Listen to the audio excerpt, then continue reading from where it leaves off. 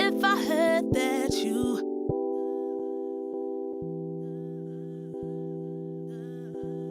If I heard that you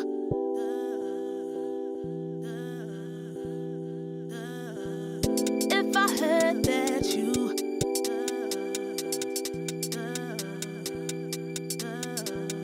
If I heard that you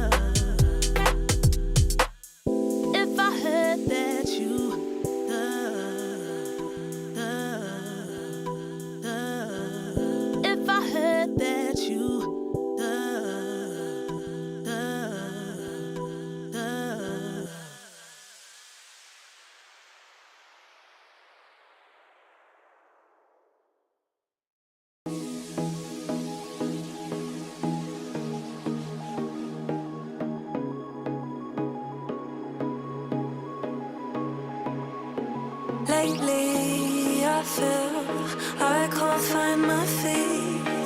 Pushing closer, my heart skips a beat, and now I'm falling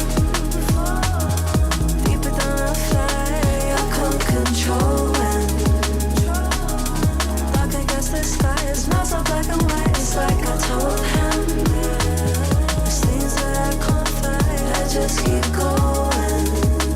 I just keep going. In my time, I've been dreaming of a space to really fill my place. I wish she'd sing what I heard.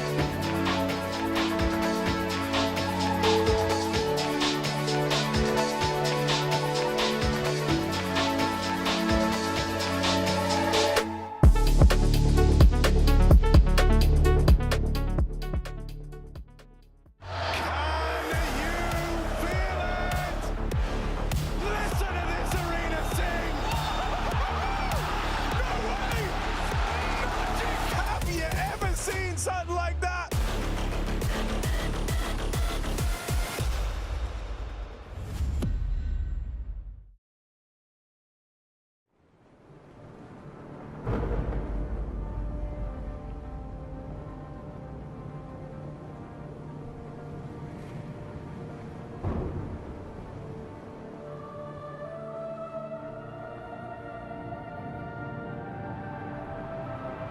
Rafa really making history.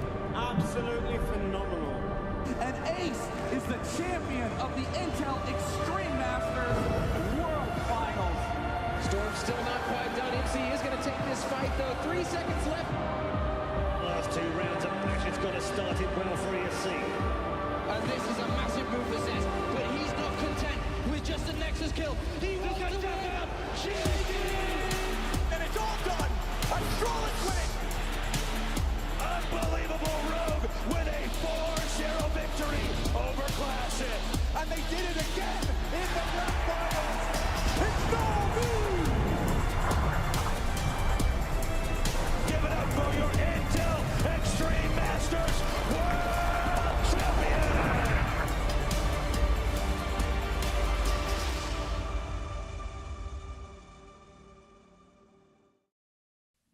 And welcome back to the Intel Extreme Masters Dallas Qualifiers. It's day 2 for South America, and of course, that means that only 3 teams do remain, only one of which will be going to Dallas themselves. The question on the mind of everybody right now is who? My name's Eternal J. I'm joined by Dwayne, as per usual, this time on Channel B, to continue our coverage of the South American Closed Qualifier. And look, yesterday certainly had its thrills, certainly had its chills, and today I'm expecting a whole lot more of the exact same thing. One of the main points that you were bringing up yesterday, Jay, is on-the-day performance, right? Teams maybe overperforming, teams that we expect to do really well struggling. And I'm now thinking about today, thinking, okay, 2 more games to go. Well, surely on-the-day performance has got to be strong again. You cannot afford to take a misstep. I guess Imperial will be looking at their performances and discussing how their missteps had led to them getting eliminated in yesterday's proceedings. Of course, if you did miss out yesterday with double elimination bracket here in the qualifier, it was Imperial that lost out to Fluxo, and then they lost out to Sharks in the starting and elimination games. Today, it's about the lower bracket and the grand final matches. First of all, we will have our first matchup between Sharks and Fluxo. Fluxo, of course, coming from that upper bracket final. Sharks being able to fend off elimination against Imperial in yesterday's proceeding. They're up first, and the victor of that matchup will take on Legacy a little bit later on tonight. And I'm glad that we get to see Fluxo for 3 out of 3 games, Jay. We were sort of carrying on their progress yesterday. I think that they would have been disappointed to not already be in the grand final. They probably would have felt with the performance they gave, especially against Legacy in that upper bracket final, that it was good enough to get it over the line, but a few key mishaps put them down in this position. Well, look, at the end of the day, it's all about survival for Fluxo, regardless of how things went in terms of yesterday's matchup. We can talk about what-ifs and talk about how they would have felt off the back of that last matchup, but the reality is what that scoreline produced, and that was still a 2-0 series for that Legacy side. So, look, Fluxo, I think, was certainly the team to watch out for in terms of yesterday's opening match against Imperial, where I honestly thought that they were a lot stronger than what they showed off in the upper bracket final, personally. Yeah, and maybe that comes down to slightly different maps in the pool. We got to actually see Train being played for the first time, and that's maybe something that other teams are going to be considering. Whether you're Sharks, can you go in for a Train pick? If you are the Legacy, can you let it float? Because it was always Anubis is being insta-banned and Train's just being left, but it's not being played. And then the first time they pick it, or I should say the first time they play it on an opposition pick, they end up getting a victory. So that is going to be a thinking point, I suppose, for both this best of 3 and potentially even the next one. Well, that's the thing, though. Just thinking about how that Imperial match went down, I honestly don't know if the maps had anything particular. Well, it definitely had something to do with it, but I don't think it was necessarily the highlight point, because I saw some great moments from various individuals. Kai, obviously, in that second map was the guy that stood out the most. History 30 bombed on that aforementioned Train, like you mentioned before. And it felt to me like that first series from Fluxo was really the best kind of Fluxo that we can that we've seen so far in terms of their recent history. And this squad, of course, coming into the start of the year, haven't had the most cohesive of starts. They've certainly come off a weaker form into the start of 2025 than how they had ended off at the end of 2024. So in my eyes, their whole quest right here is to maintain confidence like we saw in that opening matchup, because again, like I said, I don't necessarily feel like those individuals were quite hitting the mark against Legacy. And maybe it's a step up in competition, at least when we now consider Imperial going out in last place. I think from Fluxo, they had closing opportunities, that Legacy series in particular. They were up 11-6 on their map pick of Nuke, and they just could not close it out. There were so many rounds, 2v2s, a couple of clutches where you just think, oh, man, one more kill, and that's just it. You get a 13-7, 13-8 kind of score. You press towards a third map decider. So there would have been a lot of talk back, I suppose, after that series, trying to minimigate some of the mistakes, maybe looking back on where some of those struggles came from and why they weren't able to close out that series yesterday. Well, of course, they closed out series against Imperial, came in from Sharks yesterday as well. Now, we haven't got to see too much of these boys, Dwayne, but talk to me a little bit about how we feel about them coming into today's match. Yeah, I'm going to talk about the AWPers, and not only because of the role, but because they're so fresh. Now, History's been a part of the team since the 7th of January, and Nyx has been here since the 18th of December. So we're talking about young, up-and-coming players that have recently come into a team playing an all-important match in a lower bracket. Now, for Nyx, I would say that so far this year, he's been okay. He's been a bit average. He probably hasn't shown the best of his form. Whereas on the other side, we saw a lot of great things from History. We saw some very good mid to late round clutches from him and overall star levels of impact with that AWP. I have to agree. I mean, look, I didn't get a chance to watch yesterday's matchups from the Sharks side, unfortunately, but I will say that when it comes to talking about Fluxo, I have to put a lot of faith in what History was able to do. My one concern is the fact that we just saw the one map out of him in the terms of the 4 that we saw from yesterday's proceedings. It was consistent in terms of his impact between those other 3 maps, but it's like the one train result that we saw from him was just the perfect example of what we're talking about when we talk about History being a star man. And this is where a lot of squads in this closed qualifier have tried to reinvent the lineup, bring in some newer pieces, bring in some experienced names, bring in some youth to get yourself ready for this year. Now, for Fluxo, you are right. It's been a tantalizing start to 2025. A single win out of 5 best of 3s on HLTV, you're not going to be happy about that. And then when you look even deeper, all of those best of 3 losses have been 0-2s. Haven't been able to draw out a third map decider. Yeah, you can make the argument. There's been some close games. There's been some 11-13s, but the results, Jay, they're just not really going towards Fluxo at the moment. At the very least, they've had results against Sharks in the past, and particularly during that end-of-year run of form from the end of 2024, where they actually were able to beat them in back-to-back best-of-3s throughout the course of November. So I wonder, coming into this match, of what they can do to try and replicate those kind of results. Yesterday, we talked about taking on Imperial and how that was also a rematch from earlier on during last weekend during the Blast Rising event, and now to repeat the sort of circumstance here, we're using a little bit more in terms of distance of time between the last match between these two sides and this one here today. But we talked a lot about how the veto process could change, and of course we saw the differences of not that Dust 2 pick, but that Train pick and that Nuke coming out as well in that last best of 3. However, it was a Fluxo 2-0 last time out, so how much do they want to change things in this veto process? Well, I think for Fluxo, they're going to be banning Anubis, and we know that Sharks are going to be banning Dust 2. Now, from the picks, I think Fluxo have to go into their Nuke again. They've picked it in back-to-back series, and I've been thoroughly impressed by their T-side calling. I think you back yourself with confidence to say, okay, we've kept picking Nuke, let's get it in for a third time. Now, for Sharks, there's a few different options. Unfortunately for them, they used to pick a lot of Vertigo. So with this new map change, they've actually come out worse for wear. So I would say Ancient is an option.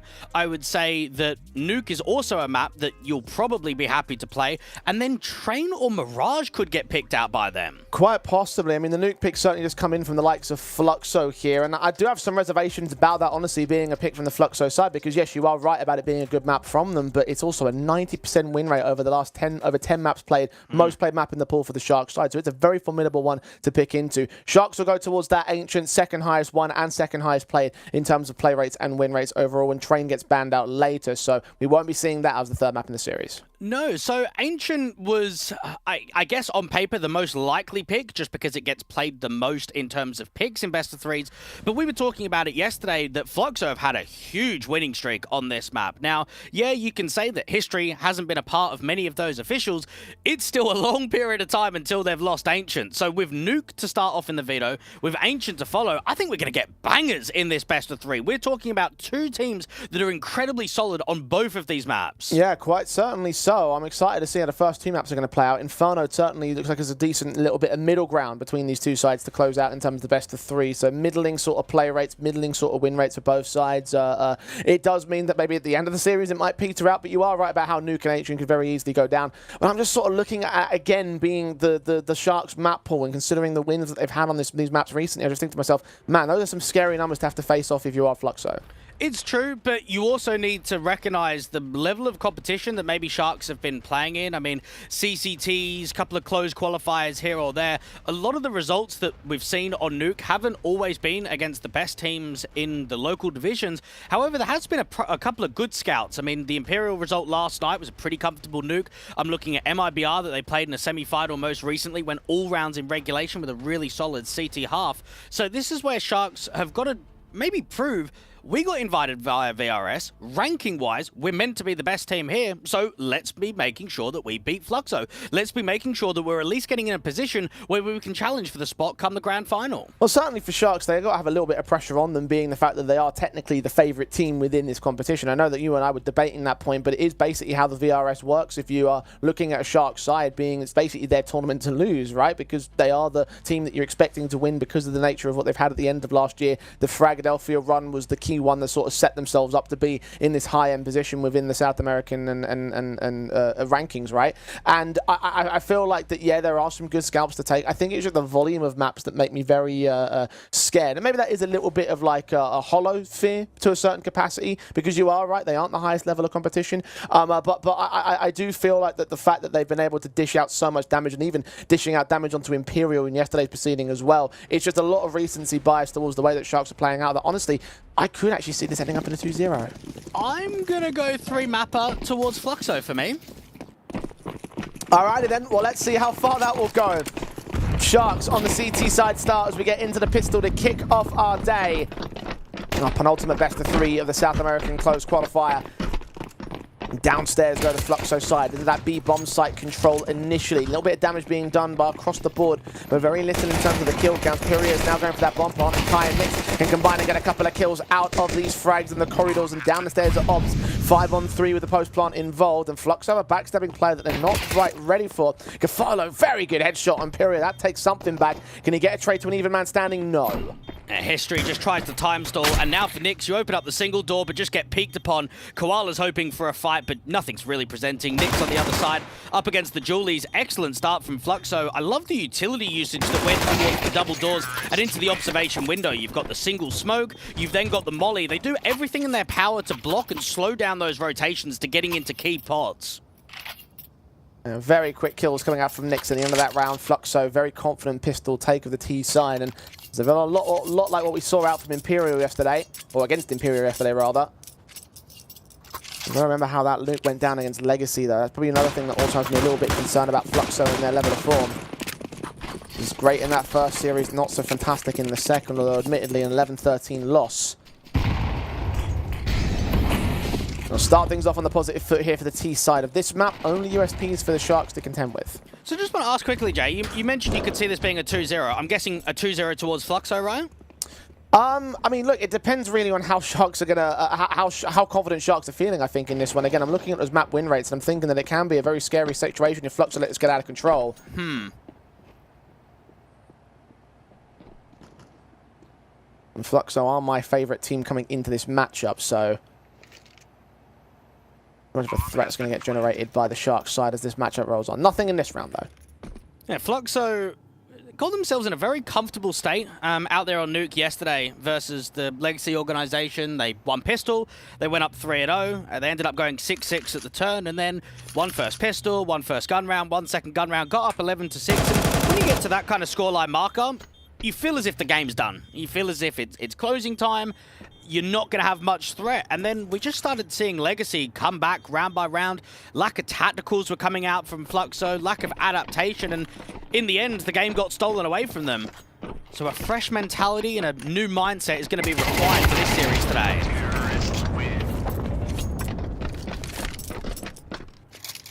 And we're off on the right foot here for the Fluxo side. Sharks should get to their guns. M4s available for almost all players. SMG for just the one man over on the Sharks side. With their chance to answer back to what Fluxo have got going. They've also got an SMG out for them. Bonus round for the T side now. Yeah, watch out for Art in the squeak door area, especially on T side. What he's able to do with mid-round lurks, dropping into vents, catching on unfortunate timings for some of the top side individuals. Fast with the util. Art's probably trying to come out to the vent drop again. 1-for-1 trade as Cafolo goes down towards history. Damage being done by that Galil player. Docs expecting more presence to be close at the squeaky door, but they've already made their way downstairs into that B bomb site. Bomb plant already coming down as well. Koala might have isolated one player towards the backside with very little support, honestly. Fluxo are all upstairs at the moment. It's pulling distraction and timing away, but as Koala gets that kill, Sharks now have dominion over the bomb site, but they're still not moving here. Fluxo are playing the time game, and Sharks, they're falling for it right now. Doc finally sees what's going on, but Pyria and Kai take that chance to get the kills back. They are low HP now.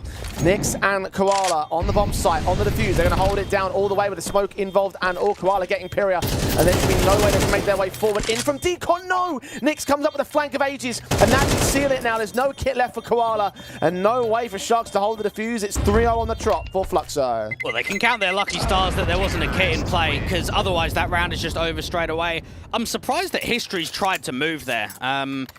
When you've got a top site lurking lobby and you've got two T-side players that are still coming ramp room, he needs to stay alive for as long as possible. And he just gets himself in the open, doesn't he? He's trying to get out towards Old Toxic, towards the Astralis plant area, and he gets caught. They smoke the bomb. You're thinking, oh, round's just done. And then the seconds keep going by and you realize, well, hang on a second, they must not have a kit because the round's not finished. Spam comes up, Diffuser gets caught. Sharks probably should have been able to win that one.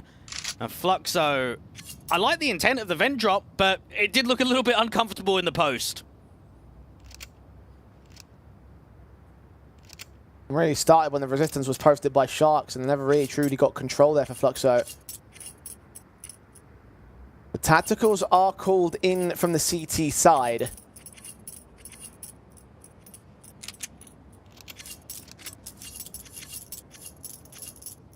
Money doesn't quite sustain a full-blown investment, but they are going to half it up. SMG and upgrade pistols. A scout also comes in from Nyx.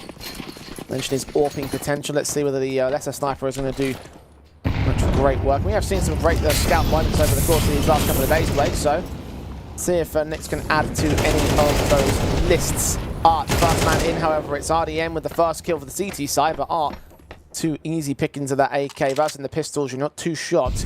Advantage held and maintained. Kai struggles against Scafola. Didn't see that coming towards lobby. 3v3. You might as well just look for exits here. Try and keep it expensive. Now, an aspect that we saw yesterday quite consistently in best of threes, Jay, was how often not only the ecos were stealing rounds, but just doing mass damage. I'm looking at this one thinking, you've invested lightly, you've got away with a couple of kills. You could be quite happy with that if you're Sharks. They can get their hands on a better rifle right here. You've seen that Nyx has thrown away the scout. Expecting them to exit towards T-spawn as well, which is where Koala is also set up too. Takes his deagle, fights, and does damage onto History.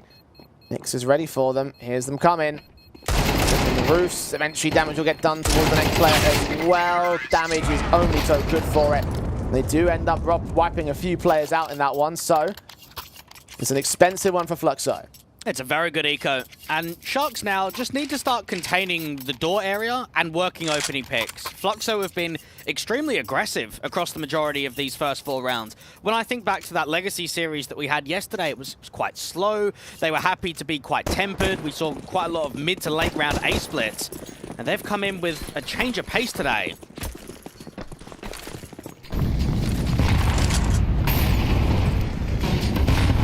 Guns returning from the Sharks and M4s across the entire board. Same story for the AKs across the entire board of Fluxo as Kai starts things off against Gafodo. It's so quick to the entries. Less than 20 seconds into the start of the round and Fluxo are up by a man. Art's now creeping inside of these smokes and RDN can't do anything about it here. He's burst firing, blinded, hoping he can connect a kill or some damage. Now Art would have been seen there towards Mini. A chance for Doc to swing out and strike, but he loses RDN in the meantime. Piri is pushed up towards the garage and he'll take Doc back out of the equation. Koala found by History elsewhere. Yeah, this is falling apart here for the Sharks. The problem with Nuke is that when you lose top site players early into the round, it could just crumble because it's not a map where you can rotate players towards the floor and outside of A to different areas. It just doesn't work. You have to try and go back through main, but then if you do that, you're crossing out through the door sightline. So what we're seeing from Fluxo is there's a danger zone in that door and vent position, and they are constantly getting the opening picks. And it's just muddling the overall defense. Sharks are really struggling to deal with this. And if they can't contain it quickly, the scoreline is going to start running away from them. Fluxo are already 1 away from having the tied half. It probably doesn't help that they've never got enough money to get an AWP up either. You highlighted those AWPers and how impactful they might end up being. making similar echoes for Fluxo in terms of how that Imperial match went down. They also started with a 5-0 before the CT side Imperial were able to score there first, but by that point it slipped a little bit too far away from them. The Sharks may allow it to get to 6. It's only pistols and SMGs in this round. Nyx has been hurt there by Art, the damage done to the Molotov. It's an easy frag to take. Yeah, Doc. Just hoping that when that smoke clears that he can work a bit of a contact. It's quite defensive from the T-line outside. Back T-Red, crossing into garage, taking space. RDN's going to make the info maneuver to try and get out here aggressively towards Hart. You've got a single player in lobby, and it's a very far away Kai. He's on the roof, so no contact's going to come in from the MP9 there. Spot Doc and take that kill pretty quick. Isolating one of the two CTs, expecting there to be that second man around somewhere, just not sure exactly where, and having to consider the possibility of a push back from the back stab. RDN comes up towards the roof in the end, but very, very late the timing. Will he check the main entrance? Just to catch vision on Kai, and actually does get that kill. There's 1 out of many recovered for the Sharks. They need to actually recover in this round overall. He drops in to try to grab that FAMAS. RDN get picked up by Peria at the A site. It's been fully taken. It's a 2v4 with 2 MP9s to retake. Yeah, we're talking about 2 teams in the last 3 months that have only lost Nuke once, but a difference in play rate. 10 maps for Sharks versus just 5 for Fluxo. And the T side has been creative, and individually, they have been winning duels pretty easily, and there hasn't been much pushback in 4v4s or mid-round mistakes. The Sharks can get an AWP investment into the next round, but I'm concerned. Not so much just for this first half, but looking yesterday how we had a couple of whitewash maps, didn't really have much competitive nature at times, and I'm looking at this one and it's giving me the same vibes. It's giving me the same volumes. The only thing about one of those whitewash maps being on this nuke. Fluxo not fearing the Sharks' previous record on this map. There's one thing to consider as well in terms of how these two teams have played up is that Imperial and both teams beating that squad, obviously in our mind at the start of the qualifier, was a pretty huge scalp to take with everything they've done recently. But with the notion that they fell so easily as well at the same time for the Sharks side, is that truly a positive for both of these teams or just an indictment on the Imperial camp? Fluxo certainly making it a positive in their name. They're so far so good and so easy, I want to say, on this T side. 6-0, looking for number 7. There's rifles out of support on the Sharks side, but it's still limited. Look at the utility and how much has already been burned. You've got a rifler that's dropped down from ramp, try and get out to the secret entrance. 2 players towards mini. That tells you that the CTs are going to try and fight for outside. Blind sprays of RDN, unable to connect anything yet. He's so close. 2 players in front of his crosshair, but he didn't pull the trigger. He had no information towards it. We've got a player downstairs in Dock to watch out for the secret entrance. It seems like he's about to take contact as well right here. What's he going to fight with it? Just the incendiary to block them? Yeah, back away for Koala. There's still the top site lurk from Kai, so they don't have to commit lower here. They can cancel, they can go back up secret, they can split into main. You've got a jump spot out there to the single door. Now, once contact is made, this is where the T should start accelerating in the lower corridors.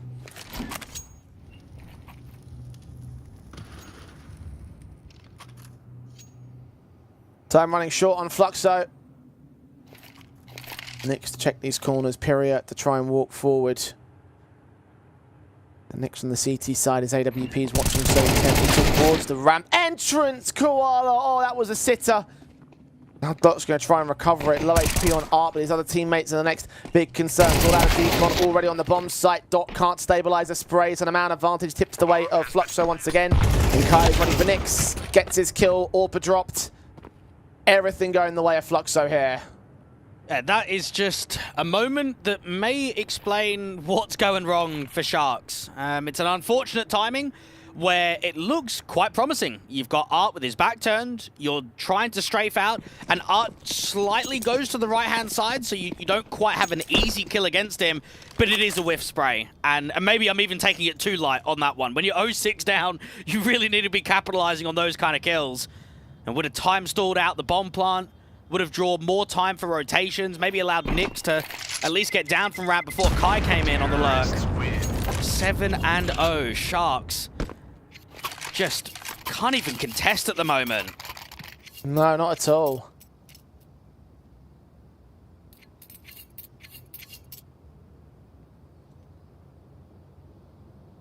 Really hoping we would see something out of these guys, but we're just not seeing anything at all. Now, something I do want to talk about with the change that Sharks made towards the end of the year of allowing Nix to get promoted. He's out on trial from the academy team of Sharks youngsters. Is it's changed the roles in the team. So the in-game leader of Gafolo, he was an IGL and AWPer. So now that they've brought in at least a permanent AWP, while it's a trial period or not, it's changed a few roles on the team, and I wonder if that is maybe where you've gone from a really successful Fragadelphia campaign. You've gone all the way to the final. You beat Might and Take Flight in some of the upper bracket games. They 2-0'd Nouns, even beat Boss in that consolidation final, only losing out to NRG, one of the top teams in North America.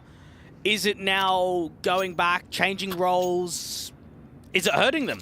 Is it maybe a long-term solution rather than something that's only going to be altered in the first couple of weeks of play? Well, to use Boss as a jumping-off point, they actually played Nuke on that series. It was a 13-3 result for Sharks. Might get 13-3 by Fluxo if this keeps going this way. Second tactical was called in by the CT forces. Art's going in for that vent dive and made it successful here. Would have been hell up at the CT side, and no one's really adjusting. Bomb's not down there with him. Got plenty of time to play around Secret or the ramp entrance. Koalas, of course, at ramp itself. It's forced away by Molotovs coming into the T side, and even though the Sharks have got a flank against them, they have done damage and quite a hefty amount of it on Fluxo. The Sharks have not been able to kill the vent dropper in any of these rounds, and it's happening consistently. It doesn't matter who it is. There's always individuals getting into vent and getting down in the lower corridors and then baiting over rotations, confusing the CT lines. Now, History's got a flash and a molly towards back default. This is just an A fake at the moment.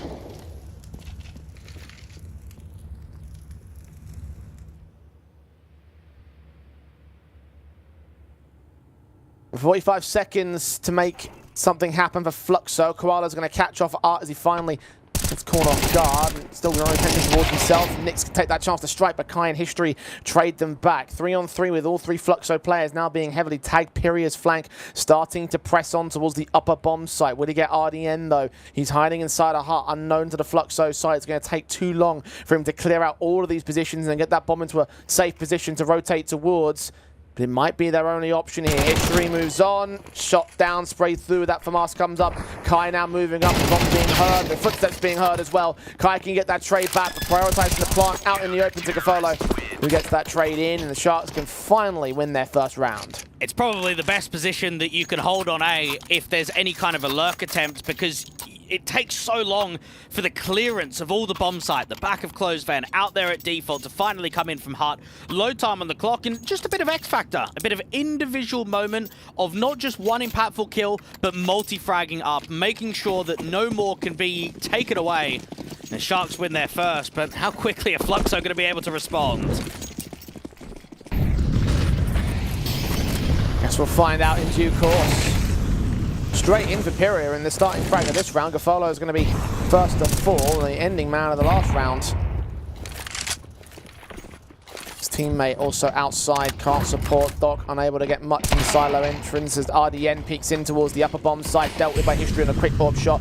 Doc's backed up all the way. Getting into this mini position, can only do so much with it. He's smoked off. 5-on-3. This might have to be a safe call from the Sharks. Yeah, they're backing off towards spawn. How quickly that Fluxo side just reinstated their confidence.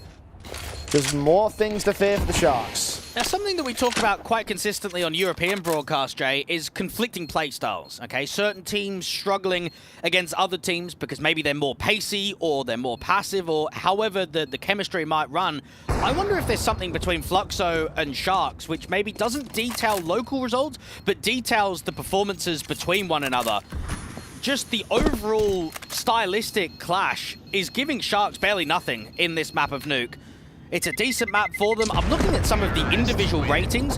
In the last 3 months, Doc is averaging a 1.40 rating on this map. Koala's at 1.30 and RDN's at 1.32. Those numbers are insane. Those are so high for 3 individuals on one map. And then I'm looking at the numbers now and I'm thinking, Nix is on 1, Koala's on 3, Doc's on 2, RDN's on 4. Gafolo, the in-game leader, on 4. What's going on? No one's generating anything. Starting to become eerily similar to, again, how Fluxo have played out this map over the course of the last couple of days, but also calling back to a nuke that they had back during November. I mentioned before, those last 2 head-to-heads that Fluxo generally came out on top in. One of those maps played out was Luke, and it was a similar story, a 13-4 whitewashing where everyone got completely outpaced by all elements of the Fluxo side. A 0.91 rating for Gafolo as the best player in that particular matchup, in that particular map up overall. The CTs are at least picking up these kills here on outside and in at Hell. Nyx, one of the latest on to Nyx at the other side of the board. That won't get confusing at all, I won't imagine. It's brought Doc elsewhere, so they're trying to get responsive generated by Fluxo, but it won't last forever. A lot of deep space trying to be exploited there from Fluxo. The timing's not great here for Nyx, so he does get caught against Pyria. So much time still left on the clock, and they've got the bomb control. Pyria's putting smokes down towards that upper bomb site, though, trying to sell something from RDN, but very little of it.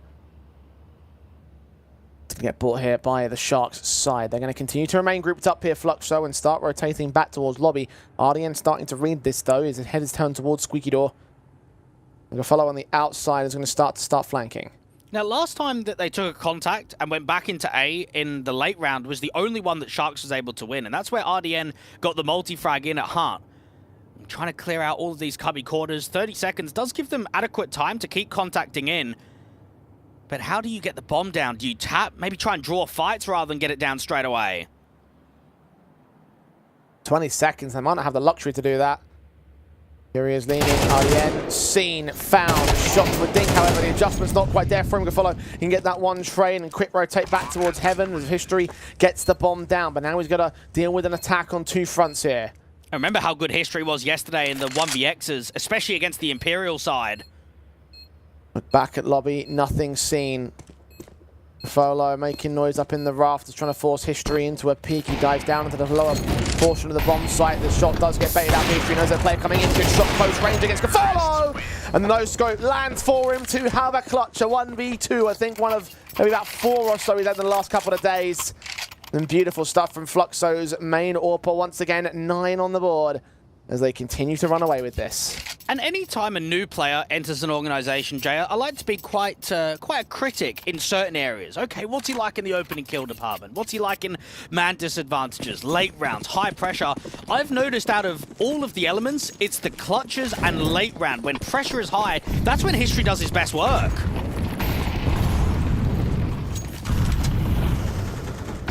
Fast execution up from Fluxo. Nyx can get the kill here with the AWP of the CT side. Finally, things going much more right, much more earlier here for the Sharks side. A triple, in fact, from the AWP. As they are mowed down at the ramp entryway. Kai now surrounded by CT forces in what will be the most confident round out of Sharks so far here today. Formality for Kai, see if we can take the weapons out of their hands. Not going to happen. Plenty of AKs to hold on to for the CT forces. Only 2 of them recovered. They go into the last round of the half. They'll face another investment from Fluxo. The cash is, of course, built as you would expect it to be for 8 rounds in a row.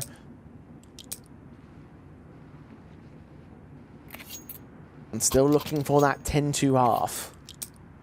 Sharks were down in a bit of an uncomfortable position against Imperial yesterday on Nuke. The score was 5-9, and then they proceeded to have an 8-round winning streak. They're going to have to dig deep if they want to get even close to that kind of marker, even close to a conversation that they could be a threat against the opposition. Diag smokes, Doc trying to see if he can HE to spot anyone early. RDN trying to see if he can block this vent dive, and maybe this is the way to stop against the vent and get someone down there early.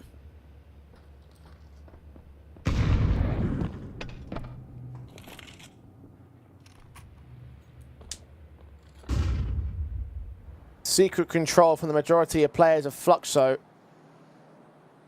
3 men down here to meet him. RDN goes falling. Koala can trade the second player out the swing towards the shoulder. They almost got the spray to go awry, but Koala holds his nerve and holds the triple in here. Art diving in towards Mini, losing his life to Doc, and that should seal the deal on this half. A 9-3 that still favors Fluxo. A small recovery from Sharks, but has it been enough? 6 to make up when we come back from the break.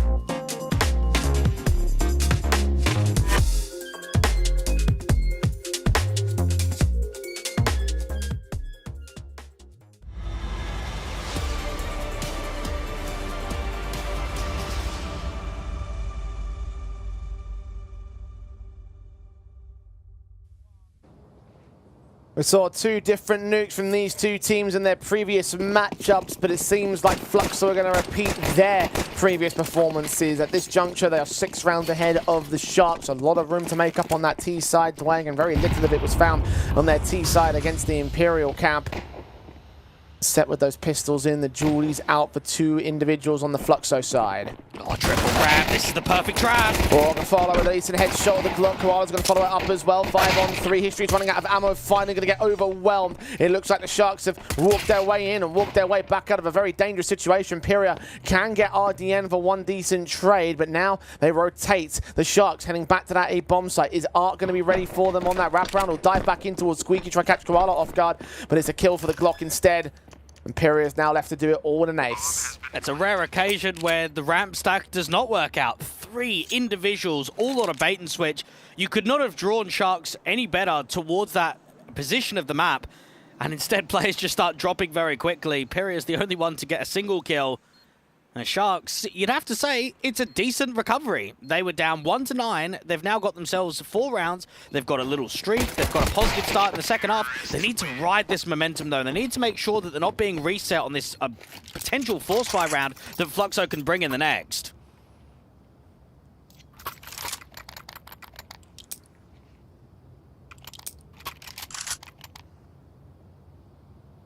Just a pistol for now, but for the Sharks, it's a very important one. Last thing they want is to go down 10, 11, 12 to 3. Show very little resistance on this opening map. Of course, nuke the pick of Fluxo, so you can expect them to do well on it, but if you're the Sharks, you want to at least contest that wellness.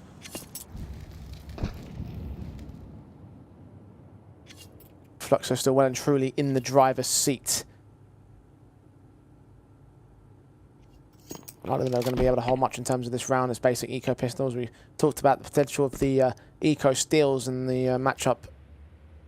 They have come to for them, but only a deagle for Pyria, so you're looking at it being unlikely. I felt in 2025, Sharks have had better results than Fluxo. They've won 3 out of 6 best of 3s. They've beat Bestia twice and Imperial, only losing out to Solid, MIBR, and Legacy. And how much translation is there from previous results to on the day and right here? The eco is going as well as it does. They do get a dink off towards the door player, and there is at least a few players on A to defense. Give it a bit of damage to the follow, but they just can't capitalize. History and Nyx dealt with by RDN all the same. 1 HP for that man. It's a bit of a shame when I was saying the pistols were unlikely to get much out of the round. They almost did get quite a bit. Those 2 casualties shouldn't make a difference, even if they do come through now. See whether the leader Pyria can catch a follow off guard. Big gap, RDN low, but still not dead. Inaccuracy will cost the last man of the CT forces, but it's not too much to worry again. Fluxo saving their weapons, or saving their money rather, to buy into weapons. And there'll be 5 M4s to work with now in round 15. And I'm sure the perspective of Sharks is get us to another LAN. You're right about them playing at the LAN that they got knocked out by Fluxo in the semis, the local one in Brazil. They then went to Frag, and then since then it's just been online tournaments. And for Fluxo, there hasn't been many international LANs achieved over the last 12 months. So both teams are abiding for a lot in this qualifier to try and get into that grand final and to look at Dallas as being one of the top South American teams.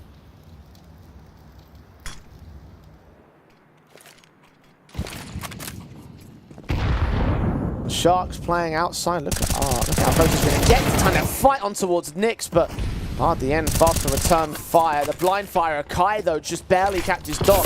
Ran out of ammo towards the tail end of that spray, but it was enough bullets in the mag to get into a 4-on-3. Now dive down towards Vent to make it 2. Gafolo's going to force him off angle. Pyria finds the fight. Koala, I'm not expecting him to be so close, and Gafolo can trade back, but meanwhile RDN has been lost. This is a 1-on-3. It's such a fundamental understanding of the CT side and how to rotate for Fluxo. So you've got Art that presses aggressively, knows that it's a heavy outside, and then it's a good spam from Kai and a quick rotation. Get the kill, instantly drop Vent, be there to help off that lower bomb site. And Gafolo might be able to get away with 1, pre-aiming towards that right-hand side of ramp. He's doing a lot of damage to History. 2 out of 4 kills he needs to get. Just missed the mark on Nyx, though. Not going to make his way in towards Vent, so we could still sneak his way past this player. Nyx has a lot of emphasis here, with History being so low on the HP marker. Folo opens the doors, but he still can't get the killing blow against history. So Fluxo will take their first in the half, extend the lead back to 5, hit double digits first as well. And all 5 players fell for the Sharks. There's not a lot in the reserve, so you'll see the limitations on this force buy. You got to buy it up here. You've got to look at that last round and say we dropped 3 players. The CT economy is going to be slightly low in the reserve, and we don't have many chances left. We just don't have the round buffer, so we've got to buy it up. We've got to try and put that pressure on straight away. Now, the biggest limitation is going to be the util, because I'm looking at players just under 4 grand, and I'm thinking AK armor is what you want. So any person that goes down to a Galil is just going to get those extra few pieces. Fluxo have had a comfortable ride out here on Nuke, plus a little bit of a blip towards the end of that first half. But now it feels as if it's back to normal. Win this gun round up against a weakened buy, set yourself up 12-5, plenty of chances to close from there. Meanwhile, the Sharks trying to swing momentum into their favor in this round, try and find the reset against Fluxo. They're taking their 3rd and final tactical of regulation. On the contrary, Fluxo have taken none. Had confidence from the word go. Imperia and History top fragging. 12 apiece. IEM posting up similar numbers for the Sharks, but Fluxo have obviously had the better impact. Outside Doc will try and lead his team forward. He's on the completely polar opposite of a top performer. Only 3 frags on this map. Kai just trying to scale on the edge of that smoke, see if he can spot anything before the cross comes out. He was lucky with the spam in the previous gun round. This time around, it doesn't even give his info away. Art, though, breakage of the smoke from a teammate, just about catches. Spray from Kai follows suit onto RDN as well. The HG's to open up the smoke and find a gap. Got a player with a Tech 9 Koala working his way. That's Squeaky, and actually going to find Nyx for a decent frag on a return. Advantage still stays with Fluxo, though. Is there a trade to a 3v3? It doesn't seem like it right now. That bomb going to make its way across towards Secret. It's stuck there at red. It's very trapped. Without teammates in support, the best that they can hope for is that the lower player can force him over rotates, or maybe the lobby lurk can catch a timing. If Kai's maintaining this vision towards T-Red, it's going to get very awkward for the bomb. Like a Folo's on that B bomb side. A fight from Kai, finally spots where that bomb is and will take the kill for it. The Folo goes down. And Koala just too far away with too little time to make this clutch happen. And certainly without the equipment to do so either. The fight valiantly and dish out some damage to History, but Art comes up from the vent to finish the job. And Fluxo, like you say, to win this round, to destroy the weakened buy, will set themselves up for a map point. Not in this one, but certainly in the next, because the money just is not there for the Sharks. I actually wouldn't even mind a force buy here. Tech 9 armor, going for a top site rush. It's so uncomfortable, always being on the back foot, and it has to just be said, you can't afford to be 1-9 down in any map, in any best of 3. That is just as simple as it gets.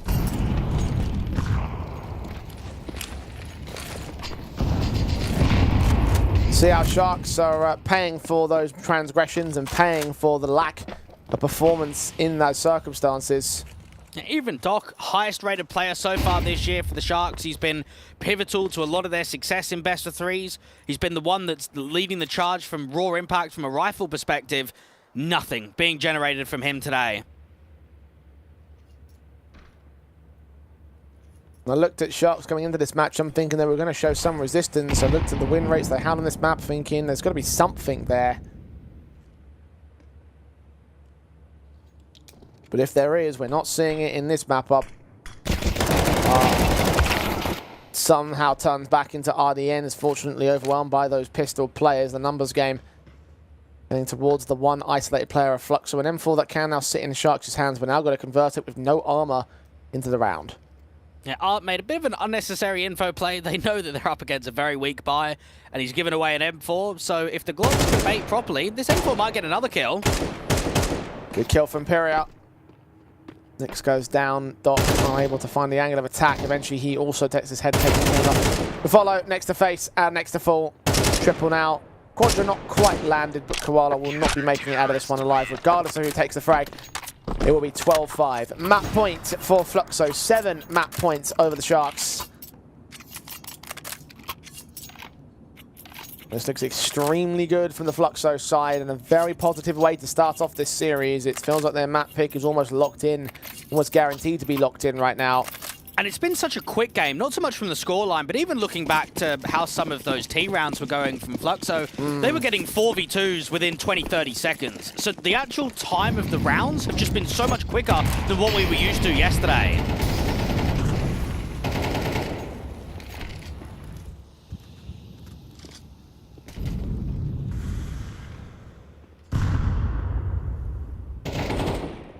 Seven to make up for the Sharks. Arnian's going to catch Art at least on the opening kill, but Kai takes it right back with an extension towards Squeak. 4 on 4.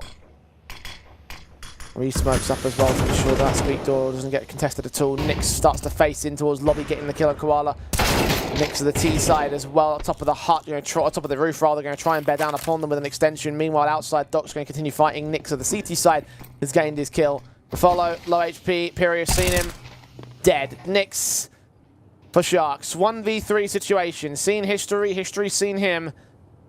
That bomb being marked by all sorts of individuals on the Fluxo side. Nyx is waiting and waiting, and he'll get that final kill. 13-5, absolutely dominant from Fluxo. Felt like that the Sharks never really stood a chance. No, and underwhelming.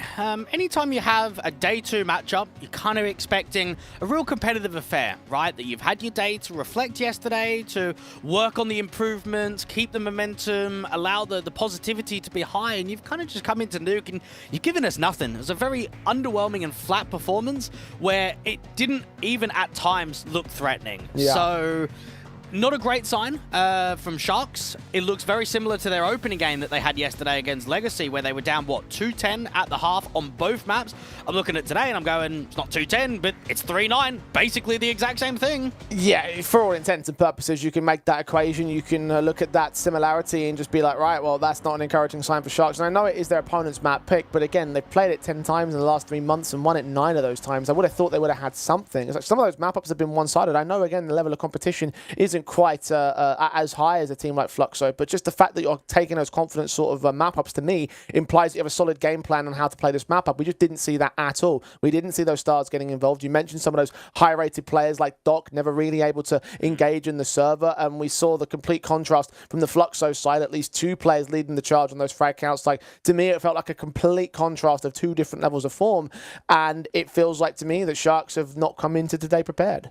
No, they definitely haven't. And maybe they start getting in their own heads a little bit now, Jay, because it's feeling very much like that Legacy series where you're there, but you're not competing. So how are you going to try and get that spot? How are you going to advance going into the grand final? Now, even with Ancient coming up next, we've spoken about the incredible track record, and I'm looking at Fluxo thinking they just missed out on making the grand final yesterday. Imagine if they can just stomp the opposition. Imagine if you can come into this best of 3, give yourself a really good shift. Mate, that's going to be everything in your power to go into that final later on. Well, we looked at these first 2 maps thinking they were going to be bonanzas, and that certainly is one world in which that could happen. You can certainly see the confidence on both sides in terms of previous performances, but there is also the world where indeed that blowout could happen, and right now it feels like that latter seems very likely. We're going to head towards a very short break and find out whether Fluxo can convert upon this momentum on the second map of Ancient. Don't go anywhere. We'll return with the rest of this best of 3. What's your name? Lee, mate. Lee, mate, nice to meet you. What's it like being part of the best crowd in esports? If you're not here, you're not living. Let's go, the boys! All right, for now, we're going to send it away. Let's show the world why we're the best crowd. You're champions!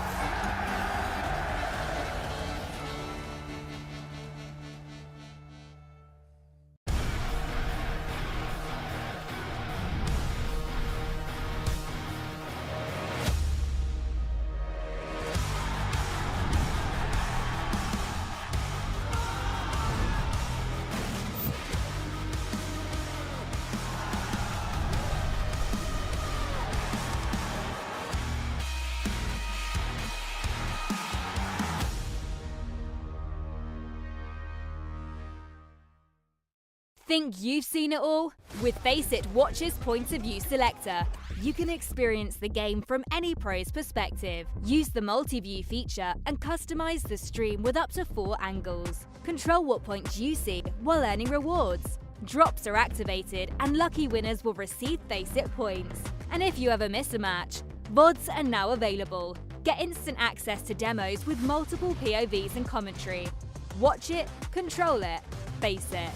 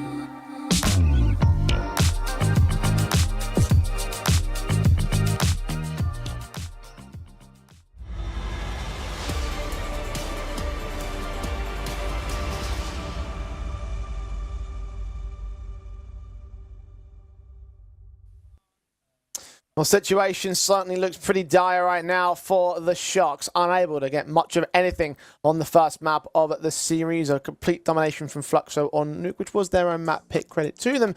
However, considering how things have gone down, Dwayne, I have to once again go back to that on-the-day performance conversation. We saw it from Imperial in yesterday's proceedings, where they weren't quite able to dish out damage onto Fluxo. We saw it from Sharks against Legacy yesterday at the same time, where they were also getting whitewashed on that Nuke before. And going into Ancient, exact same situation to what that Legacy series had in favor for them. Another 13-5 that went against the Sharks side in that in this tournament thus far, and I'm feeling like right now we might get a bit more of a blowout series here.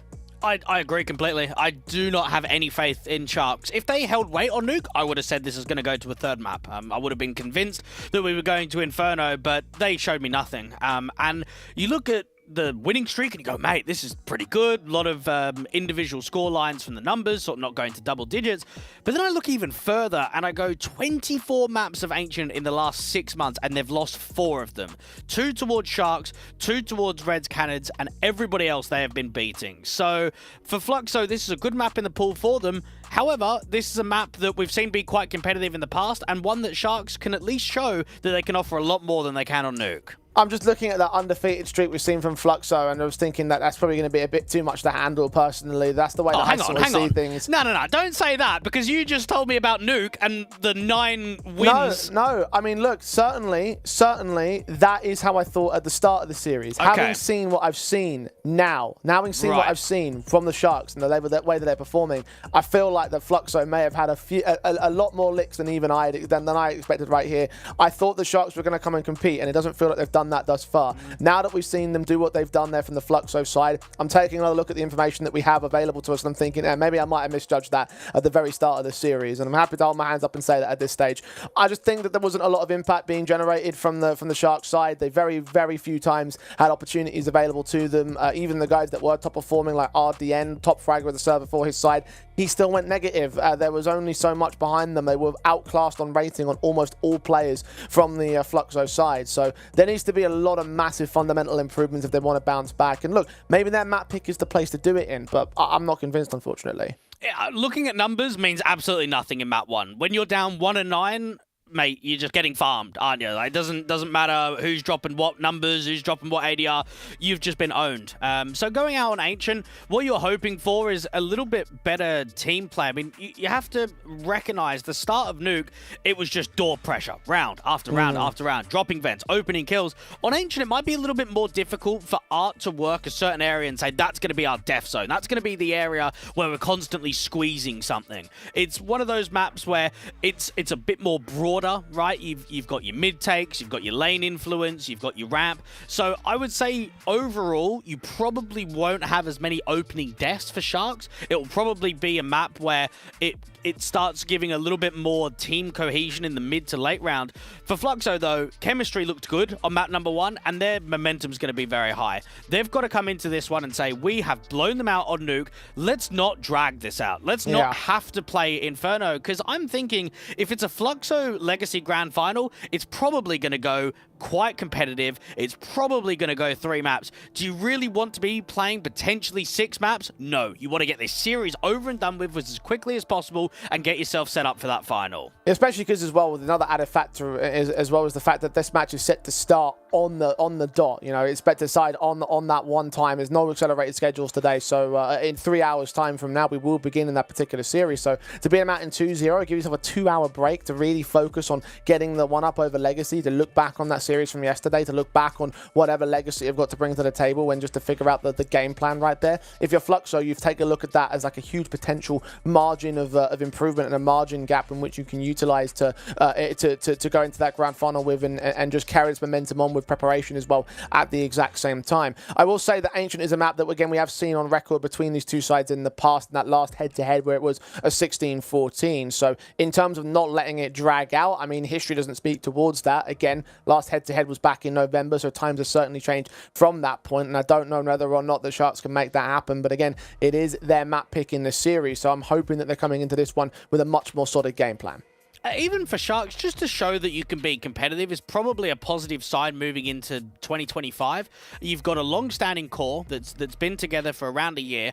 You've got an AWPer that's on trial. Mate, you want to make sure that things are working. If you kind of get blown out in your opening series against Legacy, don't hold weight in the consolidation final, then the chances of Nyx staying on the team probably seem quite unlikely. You probably have another player coming in, maybe he's just not ready for this level of competition. You want to prove with that move and with it being coming up to 2 months now that something can be generated, a final can be made, a qualification can happen. Because when you go from a grand final in Philadelphia, you've got to be looking at the local scene saying, at least we need to show competitiveness. Even if we don't qualify, even if we don't get to the grand final, at least if we're giving a fight against some of the best teams locally, then that's a good sign for us. Yeah, because that whole Philadelphia run was really the thing that put Sharks on the map. I mentioned it earlier today, is the fact that we're looking at that as being a tournament which has basically bolstered up their whole position within the rankings, right? They were the highest ranked team in this competition, in this qualifier, and I think a lot of it came down to that LAN performance, but Fluxo are not too far behind them. It's ranking 8 in terms of the Americas circuit,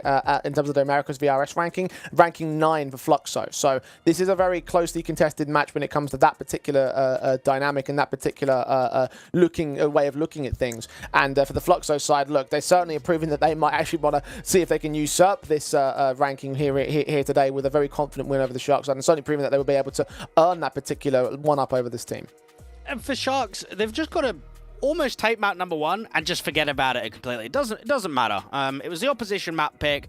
It was another one-sided blowout. Now the main focus has to be, okay, how are we going to generate impact? How are we going to set up some of our star players?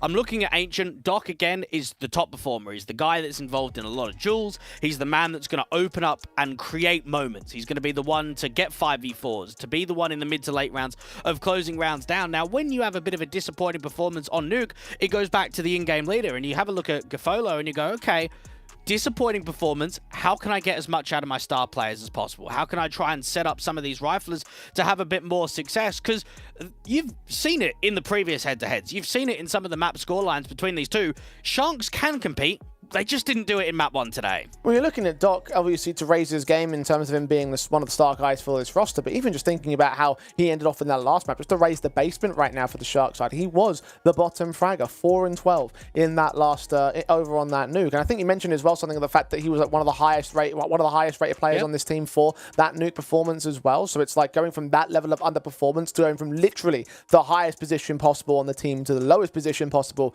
in that first map. You definitely want to see him turn things back around on a map that hopefully the team would be a bit more comfortable on. And I think for Fluxo, just knowing how many 2-0s there's been in this competition, and knowing how many 2-0s have been in their history. I mentioned it earlier at the beginning of this best of 3. We've had a lot of losses from Fluxo. The Bounty Hunters upset, the Eternal Fire one, the game against Legacy last night. Yet all of the games, whether it's a win or a loss, has been 2-0. So in the back of Art's mind, he's thinking, okay, we're going into an opposition map pick. We're going into a strong map for us. Let's get another 2-0 and let's not break this curse of somehow not going to 3 maps. Well, look, certainly want to break the curse of the 2 zeros at this moment for the Shark side, not only in terms of how Fluxo played things out, but also how the tournament has played out. None of the maps that we've seen have actually gone to 3-map affairs here. They've all been 2 zeros. So if that's a trend that continues on, then you can start to count your days, or count your minutes in this case, if you are the Sharks in this competition. So again, got to put in the hard shift, got to put in a hard graft, and really got to buck up your ideas, because this is really last chance saloon. This is a lower bracket matchup here. Elimination means that you will not be going to Dallas. You will not get the chance to fight against Legacy. You will not get a chance at a tier 1 LAN event, which is so important to all the teams here. And I guess for Legacy, this is a better sample size in the grand final, because let's think about it. Their opening game, they played Mirage, they played Ancient.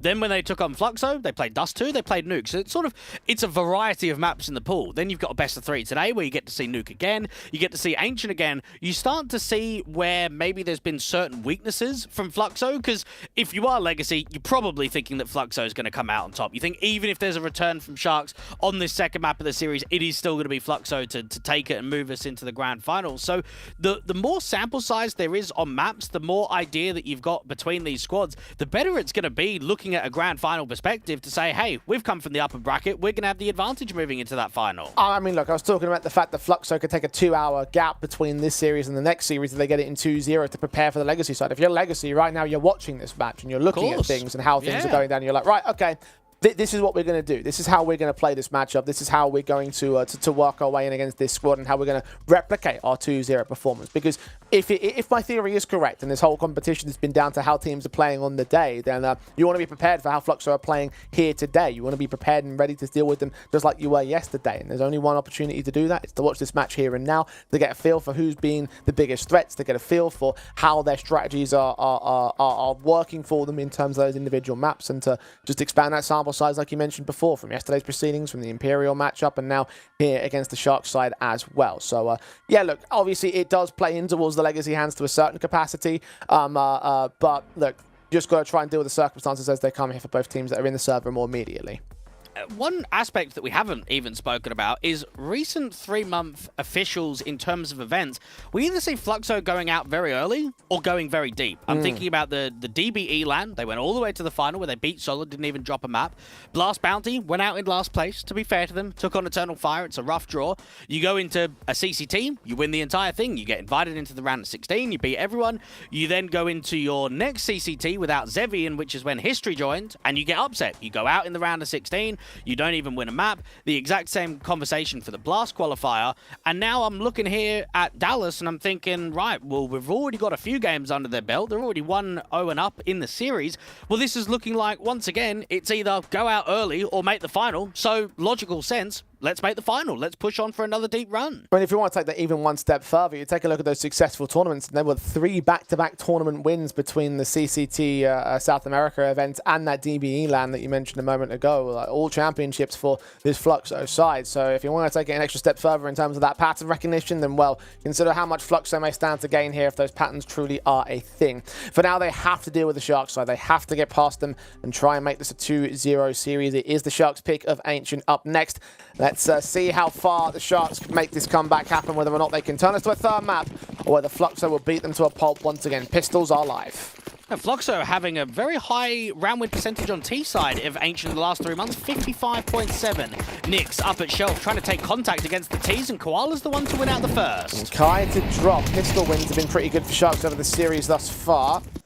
Very good pistol for them in the second half of the last map. And in this case, they're going to be up by a man in the pistol for this opening. Art's going to trade back RDN, however, and Pyria extending out here towards the back lane. He's going to get a kill, and 2 and 3 even.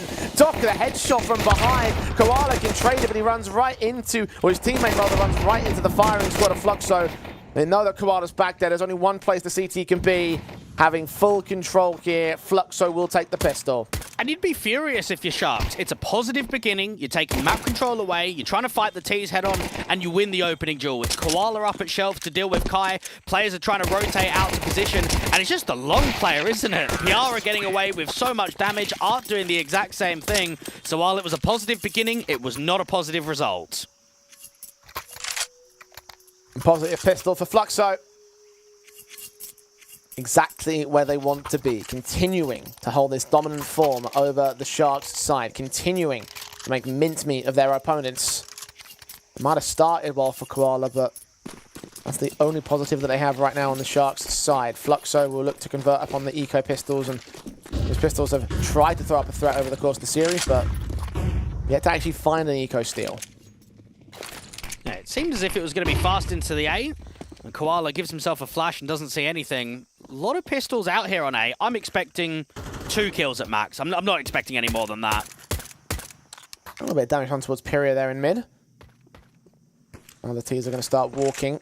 From range, we've got a player back in CT spawn that's dishing out some damage. Koala and Nyx actually do get a couple of kills out of this one. The dink damage done. This could actually be a rather expensive one, but they do maintain control. So no trouble, no bother there for Fluxo, although it did get close. Yeah, bang on there, Jay. Told you 2 kills, and that's what happened. Yeah, there you go. You are the psychic. I am. And the psychic would say that Fluxo win 13-3. No, anyway, round number 3 here, first gun round. I was midway through drinking the water when you said that. This is where Sharks they've got to show us something. If you're going to go down, you might as well go down swinging. You might as well give a fight back towards Fluxo. You've got the elbow smoke being lined up there from the T-spawn with the flashes going over high. RDN out towards the cubby corner, just trying to contain the tease for the moment.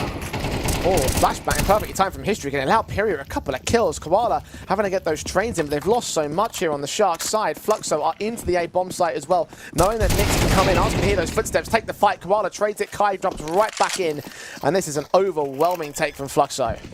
Map number 1 felt as if it was an any percent speed run. I'm wondering if we're going to get the same sort of logic here in map 2. Very quick out of the gates. Instant success at elbow. Anytime your elbow lurk can just go 1 for 1 and stall for time, I would say that's a successful lurk, because you're drawing players away from A, you're creating more space from the A contact, and then you can get the bomb down, you can take donut after. When you get 2 and then eventually get traded, that's just overperforming. That's just giving too much there to the opposition. As well as that you said, like 13-3, yeah? Yeah, keep that in the back of your mind. Any percent speed run, here we go. Well, if it was any percent, it would be a 13-0, wouldn't it? They'd want to really get that going. No, that would be 100% speed run. You Oh, need okay, to so the learn any- your categories, Blake. Do you not watch GDQ? I was going to say, isn't any percent, that's with like cheats, though? No, that's pretty much just hit the credits. That's all that any percent speed run categories are. Is that So right? long as you do that, it doesn't matter what you do, pretty much. Okay. So there's actually like loads of different categories. 100% obviously is get all the achievements and blah blah blah, whatever. All the stars, all the stars, all the missions, all the side quests, all that jazz. At least Fluxo in both the main categories for this particular match. Undefeated as of right now here against the Sharks on Ancient. Half by involved in the CT setup. Fluxo leaning into that A-bomb site, which is mostly undefended. It's just RDN watching from the back of Donut into the site itself. We're starting to see Koala move up to position. However, seeing the utility come down from Art, knows that he's over at Tree, knows that there's players inbound as well. Smokes will get body blocks. I know that there's players out here. Will they be expecting him to? SMG to fight. Art takes him. RDN sneaking his way forward. They see 2 players now on the defensive, and RDN can turn that 5-7 into a casualty. A rifle now potentially to pick up. No. Extends too far as Kai finds Nix with a HE in the back lines, and it's a 4 versus 2 now for Fluxo. So many A leads from Fluxo. Outside of the pistol, it has just been A take after A take. Kefolo, the FAMAS, gets baited out in the open. Damage is being done quite heavily to Kai and for Art to be dropped. And Doc just hoping for a bit more, but it doesn't come. And Fluxo looking comfortable right now. And it's something that you've got to consider if you're Nix, right, is that you've come from the Academy team on trial, and you didn't get to play a single HLTV official with Sharks youngsters. So, from just a numbers point of view, Nix has played 24 maps on HLTV, and 19 have been with Sharks. And in this qualifier alone, you're playing Legacy, Imperial, and Fluxo. You're just playing all the big names in your local scene.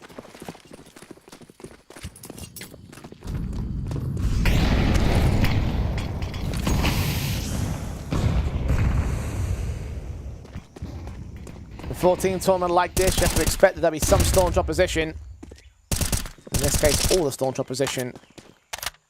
Staunch kill from Kefolo to start things off against Kai, trying to walk his way in towards that B bomb site with Smokes in the way. Doc.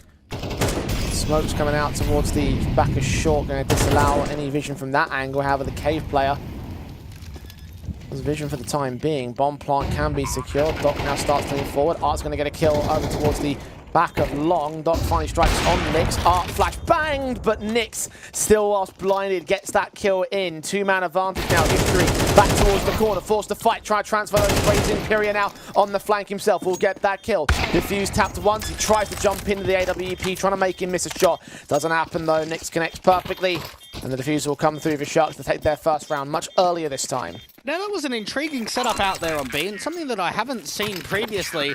A total fire on Anubis on T side tried what you call the chain smokes, which is basically where you go from B main and you line a couple of smokes up where you can just keep walking through and take deep space and hopefully be undetected. Now, that's what Fluxo were trying to attempt out there on B.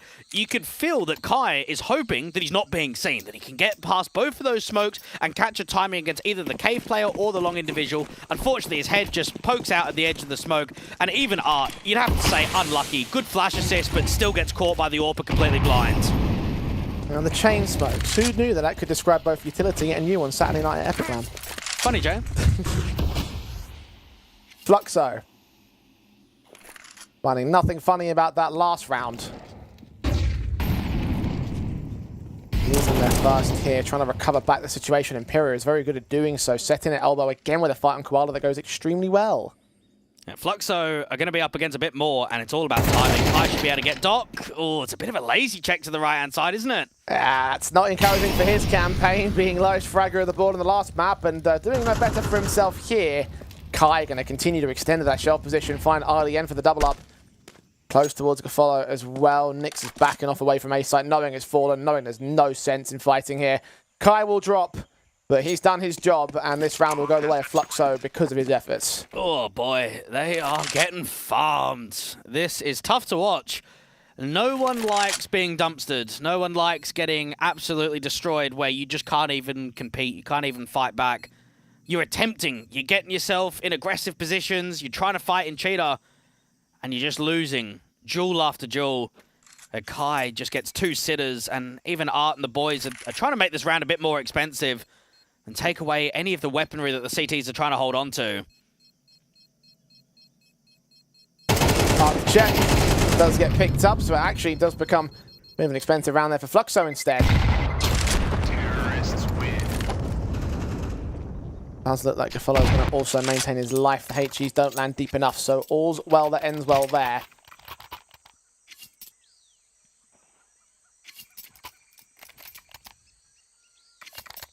But even better that it ends for the Fluxo side, extending their streak once again. 4 rounds that are good. Reinvesting to leave very few in savings for some players, but that exact same story there for the Sharks side.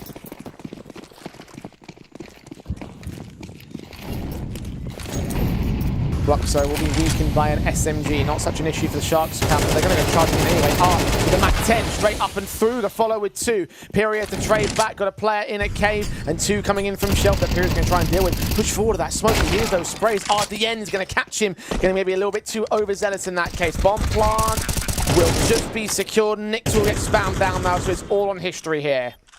Giving himself a tough off angle, hope for the swing to come out from long. It is so defensive from the CTs. They're expecting an overly aggressive fight. Watching from long, face in the cave entrance where CT just go pouring out of, and the kill comes in very quickly for Doc.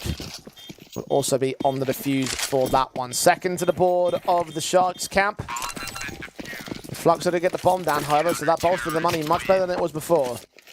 Yeah, their money needs to start being thought about more carefully. Fluxo are playing like Furia right now. At least old Furia when Art was the caller. It's just been so aggressive. It's been fast A takes. It's been rushes up B. And this is perhaps where Art needs to taper ever so slightly and just have a change up in the acceleration. Right there, the defensive on B was rock solid. You have 2 kills from the back of Pillar that just sets up the round. And Fluxo can't allow a momentum shift. Don't give a round streak to the opposition. Don't let them get on top of the economy game either. And savings were a little bit light there. Hopefully that bomb bonus will be able to will allow them to enable some more confidence in the future. But you are right. Confident round will be the name of the game for the T side line. At least their confident scoreline still remains. It's just 1 off the deficit for the now for Sharks. Although a good follow-up round could start to close that gap even more so, potentially to a single round between the 2. A bit of history between both of these sides. Fury Academy, way back at the end of 2022, kicked Koala, and it was Kai to come in to replace him. You're always going to find these routes of history between players, teammates, organizations, and how they start their career and how they try and finish it. Consolidation final. Sharks are hoping to put in a bit of a better performance out on Ancient. And I guess when you have no one stepping up from the organization in Map 1 and now you come out onto Ancient, it could come down to 1 or 2 key players to say, hey, I'm going to make a bit of a difference here. I'm going to try and get us out of this uncomfortable turmoil and maybe get us to 6-6. Maybe at least get us a competitive end to the first half.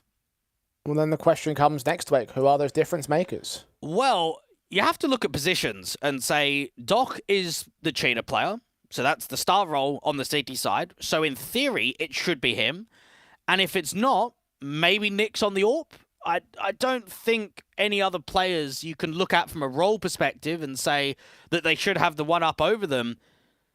But just even holding on to man advantages at the moment have not been able to be something that's that's held. And the reason for that is it's just been so accelerated, isn't it? Every T-side round has been so fast into execs that it's just back and forth trading. You're not getting that slow and passive default where you can search, win an opening duel, and then fall back to safety. It's just not that kind of game at the moment. You did say that you want to see Art taper off a little bit more and play things a bit more slowly. Maybe that might give the breathing room for Sharks to find a counter response. If Art wants to continue with this kind of fast pace, then perhaps just be relying on them to pound in the Sharks every time they face them. Momentum will slow down, at least for the time being. It's more internet issue for one player, of course, as well. We're in a tech pause at the moment in time. Well, I wanted to ask you, we've already had a recent map come into the pool, Train coming in for Vertigo. Do you see there being another map change this year? Or do you reckon we stay with the exact same 7 moving into 2026? I mean, it's very early to tell. I mean, it did take a while before we had... I mean, no, it didn't take a while, to be honest. Hang on. It did. Yeah, no, it did. No, because we had CS2 introduced, and then Overpass obviously got its overhaul, for Dust 2, and then it was replaced. Map. It's not a new one, is it? Yeah, but was that in 2023 or 2024 when that happened? I can't remember. Which one? The Overpass out, Dust 2 in. No, it would have been 2024. Yeah, we definitely had pro Overpass officials in CS2. Yeah, I remember because CS2 was released at the end of 2023, so I don't remember if Overpass came out in like December time or like. No, I think it was in 2024. Okay, well, I could see another map being removed. I just don't know which one it would be. Well, do you look at the ones that have been here the longest? I mean, it's not Ancient. It's not Anubis. I mean, it's if not that was Dust the 2, case, it's just come Mirage in. would be on the way out. Well, I mean, Inferno has been in the pool for a very long time. I'm not too keen. I feel, again, it's still quite tight. A lot of small areas. I used to love Inferno towards the end of Go, but CS2 Inferno, I'm not that keen on it. I don't think you get rid of Nuke because I think Nuke has such a tactical depth that it offers such a different style of gameplay at the lower divisions to the casual gamers to even the pro scene. So Inferno or Mirage has to be the most likely candidates for maps to go out and something to come in. And Mirage is a lot more iconic than Inferno is. So if you use that chain logic, then Inferno is probably primed for a map to disappear. Well, I would like to see Mirage go out personally because Really? I feel like it has gotten a bit stale recently. I just feel like that the map has kind of gotten very much set in its sort of ways with all the default utility that we all know about. That's the excellence of CS, keeping it basic. Everyone knows all the util, everyone knows the positions. You can play it on any level and people are always going to enjoy it. I mean, maybe this is just me and my personal preferences speaking, but that's just the way that I feel, honestly. Like, Okay. I mean, look, I think I enjoy about Mirage and Inferno about as much as each other, to be honest. I think that I mean, look, I wouldn't say that it wouldn't be too remiss to see either of the two maps come out. The question then, Dwayne, is which one would you want to see come in? Do you want to see Overpass return? No. You don't bring... I do. I didn't mind Overpass, but I think as soon as you take it out, you don't see it back in. I think Cache is one. I think Tuscan's another. Yeah, well, you can say that. I won't. Or just something brand new. I mean, Anubis. I'd never even heard of Anubis before it came into the map pool. I know that it'd been played in casual and matchmaking, but I don't play that, so... I think, no, because Anubis is... Because it was Aztec that was played in casual and matchmaking, and then Anubis was a new map that was developed, and I think was put into the pool almost immediately, I think. Oh, no, you could definitely play Anubis before it went into the active duty. Yeah. I mean, obviously, it was introduced into the reserve map pool, and then it made its move into the active. But it took like 2 months before that happened or so. But what I mean by that is I'd never even heard of it until the announcement came out. Oh, okay, not even seen this map. And then there you go. It's a difficult map to play. I think you're limited for options on the CT side, but for CS people, a lot of people don't like change. A lot of people like it exactly the same economy, same weapons, same maps. I'm on that path for the most part, but it is nice to see some fresh faces, see some new maps coming in for sure. Well, I will say I don't want to see Ancient get removed. I'd like to see Ancient stay. Definitely. Because I think it's a very good map. I really, really enjoy it. So let's see that one stay at the very least here, Valve. So yeah, as we're being told at the moment, these tech problems seem like they're going to be carrying on for a little bit longer, unfortunately. So we are just going to try see if we can fix that behind the scenes. While we do wait for that to happen, we are going to send towards a very short break. But do not go anywhere, because hopefully it'll be resolved just as quickly as it got started. And we can return back with Fluxo versus Sharks on the second map, the very, very important Ancient.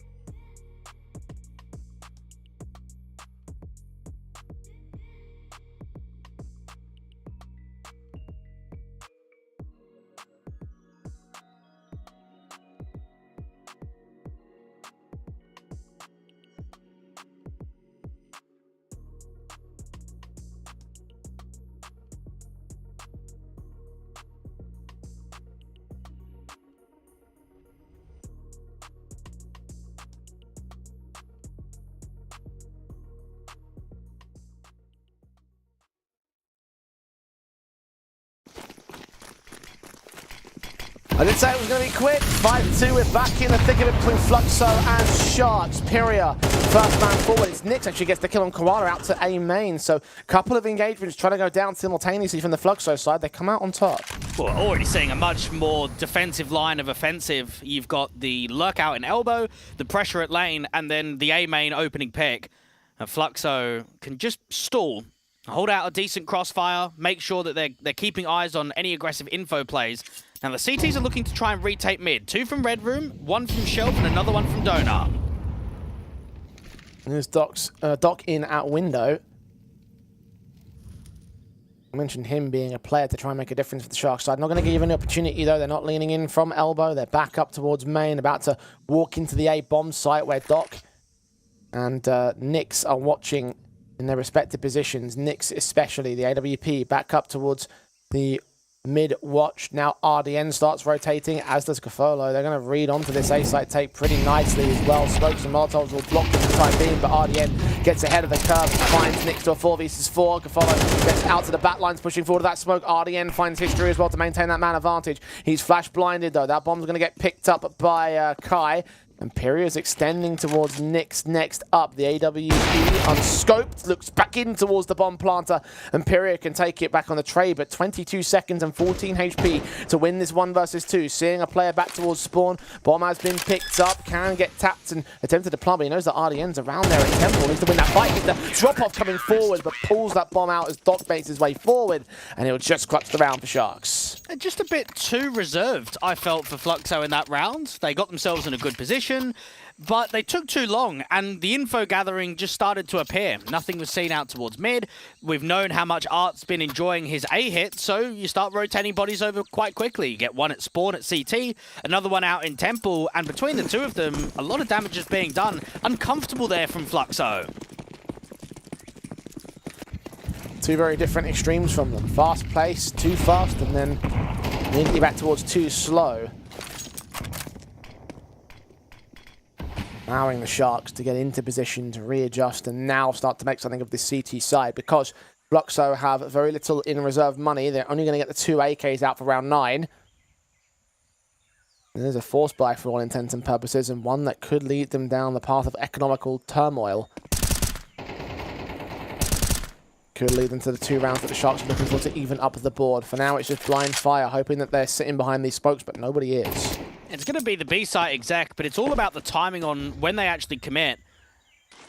HE going deep up against the boosted player. How much damage is that going to do? Down to 61. Decently placed. An impactful guy that's been very good with his entries. Pyria, top fragger of the board right now for the Fluxo side. Another smoke comes in. Look at that 3-man boost actually from R. He's looking over into the bomb site. Can't quite see his man though. He needs to stabilize this shot. He sees that head. He just can't seem to land against the man. Finally, he does. That can change the side of things. The Fluxo start making their way in here. Out towards the back lines, you've got Nyx and Doc, but Doc moves through 2 players. Ahead of that smoke, they had to push the issue. They had no vision until the very last moment. It will start to clear now as HE's come in, but RDN is going to start pushing in from the flank angle.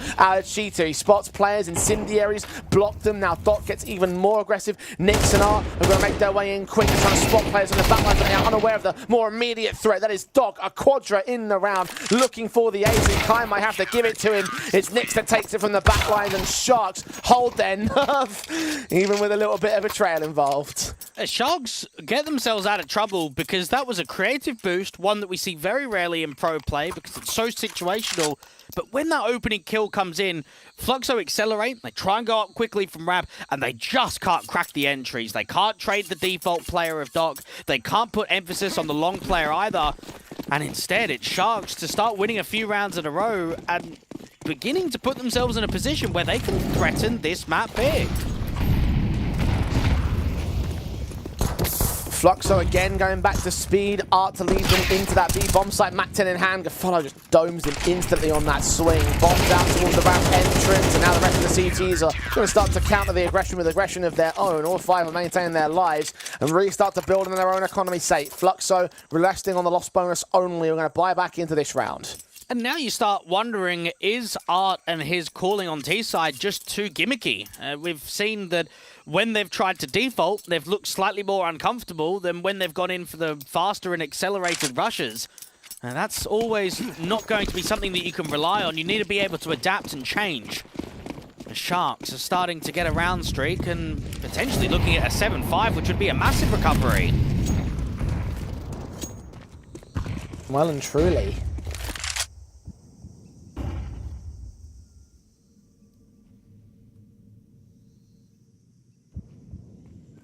Fluxo are set in towards mid. Area especially. Got smokes to counteract the red control taken by RDN. Seeing nothing alongside Gafolo. Rotating back into that B bomb site as the two Donuts players start making their way in towards A. Hearing smokes coming down. May have heard some footsteps as well. Koala looking to beat them. Heard by Art. Seeing him.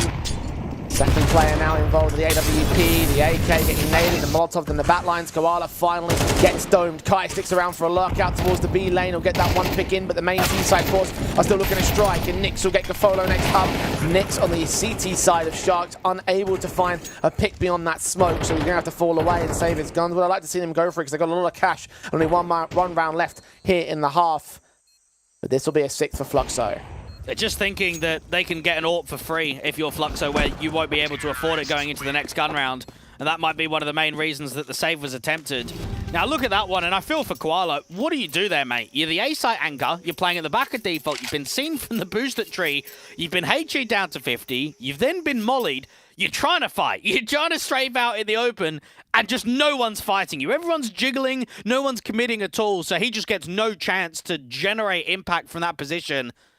And that was more like it. That was more disciplined. And then Kai with the lurk to be able to get himself in an off angle, fight against the first cheater player, and then instantly go around the corner, hide from ramp. Don't give away an easy 1-for-1 trade. That was textbook. That was a much better round from Fluxo. 100%. No more gimmicks. Found that balance. They can end off, or at least try to end off their half on a very good high note. The Sharks were able to keep that AWP away from them as well. I don't think they reached it in time. So Fluxo will only have the automatics, but the automatics have worked out pretty well for them thus far. So see it work one more round in the half. They've guaranteed that it won't be a Sharks half advantage. That one step further to go 7-5 on the T side. As you mentioned, was a very key sort of half for them, having quite a decent T win percentage. But contrast that to Sharks, who don't have that same stat line to their favor either. It may well be enough to... well, not quite enough, but maybe a decisive element as part of this map. Definitely. So you have to take every advantage when it comes. Because it's been back-to-back maps with just phenomenal beginnings for Fluxo. You go, what, 9-1 up on Nuke, and then you go 5-1 up on Ancient. At least it's a bit more competitive. You've gone from that point onwards. You've been able to win a few gun rounds. You've been at times able to force the opposition down to lightened ecos or uncomfortable buy-ups all the way. So just keeping themselves as a threat, keeping themselves in the game. You can feel that this map could drag out, could get quite competitive transitioning into the second half, and getting a bit more fight out of Sharks.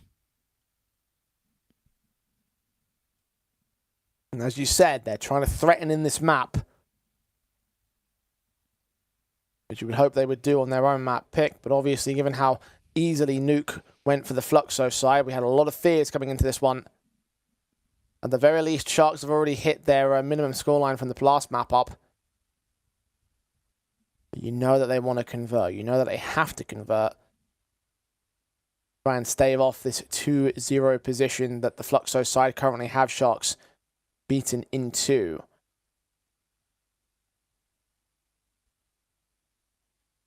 At the very least, they've kept the pace, but they need to surge ahead even more so. Considering their position right now, I mean, look, credit towards Doc. You mentioned him earlier being a guy that could well become a difference maker. It seems like in the second map, he certainly has. He had one good round. The problem is he's playing Cheetah, and it's mainly A hits, isn't it? So he had the one round where he got the 4K up against the rush up ramp when they tried to do the boost of the triple. So he's been a bit more impactful, but if lane's not being compromised, if lane's not really being taken, it's tough to get that person to be a top player, to be winning rounds for you, because you're just constantly retaking, and it's more down to the Donut and A anchor to see what they can do as in terms of a hold. Now, something that I'm kind of thinking about from Fluxo's point of view is Art is basically making a 2.0 from the start of Furia. When he joined that team all them years ago in 2018, he wasn't working with known pieces in the scene. He was working with Vinny and Keserato and Yuri, and all those guys made their name throughout the years on Furia. And now you get benched by that organization. You go, okay, I'm looking for a new project. Now, there's a lot of veteran players around in the scene. I think you've seen it with potentially joining up with some of the Imperial guys when they were still going with the big names and the guys that everyone was very familiar with. And instead, he's gone, right, Fluxo, I'm going to come here and I'm going to start rebuilding from scratch. I'm going to bring in some younger guys. I mean, Nyx is, 19? You've got Kai that's 20 years old, Aperia that's 22, and then History that's 20. The only real relation that there is the head coach of Tactus, who was the coach at Furia and MIBR. So they at least knew each other from there. But for the most part, it's fresh eyes for everyone on Fluxo. Yeah, 100%. Very much a case of youngsters around a solid veteran captain. Even Nyx actually joined alongside Art back in May of last year.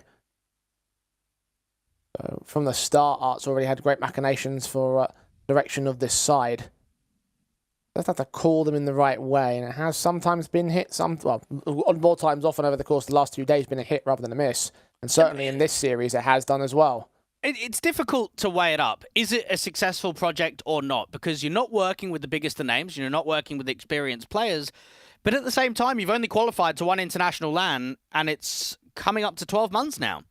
So there's two ways of looking at it. You can look from Art's point of view and say he needs to challenge more in the higher degrees of the local scene to make sure more qualifications are happening. In last year's Endeavor, there were quite a few tournaments that had qualification to LAN spots, and it was just failures. It wasn't pushing the team into those positions, whereas Vinny's Imperial qualified to a lot last year. You've got Lux and Nissim's Pain that was also qualifying to a lot. So it's difficult to translate from different teams and looking at different perspectives to say, was it a successful year, yes or no? Maybe it depends on who you ask.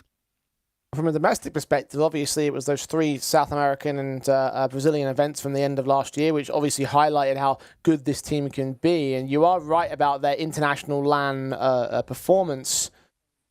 So that makes this qualifier, and therefore this match, all the more important to a team like Fluxo.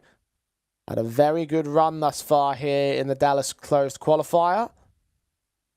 And take this next map, make it a 2-0, go up against that Legacy side and smash them out of the water once again. Try to return the favour to what happened in the upper bracket. But whether they can do that is, of course, yet to be decided. Facing more tech problems once again. So we're going to go to another break. When we come back, we'll jump right back into the thick of it to close out the half.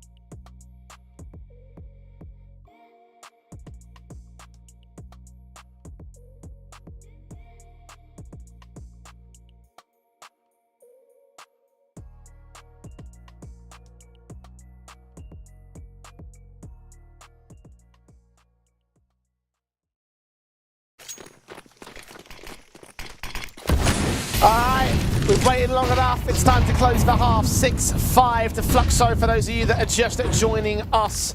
The Sharks need one to try and make it evens at the turn of the CT side, or less Fluxo will be able to gain themselves an advantage on T, but Nyx has the start. Are immediately domed in by the AWP. That's a proper shot, but RDN's going to be up against the mid-offense, and there is the 5v3.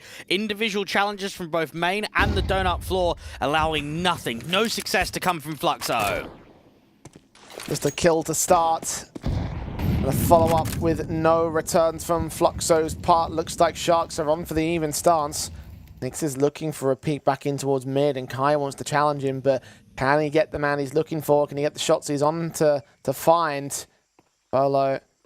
Valhalla backed up at Ren, making their moves in. Kai's going to hear that, going to face the AWP quick, and the AWP is too quick for him. 2K to Nyx's name, a 5-on-2 now for the Sharks.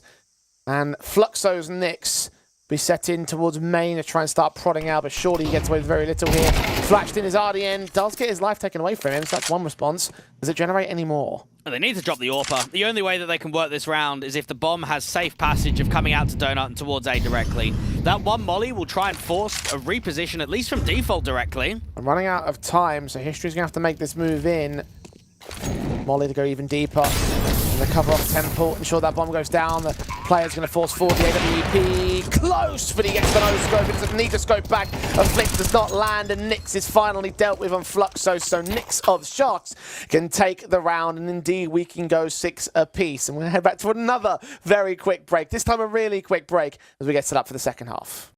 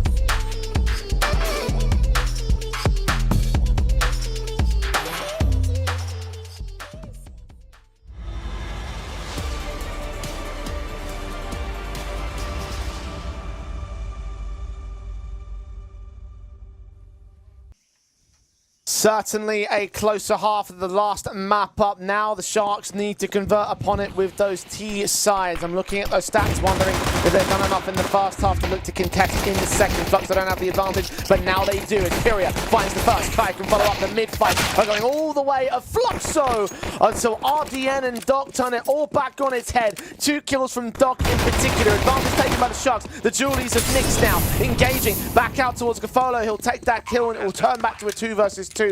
But Art is low HP, so it rests on the Julies to do most of the heavy lifting here. Yeah, Art's got the kit. The T's are getting aggressive. They want to fight these individuals out from Donuts. And they are pressing against. Damage is being done towards Shark's side. Flashes to get Nyx involved. Doc playing at the edge of the donut position. He's now been seen, and Nyx can take the head clean off his shoulders. RDN with a returning fight from range against the USP. A smoke comes up for Art. He's going to try and block center of the bomb site. The bomb's barely inside of that position. He's going to tap it once. RDN going to hunt for him outside of the smoke. He goes tapping towards position and finally sees his man, but Art stays alive. Now he's going to hold the whole thing. RDN's called a second bluff. He sees him. He doesn't know. He's out of ammo. And Art is stuck in the Ninja Defuse to win the pistol for Fluxo. Oh, I feel for Sharks. They've worked so bloody hard to try and recover that round. They're losing everything from Donut, and you can feel from Fluxo, they're just trying to get the round over and done with, aren't they? They start running down from Donut.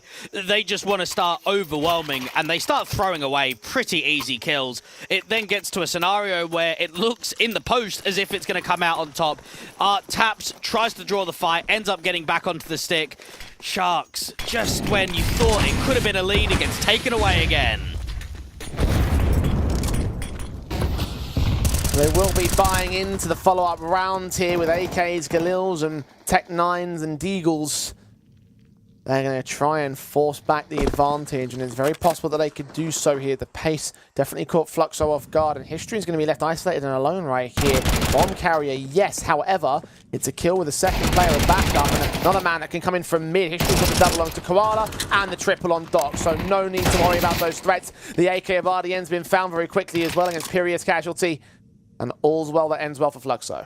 The problem that Sharks find themselves in that round is that they just don't have enough map control. Lane is being taken by the 2B players from the CT pointer side, but they just start getting aggressive down from ramp. So you've got a pretty good read. It's a lazy check out there towards Donut. It's not a clearance of the totem all the way, and it means that History individually can just start striking. And Nyx is trying to make it expensive. He's done a hell of a lot of damage towards Art, Kai, and History, but none of those players are dropped. And I want to take you back to some of the score lines, Jay. We had a 9-3 half in map number 1. We have a 5-1 beginning on Ancient, which ends up being 6-6. And there is a moment of threat. But then as soon as we get into the second half, you lose pistol. You lose anti-force buy. So then I just wonder, do we go back to regular programming where Fluxo are the far and key better team in this match today? I mean, it feels like it right now. Of course, it is hampered by the economical things that Sharks are going to have to go for. Of course, they had the weaker buy despite how much impact they were able to gain with those weapons, and they're going to have the exact same situation here with only 3 Deagles, no Kevlar, very little utility. Maybe a flashbang is in the hands of Koala that might be allowing them to get into that B bomb site. You're seeing the Deagle fight from range for Gafolo. Nothing gained as Kai gets that kill. Nyx is found by RDNs. That's a pick back to return. They are playing with fire a little bit. So many digs down on Kai. He's been taken to the man advantage now for the Sharks. Art is going to try and recover it. You've got Piara just walking down, and with Art coming in, there is real intent to keep fighting. Yeah, you could look at that, Jay, and say it worked out very well, didn't it? But I'm not sure if I like this intent of just constant over-fighting on the CT side. At some point, whether it be a half buy, an eco, a gun round, it is going to come back to bite Fluxo. You did say you weren't too much of a fan of the fast, aggressive, no mercy, no slow pace style of T-side for Art's calling for the Fluxo side at the same time. It has cost them quite a bit there over at Shelf and Lane. They've now lost a 3rd player to Doc and his Lurk. He's picked up an AK now to work with. The bomb, of course, blocked over at the B doors. And it's not contested by Imperia here. He's hearing those footsteps, knows that the man's out there. Doc. There's a lot more of a deeper bomb, so I don't even think he can get back to it and get to the bomb site. Try and hunt these players down and now hold on to the AK, because there's not really much more that you're going to gain out of this one. No, he is going back into that bomb site. But now the crossfire's been set up. Fluxo ready to receive him. History will peek alongside Piria. And Fluxo will now have 3 to the lead. Sharks up to their true buy. And while it's been a stagnant map just because of the tech pauses, you need to push that aside and really focus up if you're Sharks. This is a key gun round. You lose this one, you're going to be down, what, 6-11? You're a map down in the series already. That's when pressure just starts building and you start cracking rookie mistakes, schoolboy errors. This is the gun round to win. You are so limited with chances in this second half. Art falls forward. Oh, this is aggression to its finest. Art picking up 2 kills on RDN and Gafolo. Damage will be done in return, but he turns back towards the lane entrance where Doc is ready to be received. 3 kills for the captain, who leads by example. He's going in for more. He's got Nyx right around the corner here. Woke's in the way. He's going to try and give him at least a full sense of security. He finally sees where the man is and dish out some damage, but he's finally dropped. So much damage done there by Fluxo's main man. It's a cheeky setup to smoke slightly shallow on elbow to hope that the T's just aren't ready for a fight straight away. And Koala needs to deal with Kai, and then even when that comes in, you've got another player out from shelves. Nyx doesn't find anything at all. And the way that Art played that round, first gun round, second half, getting so aggressive, it reminds me of how he was playing on Train yesterday versus Imperial, where he's just on the CT basis, he's getting behind the red train, he's getting up there at E-Box, and he's keen for fights, he's hungry for duels, and it does make a statement.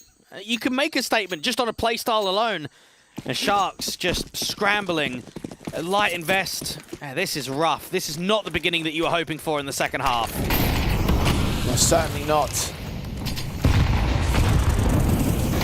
Kai tried to lean in. Art scored that kill. A double up once again from him. Kai gets his licks.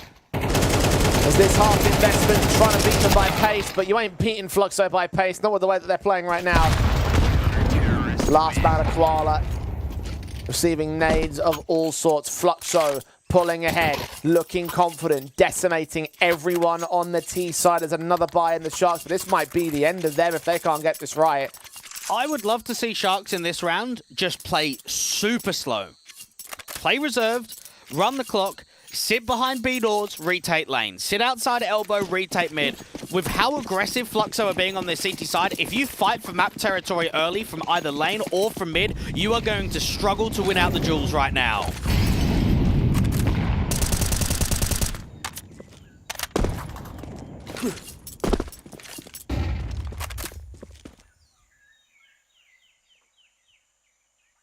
Need to start was just the first, but most of all 5 rounds to close down. Doc has been caught by Kai. Art finally gets punished, but Kai is still sat at shelf to double up and does get returned upon. Gafolo takes Pyria out as well, so that's a return over at Cheetah that gives the man advantage in for the Sharks side. You've still got Nyx, however, pressing on and now holding the cave entrance rather than extending all the way into the Sharks' hands.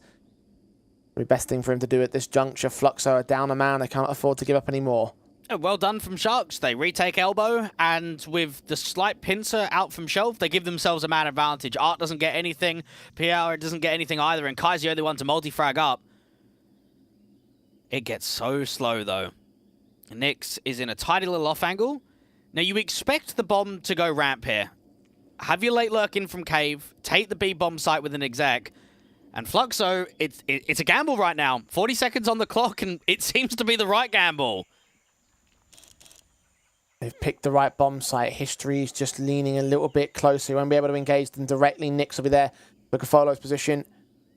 The AWP will be there for the central sites. He's watching for them to cross. Gafolo going to make his move. Nyx, ooh, seeing the gun barrel. That's enough. Alongside History's kill back the first player. Second man out in the open. Now Koala's got a war on 2 fronts. He'll take Nyx, isolate that fight, and hearing History back off 10 seconds, it's going to have to be a bomb plant. It's safe as well. The Molotovs will come in against him, will burn him quite significantly. At that, he's just barely got the smoke up, but History knows he's damaged. The HE will take him, and Fluxo are now on map point. Perfect 6 on the trot in this half.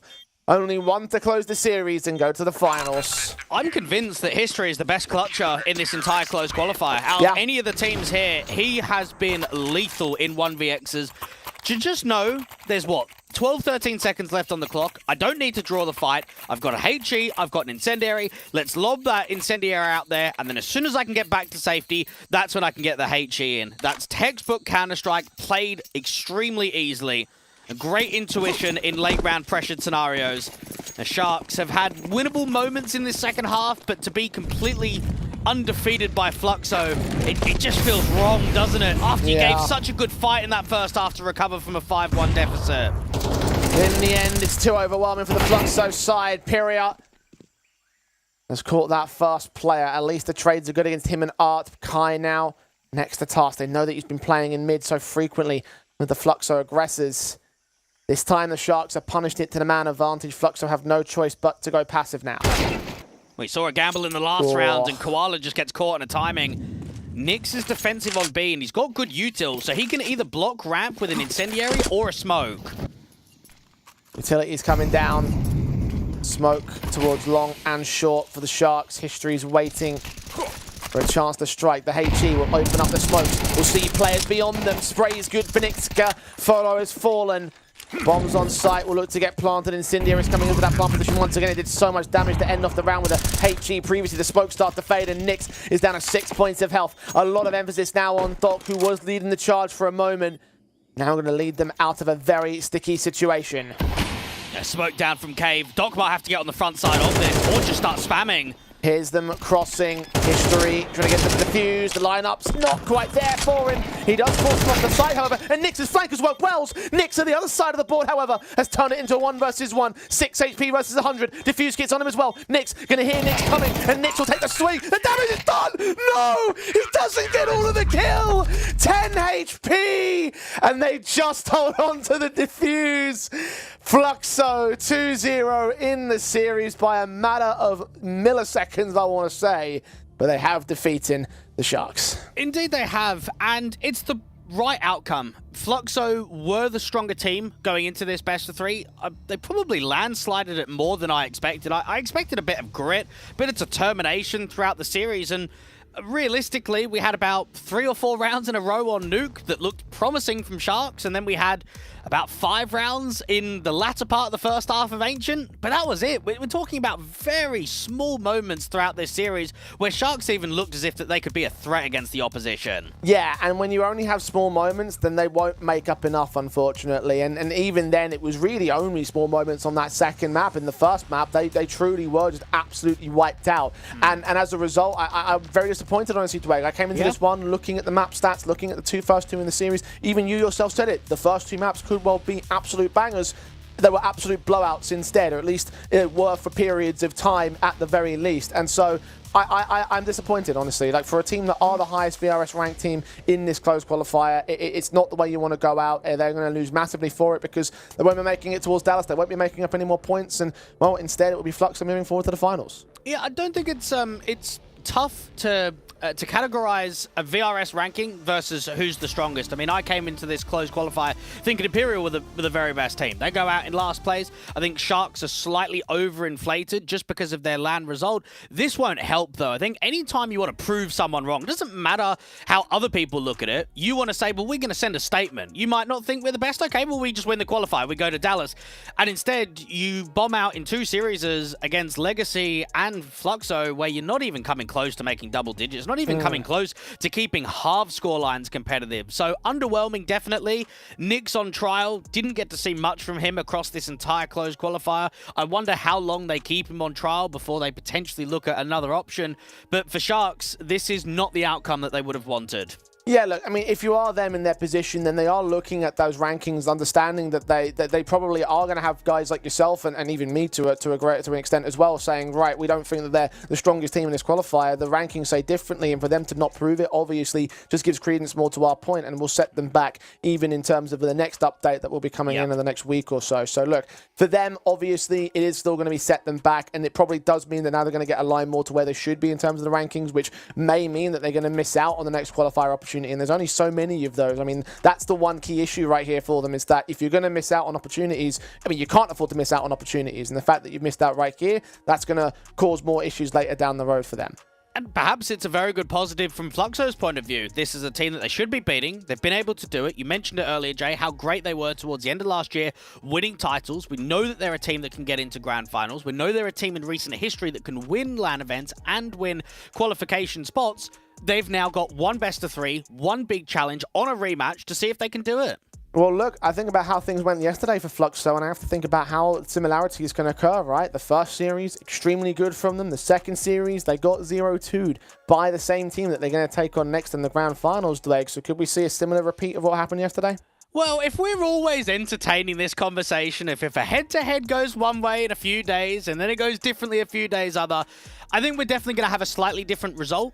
We should be going 3 maps. I'd love to see if it be as competitive as it was last time around. Anytime you can get any best of 3 that goes all rounds in regulation, it tells you that it's a close, competitive game. It tells you that there's not much in it between the two squads. And Fluxo are hoping that they can not only prove that, but prove that they can come out on top. Well, it was still a 2-0 last time out when Legacy took on Fluxo. Let's see whether it will be the case again or whether it can be stretched all the way by the boys of the Fluxo side. That match is coming in an hour and 45 minutes. So do come back to us after our extended break, because when we do, we're going to find out who the South American representatives are going to be in IEM Dallas. What's your name? Lee. Lee, mate. Nice to meet you. What's it like being part of the best crowd in esports? If you're not here, you're not living. Let's go, the boys! All right, for now, we're going to send it away. Let's show the world why we're the best crowd! You're champions!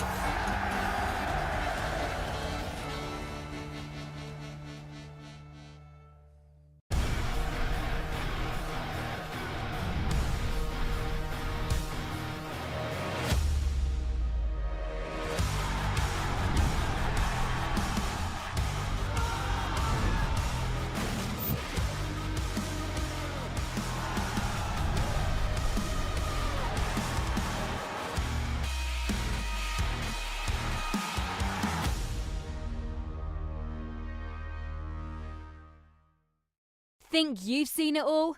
With FaceIt Watch's Point of View Selector, you can experience the game from any pro's perspective. Use the multi-view feature and customize the stream with up to 4 angles. Control what points you see while earning rewards. Drops are activated and lucky winners will receive FaceIt points. And if you ever miss a match, VODs are now available. Get instant access to demos with multiple POVs and commentary.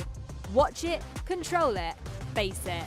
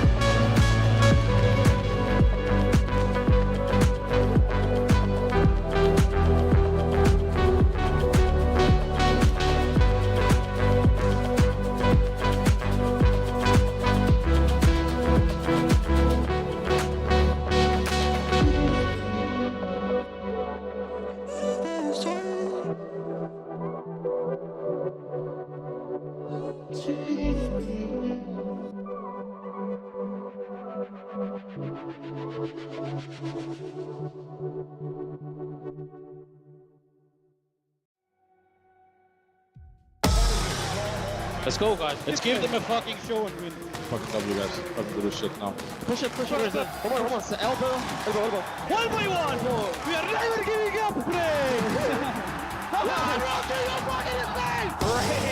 Okay, no! Absolutely disgusting! And FaZe look towards the finals.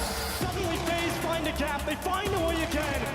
Time is ticking. Looks for the smoke. Rocky runs right at him. He's out of ammo. The nose. His heart must be pounding out of his chest. And will confirm victory here on Anubis. And the dream reignites for a grand final showing in Dallas. We are buying. We're buying. Yeah, we should buy. Are we gonna play double maze setup? Yeah, sure. Dead cave. I One smoke more. window now. It's open. It's open. I'm gonna go big boys. Let's kill. We can do some nades.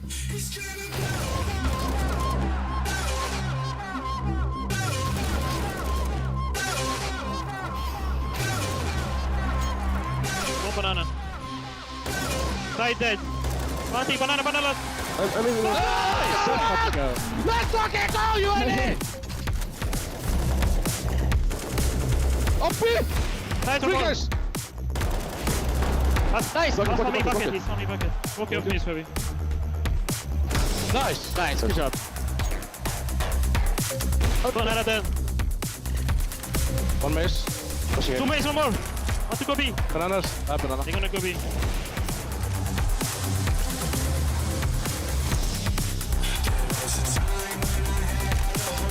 Red. Left side red, rookie. Left side red.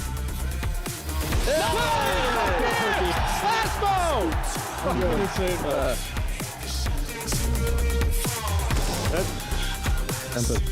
Temple open, one CT.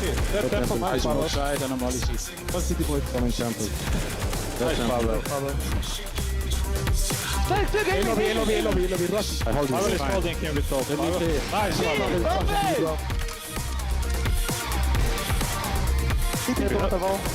CT is strafing me. I'm living. Good job. Let's go! This is Ents going quick. They tried a quick B play earlier. It did not work. It was shut down, but this time it's just Carrigan, and he gets cleared out. Snappy has no issue with the SMG. It's speeding up and cutting through the defense. No, that's classic Ents, man. They just steamroll. Pushing banana. Snappy's already in. He's already deep. He's already going to be wrapping around and preventing rotations. Dead window. Take CT, Marco. This is about to be the 6th round in a row for Ents. They're doing what they couldn't do on Mirage, which is rip the momentum out of FaZe's hands. Nice comeback. Nice try. Down, hit one. Their T side is not that strong when we have practiced against them. Let's go, guys. Let's play as a team. Offer flashes. Remember, trade each other. Call the space you have. Call what you don't have. Call the gaps. It's all good. Nert's one of the sharpest players available. He'll swing on out. Of course he will! Decapitation! Handed out to Carrigan and Twists. Left side. Up CT again. Team. Grim. Donut. Stream. Get the Temple pond. up. Oh, we have smoke up it. Blind smoke, yeah? Yeah. Donut smoke by the high. No. Can be donut. I will smoke donut, okay? So I made you. I don't see donut. They can be close. I will go you. One CT. Smoke donut. 2B CT. It's a shot for Rain. He's very lucky to get away with that, and that does set up Robs. Sets him up with a chance. Robs does it! That is simply brilliant from Robs. Okay. Donut dead. Pushing A. T back. Xbox head. 3 more. CT 2 dead. One dead. Rain needs to provide something because Carrigan's in alert position. He is there, and he's going to make it work. That's it. That's perfect. Look at Carrigan, and now it activates. Here on North American soil, trying to fight their way through to the final. Just trying to elbow his way through, but Robs is ready, and he'll take a lot of damage, but the play is in B. Twist continues. Second. First. Second. Nice. Hide model. Flash. Boom. Dildo. I will kill him. Take on me. Madden, you are sick, bro. That is the moment that gets Ents back into this, and it is Madden who rises up. One A lobby. Be clear. I'll take B. Window then. One more. Yes, Window dead. I have window Are they out? first. No mid. Dead. Nice. 13 on temple, okay guys? Nice, boys. Let's go! OG double pick, boys. Yeah, OG double pick. Let's try the smoke. We one way shit. When they're smoking, guys, when they're smoking, middle one way. They will be afraid to go out. One out donut. From A indoors. Snapping A. Are you safe? Up shooting an A. And A. And A. Ending A. Guys are gonna fake B. It's clear. Take it slow as you can. They're going to pull the defense over. Remember, the bomb is still going to finish at the A bomb site. Madden needs to do something big. All 5 players from Ents are on the wrong side of the map. Can you rush donut now, boys? To yeah. I'm ready. Okay, rush donut. Flashing going. One more noob. 2A, 2B, safe go. Go and hold the donut for you. Donut clear. I have donut. I flash right side and we take temple back, okay? Yeah. Flashing drive. Temple up. Temple up. I'm with the city. I have it. 2 temple. I've done it. I'm flashing in front of Bubble. Side, default. I'm dinked. Look at that. One more dink. Jonathan! FaZe are dragging it back! It's overtime looming! And FaZe have done it! You fucking break! It's not offside! Carrigan finds the way to the perfect round right at the end. He had him on a string, pulled him every which way, whichever way he wanted. Help, elbow one, I jump down. One banana dead, one banana. Hey guy last. Nice. Over that. Nice. What's going on? Teammates. Let's see. Double dead. One more rip. One more banana. One more. He's not dead. Quick B. That B. Maze one. Nice. Walking zero now. Up there. Flash opening. Flash One more here, no. Let's see, right side pin, no right. Yeah. Back side now. Every side, no. What's it up? I don't know. Good spam. Right one. 2v2. One to Elbow. Another gamer. He's done it. The other guy's done it. Cover up under you. Molo. Two molos on pin. Default. Fun. Maybe he went to cave. Ents did not expect to have a chance in this, but suddenly one is presented to them. Give it the smoke, Pavel. Give it the smoke. Give it. Smoke. They have to take it. These are the moments that don't come often. Yeah, molo for the bomb. I gotta go banana, bro. The molly's not used for the plant either. It's used to try and dispel them.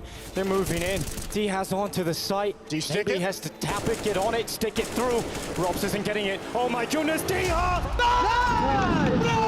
Let's go! Well played, Nelson Pavel. And still uncomfortable to plant. Left side plant. One temple. Hey, lobby. Hey, lobby. Donald. And it is Brokey who thrusts himself into the clutch. And Brokey, he knows you're in his temple, you're in his home, and he is going to look for you. Yeah! Nice, Brokey! Good fucking shit, Brokey! I love you, dude. Okay. Let's go. Yeah. Go. Be ready to go. Hit up. Nice. That's very good. Stay player. Together now. Nice! Hold donut. Send for donut. Hold donut on of you. Yeah, donut. Here's it, goes on in. Oh, he denies! He can break them again! Rocky, you're fucking insane! Brokey, man! Everything they've worked for in Dallas could slip away. And it's this A play. Flash limps out. 3, 1 and 3. One Molotov. Also. One more on A. South. No. Back smoke. Behind, side. Nice. I'm planting it. Oh, can they hold on to this one? Think of how crushing it would be. Reigns blinded, and double overtime is looking likely. It's Kerrigan's turn, and he can't find the clutch. An impossible situation. And Ents once again outlast. Is it wrong? Is it right? I have best pawn. I will fuck them up. Okay. Is it dark? Is it light? Am I Nice day. wrong? The rushing gate. And Robs hears all the Pushing small footsteps. Madden's coming through. That donut. Side one. I flash CT. Plan. I ga backside. Sided. Yeah. Temple. Nice. There's a second angle to this attack onto the bomb site. Oh, Brokey goes quick. Oh, he goes fast. Before the plant, Sun Pius handles it. Up us. Elbow pushing.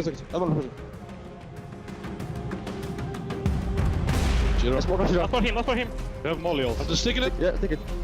And the molly goes in. That can make the difference. It's too late. He's burning, and the defuse is already through. Carrigan's going to take it. Sure, Sun Pius at the end makes it look nice.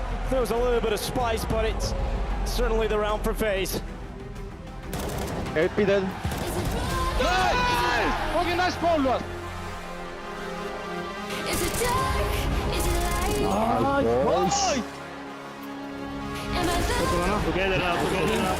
Good job. Can you be there? One more. Pushing one more.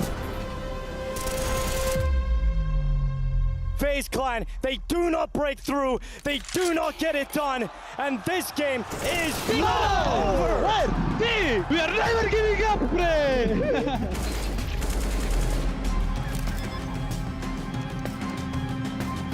Default. Long. Sapias, he cannot lock it in, he cannot confirm this round, and now Diha on the defuse again. Oh, it's dastardly! Oh, it's a defuse chance, and he's done it! Great place, brother.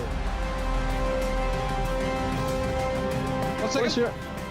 You're Dildo. As Rops is now in a 1 versus 1. And this round is certainly beckoning for FaZe. The tap, the run, and the Rops round again. The FaZe better play, but this is going to be enough. Rops, he finds the only sanctuary, and Broky will help. Breaking them apart time and time again. Just some bias, and FaZe have a clean round. Fucking door.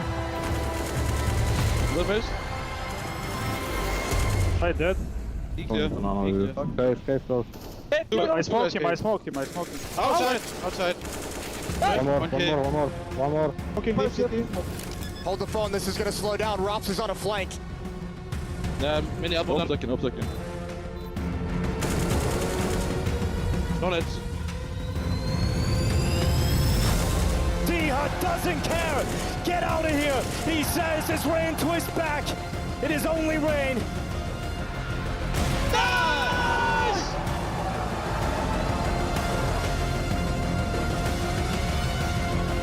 There's window. One up pushing mid. Window. And cannot feel comfortable running out, but they try. But Rain's already here. Left side.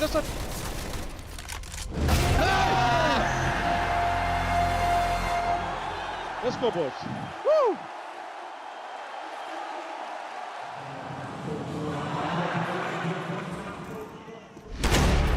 Red up for the game. Nice. Two boys. 1A, 1B. Some bias, and Madden once again find a path to be competitive. Can be right side. Should be right side. He composes himself. Up elbow. And the timing has worked so well for him to drop back into cave, and they pull him in. Elbow last up. Nobody's behind. Chill now. Madden denied. No bomb plan. FaZe Clan get the first round of overtime 4. Keep pushing. I'll take him. Follow him in. Side. One more dead. Last alone. LG, I'll be dead. I smoke city. I'm only with 10 for guys. Go ready. Uh-oh, you can't plant there. Not in face of Rops. Is he peeking? Could be peeking. Side to side. No chance, no rounds for Ents in this side of overtime. They limp out with 3 players, and they attempt to plant the bomb. Ents are cracking under the pressure. They are starting to break.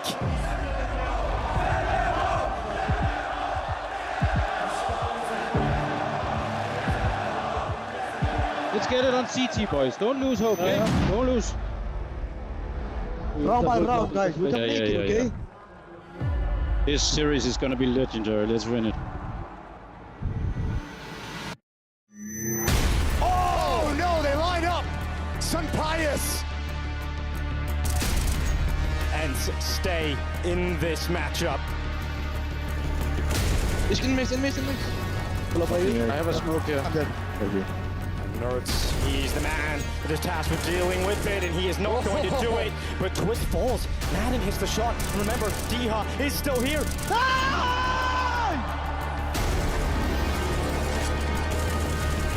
Close right, but pushing out. Outside. Out, both sides. Playing to donut. Temple CT. Temple up. CT AK. Look at Rain. Oh, this timing is so sick. If FaZe can just hold on long enough, if Rain can get there quick enough. Up Temple. Hold temple. Flashing CT or something. Can be out CT. Two CT. Last grip. Top side. One more side. 10. Hey, lobby. Behind. Hold CT. It does come down Is to that Rain, good enough? but the defuse is in. It's not spreading, and we have to go again. What a retake from Ents. I cannot believe it. The never-ending war. On their feet, 3 in a row to bring it right back.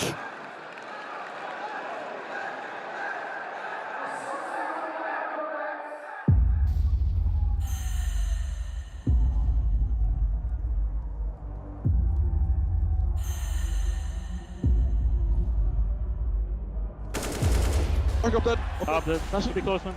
City. Ice cream. Yeah, DL wanted stance on the bomb side. He wanted to get behind the boxes, but realized he didn't have the timing. Nerds, oh, he stops it. That's massive. The delay is everything right now. Time is everything for Ents as they shift over. Don't switch feeding. No, I smoked it. Okay. Xbox one, left. One default. I flash here, man. Behind us. Off that city. Template. Temple donut. Donut. And Rops is going to watch for it. The molly, it can go out to the side. He'll use it. The glass smashes against the wall, and so will Ents' chances of picking up this round. Rops is ridiculous. He is inevitable. Encourages the Ents players to fall back into a more passive setup on this B site. Here comes the utility. Here comes the move. And here comes FaZe Clan running right into Snappy. They do not get past. Snappy whops out the staff and stops them from getting anywhere near them. Running in. City. Rain. One more. Screen. Let's close scream. Rain. Scream. Right side. Scream. 2v2, half alive. The front Robin. Snappy's behind. Rain is going to go. Ow, he's going to go back, and he gets that angle right at the right time. Sampaias brings his up on over. It's a brilliant kill on the first. How bright can he shine? Nice, bro! Sampaias! I'm only dildo. Only dildo also. Flashing long also. Flash ABC. Out, Okay. Maybe out. Flashing one more long. Flashing. Out. Oh, side. Nice! Bill, I'm behind. I'm only long and I just walk at ABC. Just take it. Just play. I'm planning. They're retake. I have helps. You can see how paranoid they are about him coming around the back. Flashing elbow, hurry. Geo smoke fading. What's up? Robin, can you flash some smoke here? Up, main. Dildo. 2 kills away. Look at it, a grand final. Snappy and the Ents side have done it. A war fought between FaZe and Ents. Every round, more and more. But it is Ents who come out on top.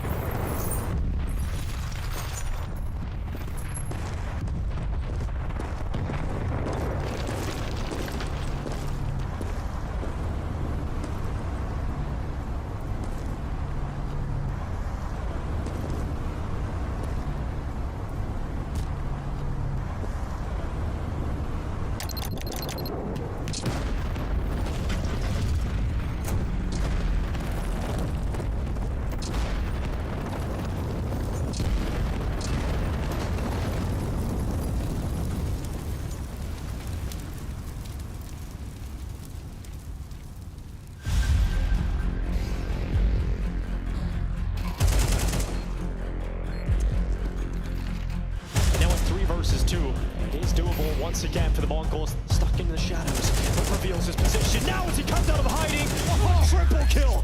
What a kill.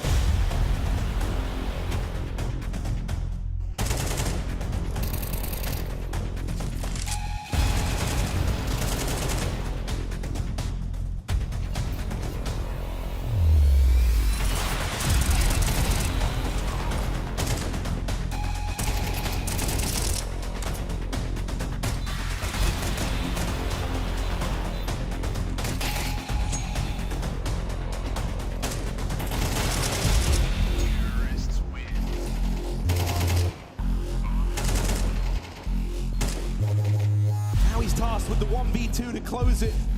First man found, SNX, and it's another one going against him.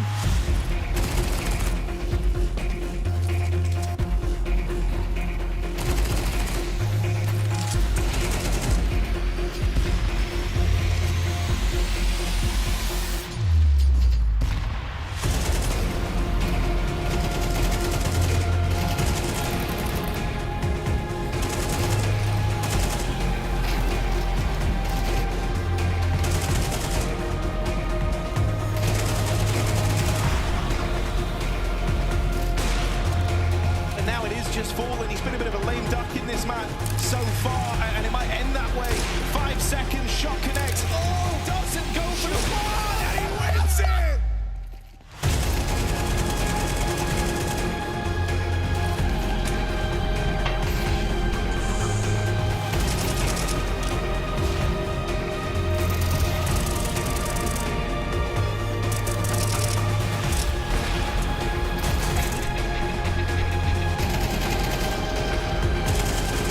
Perfecto in the clutch. They're holding it, and he's got Zorti as well. This is no fun for Nap, and he finds a fresh AK spamming away, trying to find him, leaping through. It's easy for Perfecto, as they will leave with 7.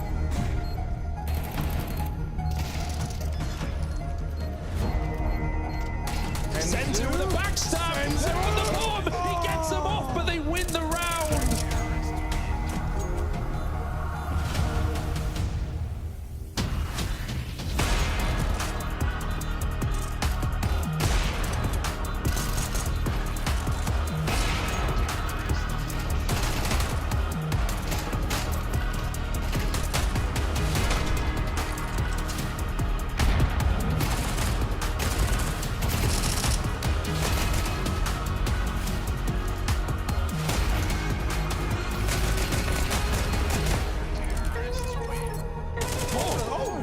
He goes swinging wide, and now suddenly all in with the backstab takes out another. Perfecto. Oh, shot. Oh, Eco Scorcher.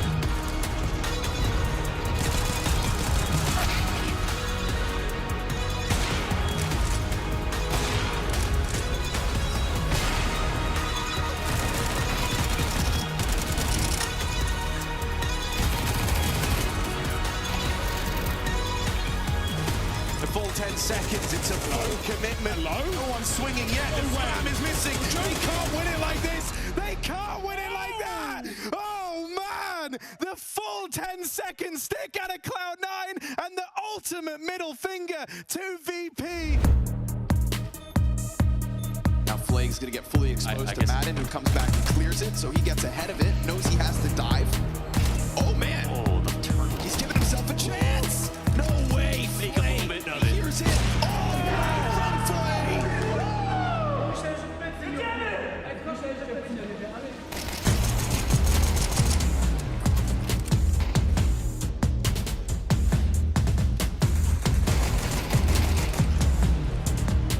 Time is of the essence, and Shiro gonna need this plant, taps on and tries to bait them.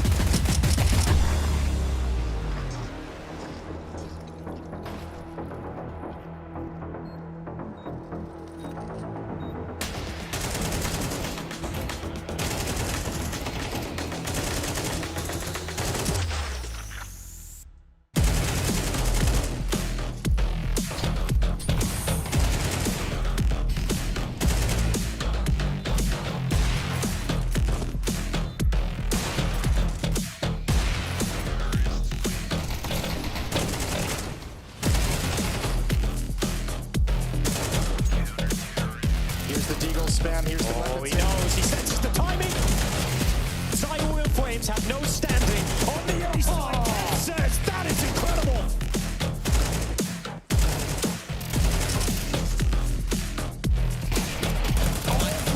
Added from this position. It's the same spot he posted as 1v2. Floppy to the clutch, getting his leg shot at. Comes out. Whoa, he's got it!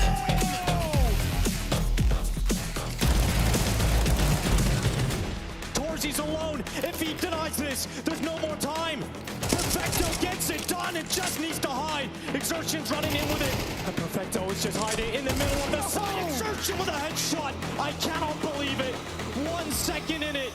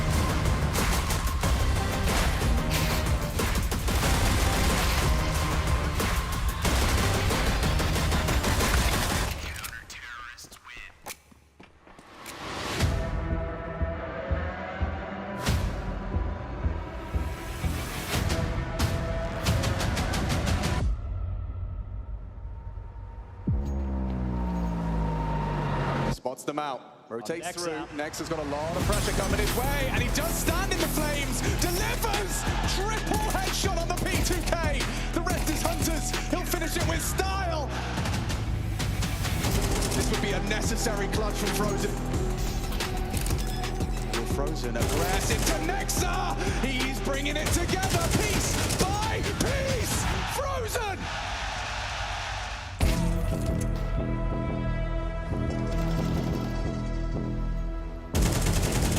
And now it's all on to Nexa. He has some Kev, and he's got a clutch in front of him. What can you do? 5 seconds as he has to hold it, closing the gap. It's Nexa's chance, and it's glorious. Triple kill from Nexa.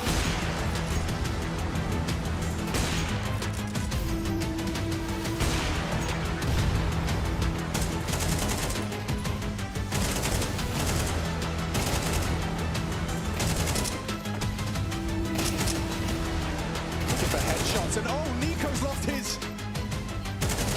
Oh my God!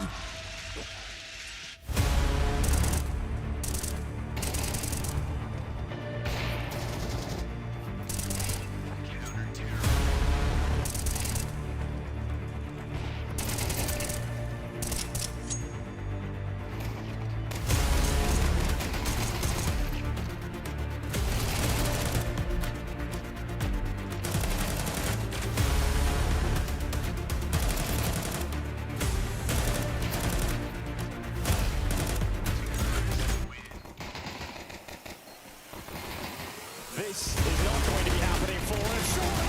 Oh, my God, Madden!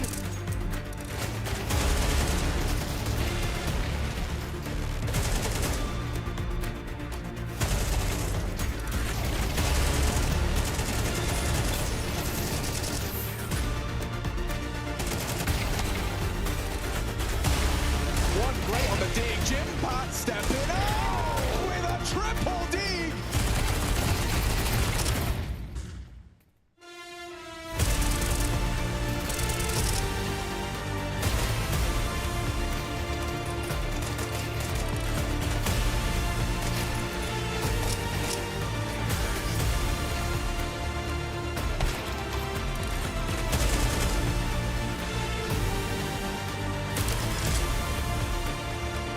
Slice up matches, and he's done it.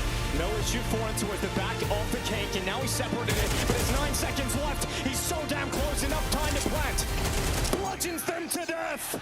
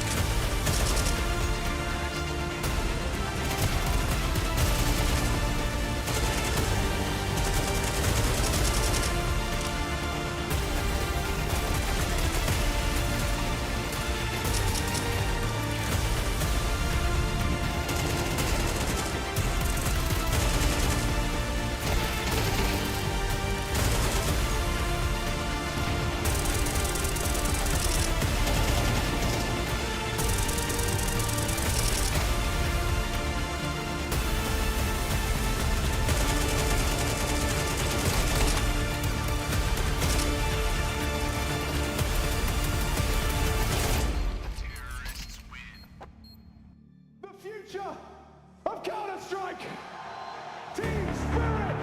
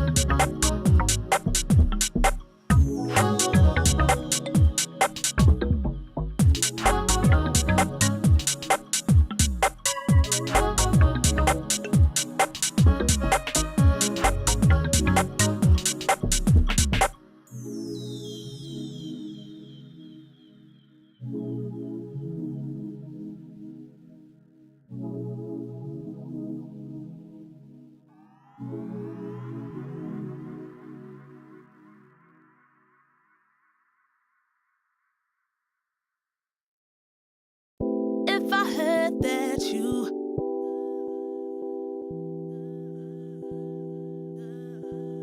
If I heard that you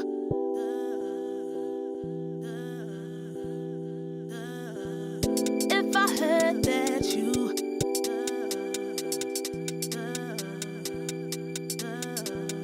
If I heard that you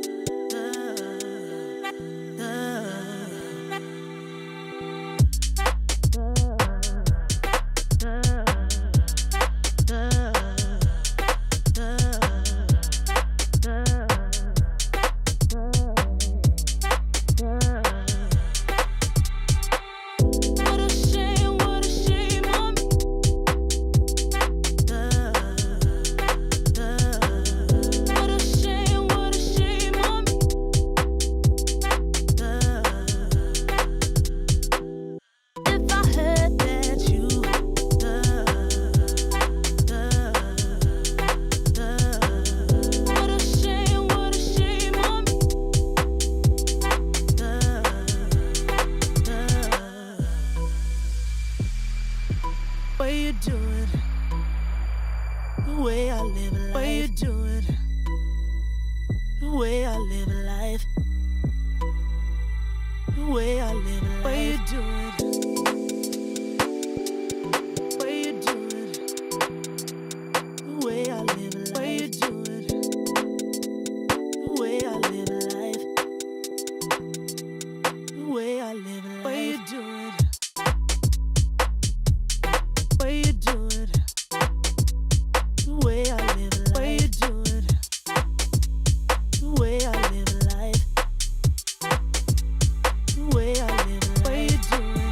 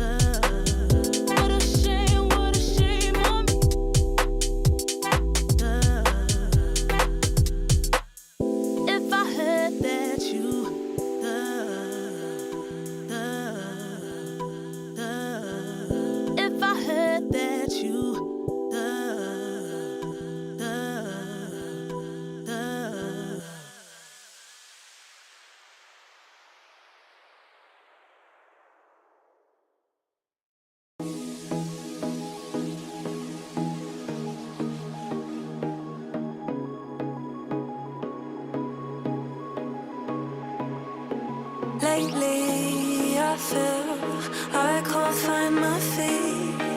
Pushing closer, my heart skips a beat, and now I'm falling. Deeper than a fly, I can't control it. Dark against the sky, it's not so black and white. It's like I told him, there's things that I can't fight. I just keep going, I just keep going. In my time, I've been dreaming of a space to really fill my place. I wish she'd sing what I had dreamed.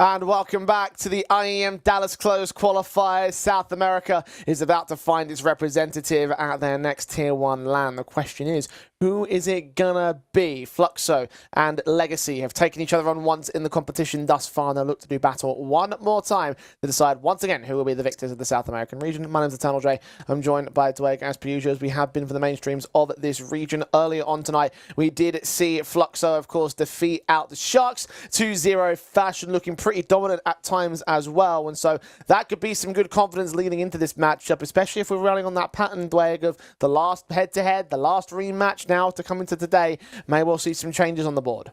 I find it incredible that we've got Legacy and Fluxo in a grand final and not the team of Imperial that qualified to 2 majors last year, 2 pro leagues and 2 IEM events, and yet it's somebody else to take the throne. And I think that's nice because it shows progression, right? That sometimes it's not always the favourite team that we look at to make that spot. Both Fluxo and Legacy are going to have a huge leg up this year by being able to qualify to something like Dallas. Yeah, of course, everything to play for here tonight, but only one will take the cake. And we're talking about patterns, of course, in terms of how previous head-to-heads can now come into today and how that last matchup during the upper bracket final could potentially play out differently. Well, let's talk about another quick pattern here, Dweg. The first series performance, the second series slump from Fluxo, because it also happened yesterday. They went into their first matchup, they smashed out the Imperial side, they didn't quite hold their weight against Legacy. Yes, there was 2 13-11s involved in that matchup, but still looked underwhelming by comparison. And now we start today off with that lower bracket consolidation final. They do extremely well against Sharks. They smashed them out the on the first map. Second map's a little bit closer, but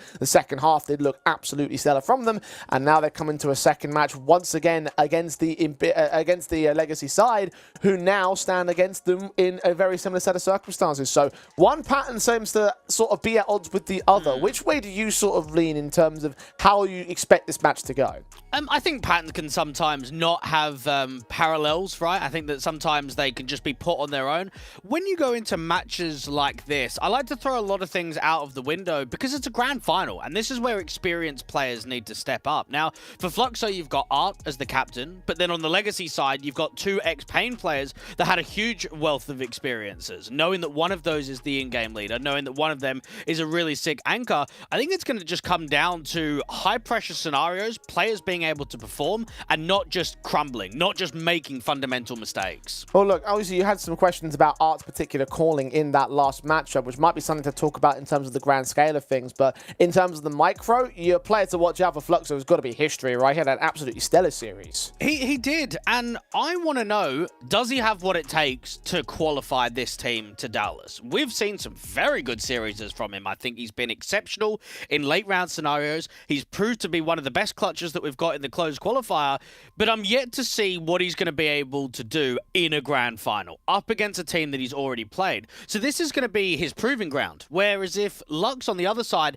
he's a high-fragging in-game leader. He's been exceptional since joining up on Legacy. I think he was running riot at points on Dust 2 against Fluxo. So I'm looking at 2 sides of the equation, and I'm thinking, do I lean on experience of Lux, or do I look at hunger and youth from history? It's a good question to ask, although I will say that I think that Lux, with the fact of the matter is that he's actually outperforming history in terms of rating, and as you mentioned, of course, he's got that captaincy behind him. So he's definitely putting in the hard yards to make this team as undefeated as they are. 3 back-to-back best-of-3s, 4 matches, including a best-of-1 in a row for the Legacy side. So they really are the form team into this match. Indeed they are, and for Fluxo, it's now going to come down to, do you try and changed the playstyle ever so slightly? I thought they gave a lot of respect to Legacy yesterday. I thought at times their defaults were quite slow.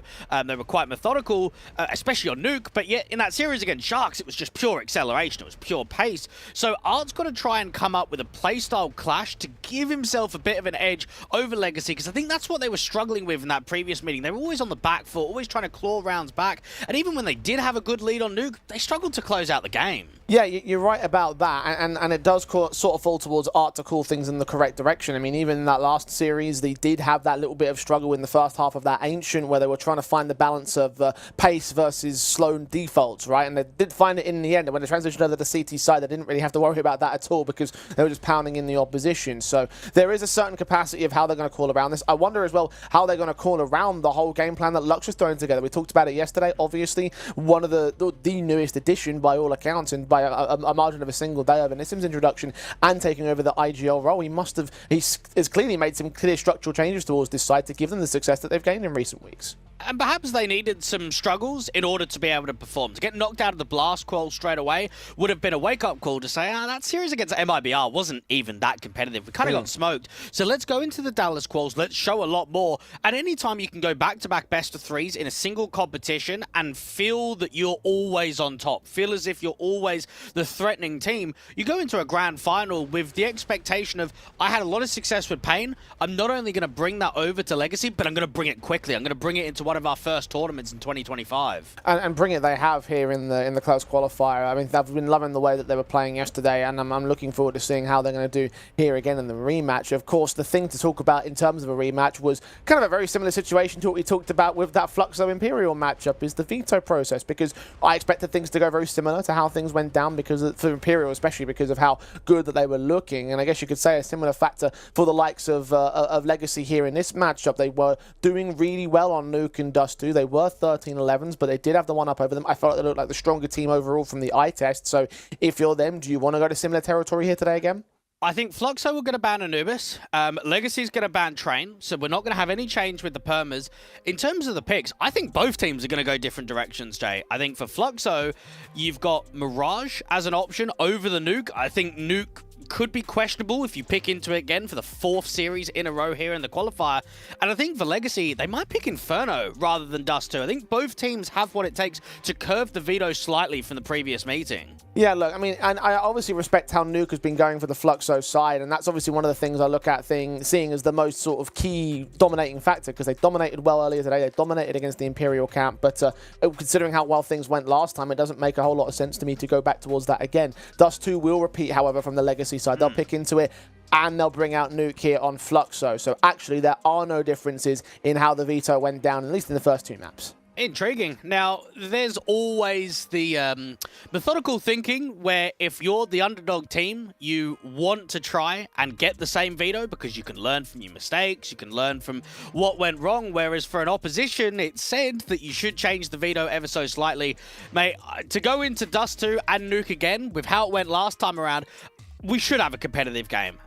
However, in grand finals, I think teams can perform at very different levels. And that might be something to consider with how close the scorelines were last time on who's actually got the depth in a proper high-pressure game on a qualification line. When you come back to that conversation of the hunger versus the experience. Now, I think the experience actually has played things slightly differently at the tail end of the veto here. Ancient was the 3rd map in the last veto process from the upper bracket final. It's actually been banned out here by Legacy, and I'm going to assume that they looked at that last matchup and said, you know what, I don't really like that CT side. Let's not go for it. So Mirage will be our final battleground instead.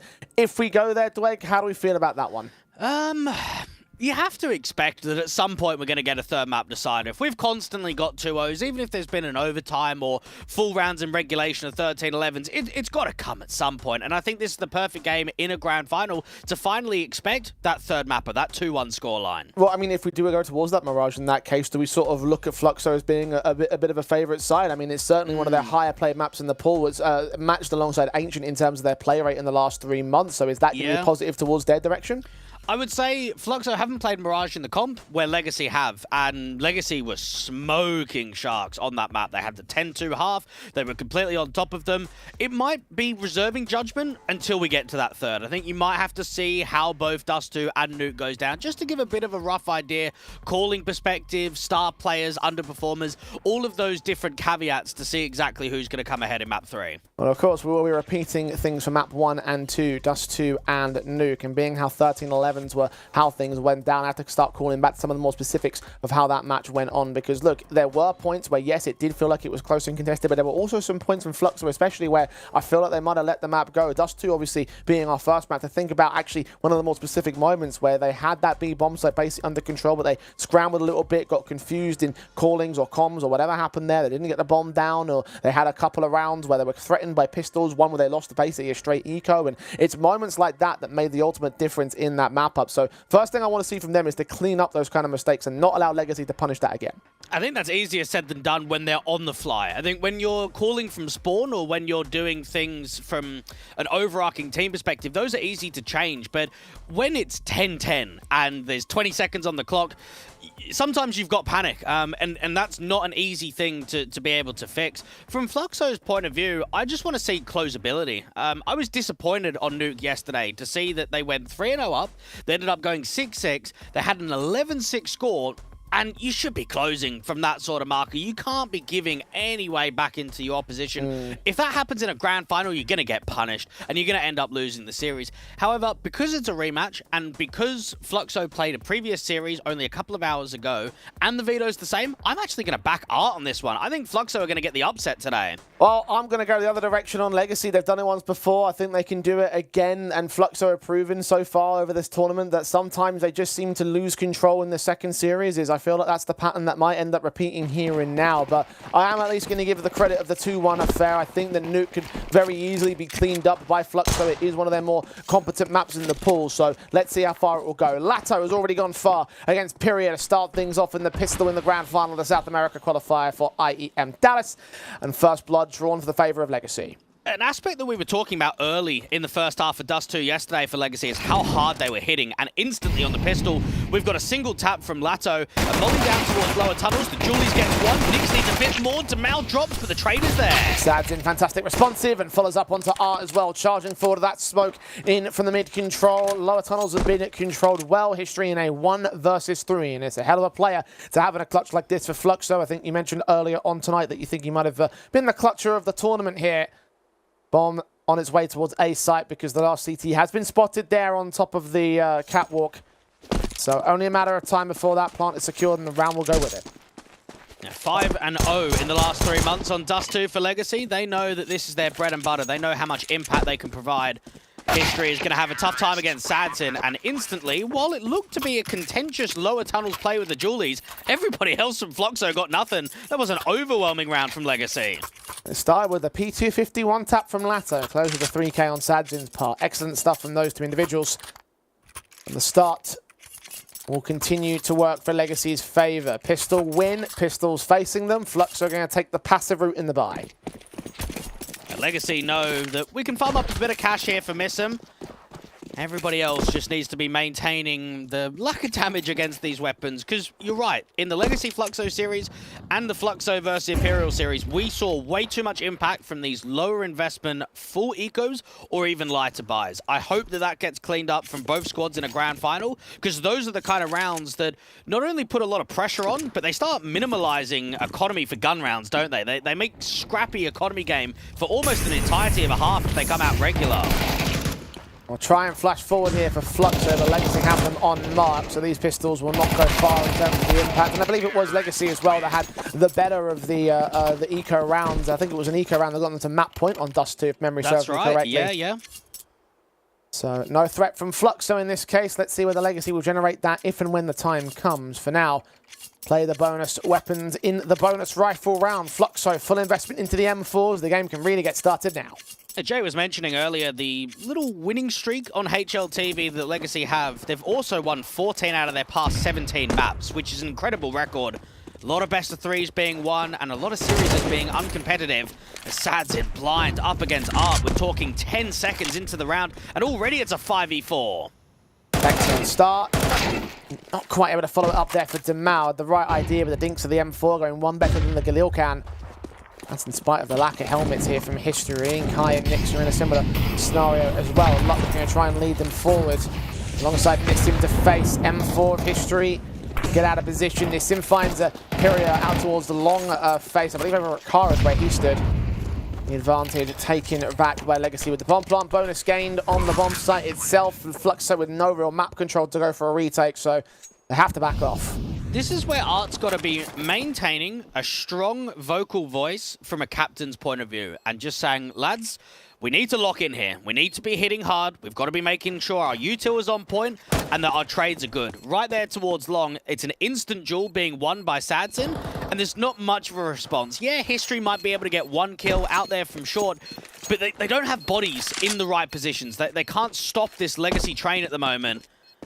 And it's threatening. Yeah, it might only be 3-0, Jay, but with how dominating these rounds have been, with how easy they've felt, this is a concerning sign for the first half. And particularly when it comes to the rifles versus the rifles. The Galil's getting the one up over the M4s, and now M4s can get upgraded to main state weapons for free. AWP also brought in by Sadzin, so time to bring out the big guns, quite literally. Not the same can be said for Fluxo, though. They saved their weapons, and they were considering a force buy. They are going to get scout outs on Art, but it's a half invest around these rifles overall, so they're not looking to go whole hog in this round. They will try their hand at the defensive, particularly the aggression towards long. Lato outside the house, nearly caught timing onto Kai, but didn't quite go all the way with it. Meanwhile, over at the tunnels, smokes to the CT side, required to keep Legacy at bay. I'm convinced that Lux is the highest fragging and most impactful in-game leader we have in South America. So if I'm saying that, I'd be watching out for him in a grand final. He's someone that can take over a game and lead by example. It's so critical to key victories. Lato, very defensive, waiting for a bit of a prod, waiting to see if the CTs get aggressive out here from the longhouse. He's using more util towards mid and short, and taking quite a bit of map control away.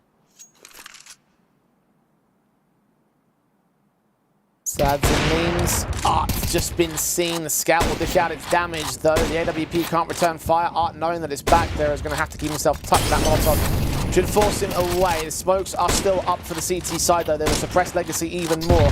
Meanwhile, over in mid, Kai's want to fight against Lux. Imperius turned that 5-7 on Lato along, so the pistols do start to come up to good. Just a couple of contacts from Fluxo working out successfully, and now for Legacy, there's not much room in this round. It's going to be Damal and Nissan to get themselves out of trouble. And Damal's just gone down to Kai, 2K to his name. You want to talk about impact players and server? Well, he's one of them. Done extremely well over the last couple of days. Has he? I would disagree with you on that one. Where's he done well? Nuke over in Imperial is one example. One map, last series, or I should say last series, the series against Fluxo yesterday, 24 kills, 39 deaths, minus 45 KD difference, 62.6 ADR, and a 0.71 rating, the lowest out of anyone in the server. I didn't see much from him in that Legacy series, and in the Sharks one, he definitely wasn't a top performer. He's found the two impact frags that turn this round permanently the way of Fluxo, shutting down any chances for exits in this round at least. Getting that first on the board of the Fluxo side. Legacy have cash to reinvest though, so they will try go at this again. Giving a couple of AKs over towards the CT side meanwhile. The Legacy don't have the best long spawn, so won't see an aggressive challenge. Sads in with the AWP, waiting for the mid challenge. Doesn't get anything. The Legacy would love to be able to respond in quickly. Yeah, you might lose a scrappy eco in the last, but win the next gun round and then you'll make a statement. And the AWP fire just missed time there at spawn. Ever so slightly early. Legacy will start to take short access and control. 3 players up on the catwalk. 4th man about to join them as well. No one watching directly from mid on Fluxo there. More centralized towards the A bomb site and long. No one's watching long right now, but that's fine because Legacy are not there themselves. And no HEs to go out to the short individuals means that util damage is going to be light only on incendiaries. Try and block them also, and they won't be successful in that regard. Down at spawn, Art's going to get a kill. Pyria out along is going to find the Nissim extension. Lux gets history back at ramp, and Pyria is forced to back away, concerning about a potential flank and a split play in from that long position. Lux will finally force him away from angle, get that bomb site under Legacy control. Fluxo back off to keep them at advantage and start to set up for the retake. It still looks promising if space can be taken. Right now, the T's are trapped on the bomb site directly. Nice engage from Kai. The HE will take down Sads in. If Nix can follow up on Lux, yes, the AWP got a pick on the way out, but now it's all left on Lato in a 1 versus 3. Flash is coming in at the long position. They will come up from short. Pyria will take the trade back against Nix's casualty, and Fluxo will take 2. Pyria recognizes the round nicely, knows that it's a heavy short commit, he's got himself a kill, doesn't need to stay around. End up backing off, move out from long, regroup with your teammates towards short and hold the man advantage. And Legacy had just no breathing room in that post. As soon as the bomb went down, they were fought against the short individuals straight away, and no way to run the clock. A couple of rounds in a row now from Fluxo, and at least they've got some AKs.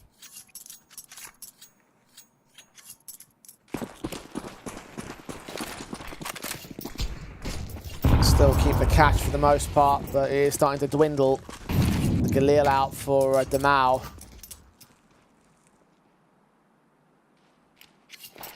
Sadin watching down mid for some aggressive plays from Fluxo. They're not going to be received instead. Most aggressive player is History posted up on short.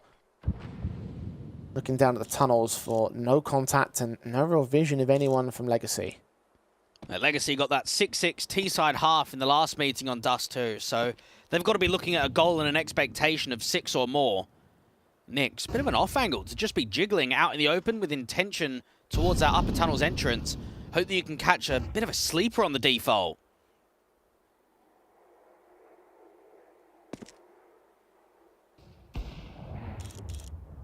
Shots ringing out from the Orpers. Fluxo specifically having History there, set towards short now, known about, going to put that smoke down to suppress time, which is pretty nice at less than 60 seconds on the clock, 50 seconds in fact. Legacy look like they might go mid to B.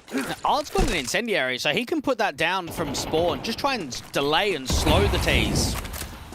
There it comes. Demau and Lux is going to beat him. He gets ahead of the smoke, though. Both backs are turned. He gets away with that kill onto Demau and tons of damage onto Lux. Lasso going to trade it. Player also outside of the tunnel's entrance. And now Pyria can look to try and strike. He pushes forward that smoke. Lasso gets the trade. Nyx flanked in from window. Kai can get 2 kills back on the turn. And now he really looks good in this round. Seeing if he can have that down side, but Sadin connects his shot. Expects the player to be coming in close as well. History with his own orb. Cross back, leg shot connects Sadin. Refaces, trying to catch him on a pixel.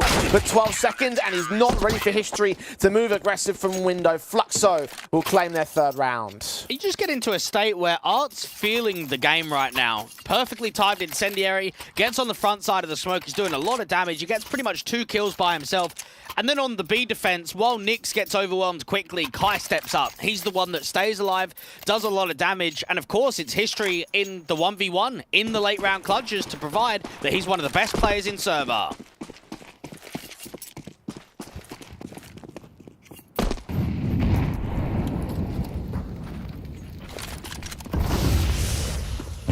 Lato on a half-buy with Legacy, trying to see if they can work some pace against the Fluxo side. They are rushing out towards long, and Lux is caught. The pistols on their face against Pyria. They're going to return the favor very quickly, and this time with only pure pistols. No rifle to speak of until they pick them up off the dead bodies of Fluxo players. History's Orb now trying to lean in and get a trade. He doesn't pull the trigger, and Kai falls to Lux. Oh, it's coming undone for Fluxo now. Nyx can't hold on forever. That is all 5 players alive. 4 rifles, just the 4 rifles recovered for free on Legacy. Oh my goodness, that is what we feared the most. Oh, it's been 7 rounds, and we've seen a pretty much full eco come out from Legacy, and we've also seen a stolen half-buy round from Fluxo. So maybe that's something that we need to be anticipating. Anytime it's a light investment, it's going to be damage. It's going to be close. It's going to be tight. There's not going to be much in it. From Fluxo's point of view, that just stops all momentum, doesn't it? You start getting a few rounds in a row. You feel as if everyone's trading quite well. Impact is coming from multi-fraggers. And then what are you rewarded for going into round 8? Oh, yeah, an AWP for History, but an SMG for Nyx, a pistol for Art, a FAMAS for Pyria. It's not ideal, and this is where Legacy can really capitalize and try and push towards that 6-3 marker. Well, as we say, that's thrown a spanner into the works.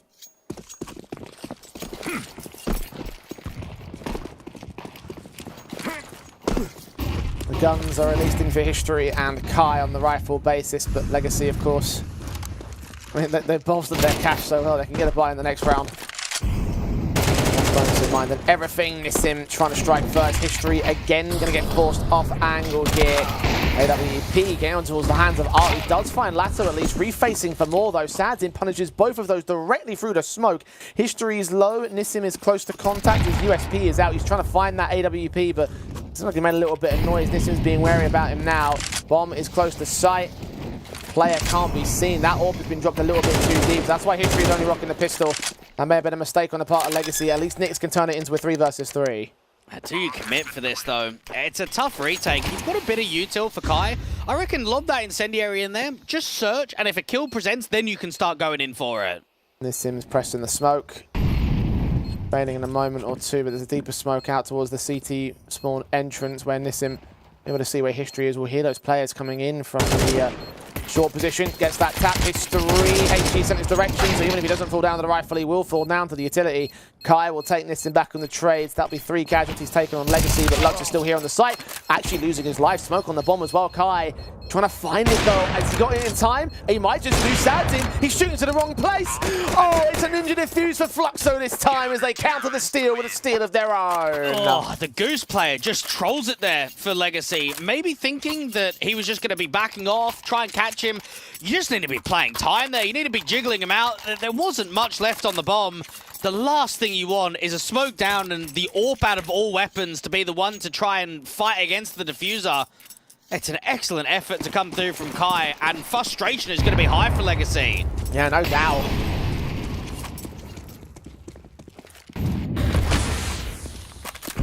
Four apiece. T-side presence out to long once again. Lato.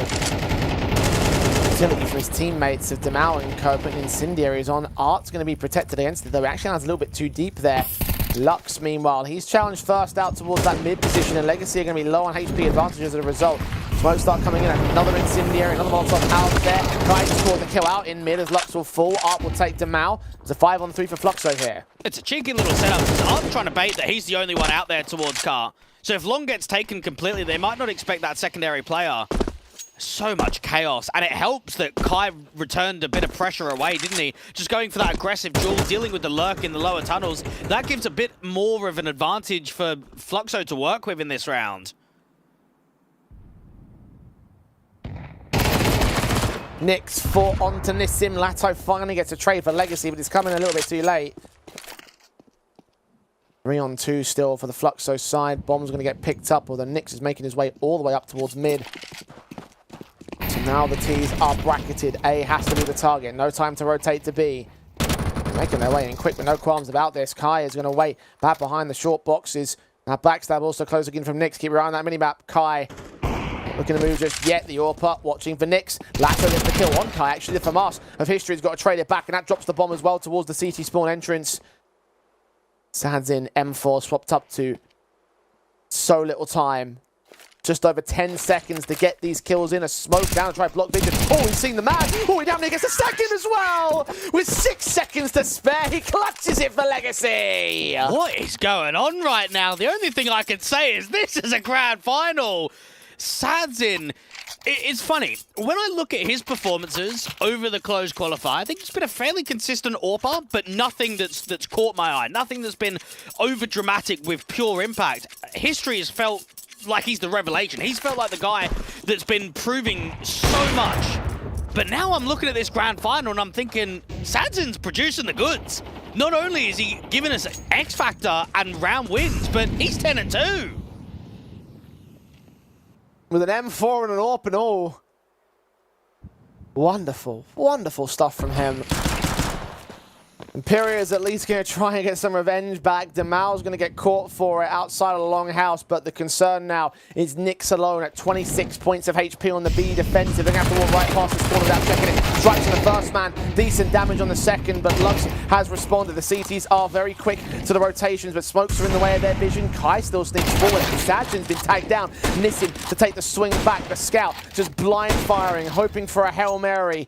None of which is answered by the gods above. 2v2 for the retake. Sadzin to see if he could deliver 2 rounds in a row. Damage down to the USP. History turns up. Sadzin gets some revenge, trying to prove that he's still the superior man in this context. Nissim, however, he's alone in the 1 versus 1. The scout out for history is not good enough. The AK goes one better, and Legacy will have minimums. Legacy now are in such a strong and pivotal position on this T side of Dust 2. They're up 6-4. They've been able to finally break the economy, force an eco. You're guaranteed 7. Might be trying to strive for 8. You know that history is just not going to have the money to invest into a big green come the last round of the half. So start striking when the iron is hot. Man, I'm surprised how many 1vXs and just tight rounds there's been so far in this grand final. A very down-to-the-wire matchup, which is exactly what we came for here. I think the one issue, the one problem that we would have faced here was another blowout from the part of the Fluxo side, but that is not happening. These matches are becoming down to the wire. The Legacy will look to pull ahead right here. As you mentioned before, there's only eco pistols, so Fluxo don't have enough equipment to resist. Legacy winning the half. Oh, Nissim's going for the knife. Just to add the confidence to the board. Don't need it. But no harm in trying, especially when you actually get it.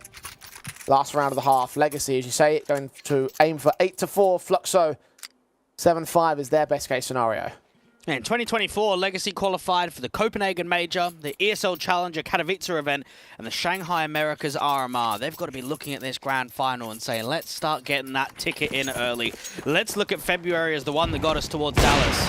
Sadzin spots a couple on the cross. It's 2B and double mid, so very light on the defense towards A from Fluxo. Sadzin struck on history. Got players down in mid as well to fight against Art. They know he's out there inside of that smoke somewhere. Molotovs and HE sent his general direction. Actually extends towards this forward angle. The Molotov, the second one, actually should be able to do so. He sat back ahead of Xbox. Lux has fallen away, seeing where those bullets are flying from Pyria. He'll fall back.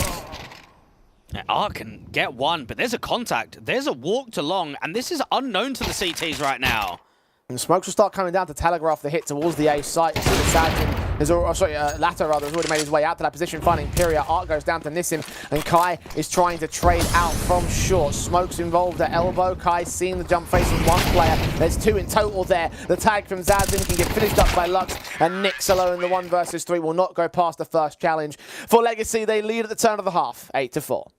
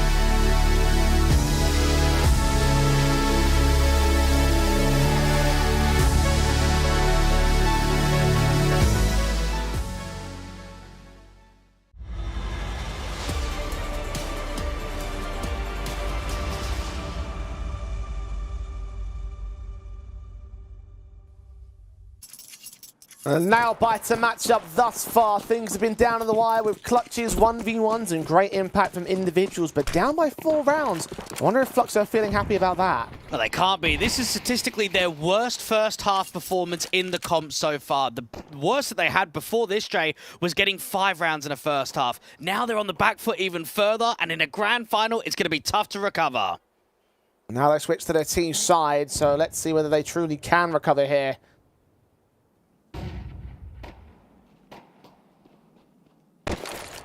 Went 11-13 in the last map of Dust 2 against the Legacy side, so they really weren't that far off against them.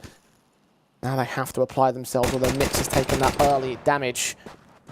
At the 57 points of health. Art trying to make some noise outside of the tunnels. They got some smokes down from Demal to watch some from CT spawn. It's Sadzin up the task instead towards Short, and that's the wrong player to face. Top frag in the server right now. Pyria, his latest victim. Lato will support against Nyx. History can take Demal back, and he'll now extend all the way towards the top of ramp. See the player also long range from long. Seeing now Sadzin taking those fights at the edge of the smoke, but unable to get the kills against 3-on-3 standoff. They've got a little bit of a lurk outside of that short position where Lux will have to challenge. Sadzin getting up on the bomb site. Lux helping Hound, and now Kai's the last one left. Got him 1 kill out of 3. Second headshot on Lato, just as crispy as Sadzin's was. And now he hides on the bomb site. Hearing that player coming in. Lux's Julies stand no chance against Kai's Glock, and Fluxo win the pistol. Now, you mentioned how competitive and close the scorelines were last time in the best of 3 between these two.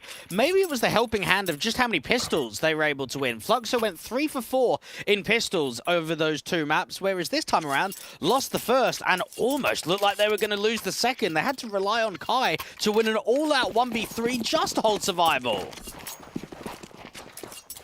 Not the first clutch we've seen in this series, and I don't think it'll be the last. But Kai is pulling ahead for his team, trying to put them on their back like they did in the first map of this competition for themselves. The second map of the competition, excuse me. 3 Galils in for Fluxo. Of course, the 4th faction Legacy will be in full effect because they can do things like this and still make the round work. A fairly long range for an MP9 and just trails the first kill. Demal caught on the timing, trying to get aggressive. Lugs is going to have to keep fighting. Otherwise, he has to try and draw the offensive into Short and towards the A-stack. Flash forward, Art swung upon, blind as a bat, but still finds Lux because Lux didn't fully register him in the open. Bit of an off angle there. Demal now boosted up to the boxes, resmokes in against him. Art just spotted his head, and that's a secondary kill. Now leaving it all on Nissim. A 5-7 only. The Deagle Lato unable to get any lucky bullets. He spams his way forward, and none are connected. No kills found. Fluxo should be able to claim this round now. It really isn't much the Legacy have to work with. From range, Lato get challenged by Nyx, so any little that they did have has been wasted. Have to hold on to the Kevlar in the case of Sadzin. Only a tiny amount to hold into the next round, but they don't have any other choice. That's a real shame for Legacy because the setup was perfect. Lux gets the first kill, he gets flashed into the second, and you'd have to say 9 times out of 10 he's going to win that fight against Art. He is so blinded. That's what you could kind of call an RNG kill, where you're blinded, you're holding down mouse 1, and you're just hoping. You're praying that you get the connection. It ends up coming through. The player's out from spawn. It's a good check from Art. Now Fluxo give themselves a bit of a lucky break.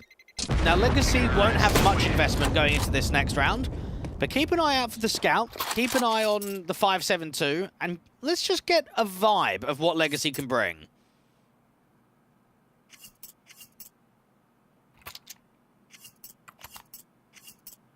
If it were any other team, I wouldn't be too fearful of the eco. This is Legacy we're talking about. Sadzin will take 2 players with him in towards mid. Molotovs will not quite catch him. The jump face did spot 1 player, but are not quite quick enough on those reactions to catch the man. The smoke start coming out. Kai is going to get pushed out of the tunnels here by Nissim. Good efforts from the man, but he's unable to get any kills for it. Utility in the hands of his opponents. Fights from range, just needs to hit a headshot, which he's not going to get. Art gets tagged, and the scout's looking for a bit more. Sadzin getting some assistance from his teammate, just distracting out there from shore. Landed a couple of tags on Art and Nyx, but they've taken damage in return, so it works out pretty evenly. Moving up is the Fluxo side. Demal going in the Hiko corner. Flash forward, Sadzin killed off by Pyria, so there goes the scout. Pistols will face, and Latta will catch off one. Nissim's going to get the other. P250 from Demal, unable to support much more. They've got some rifles to work with now, and those AKs will work against Nyx, who is forced to fall away and hold on to the bomb. Going into the A bomb site. Yes, Latto's laid a trap. How much is he going to find with this? Or the shot from a scout is going to connect on Kai, and Lux just waits and baits, and hears them coming. Art is going to get caught for it, and the steal is almost found. Nyx stays on for a little bit longer, but he's fully blinded, being worn down on health. 12 points to his name. Legacy have stolen another one. I love that position, because if you're Fluxo, pressure's building, chaos is starting to come in, you want to try and get out of mid and accelerate to A as quickly as possible. You want to get out of that meat grinder of all the players in lower tunnels and the potential short pick. You're never going to clear out Car. It's just not going to be a position that you're pre-aiming. Excellent patience and well played from Lux.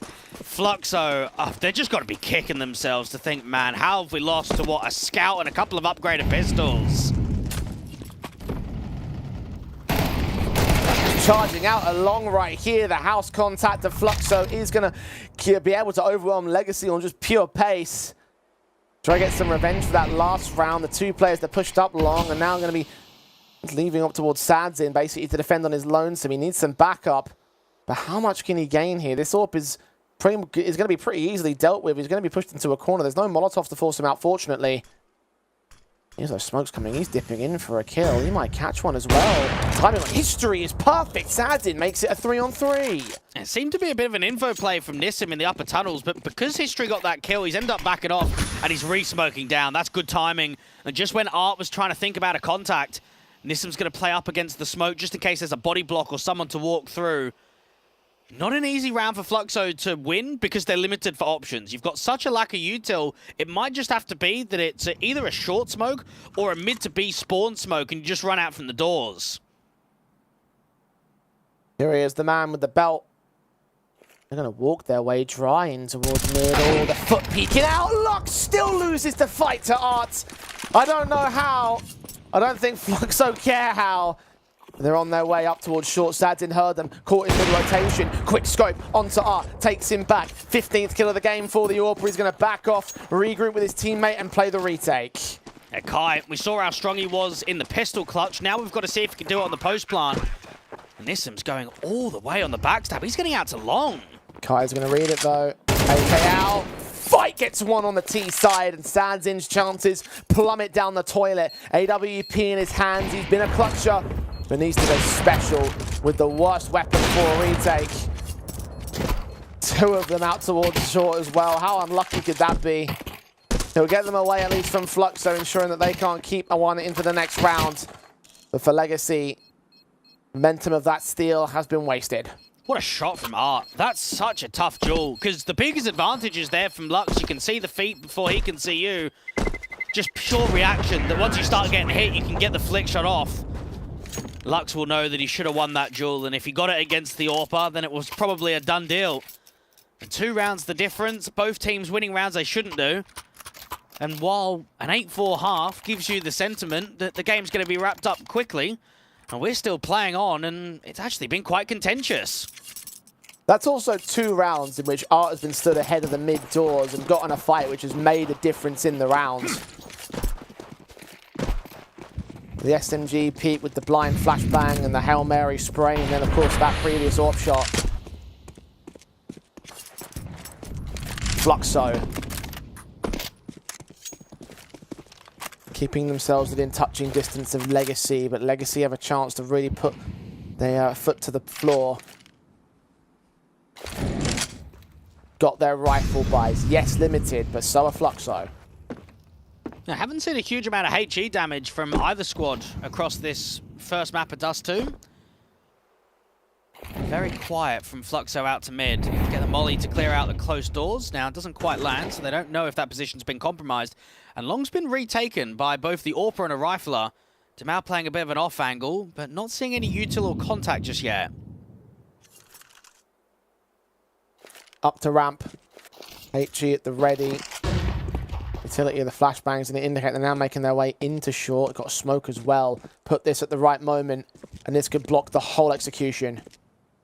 Yeah, all about the timing here for Damao. Watch out for the HE placement too, because this could do a lot of damage. More directive fight. You see the done coming towards Goose. Molotov out. Sees the players. Takes the spray. Struggles so heavily. Kai can trade on the kill. He does get against Furia. Now the Orpa Sadzin has seen ahead, ducking down past the short boxes, supporting his teammate now in the Longhouse challenge. There's mid-fights that can come through from Art. Lato starts making his way back into the bomb site. There's a player on short that can fight back against him. It's Nissim to try and watch out for the man. Art's going to go ahead and join History. Flashes to get them out towards Rab. History finds the fight onto Lux. The kill gets found. Player ahead of Gandalf. Fight from Nyx gets the kill. Lato trading only one of them as History follows up to get him back, and Sadzin is all alone to get exits and run for it. Left in too many clutches to deal with. Fluxo getting up to number 8 now, and they might even hunt Sadzin as well. Not quite able to get up towards long in the case of Nyx. I don't think Sadzin's going to extend out towards spawn, so Fluxo are now within 1. Typically, I would say that throwing a HE towards a short place would have done mass damage in that kind of a round because of the short exec. But the difference that you've got to be considering, Jay, from CSGO to CS2 is that you throw that HE into the short smoke, and then it just allows the Ts to pop really quickly, doesn't it? They use that as an explosion, and they can run through, and they can catch Damao off guard. There's oftentimes moments in certain circumstances where it's better to not throw the HE just because of the advantage that you give the opposition. That's probably what Damao was thinking.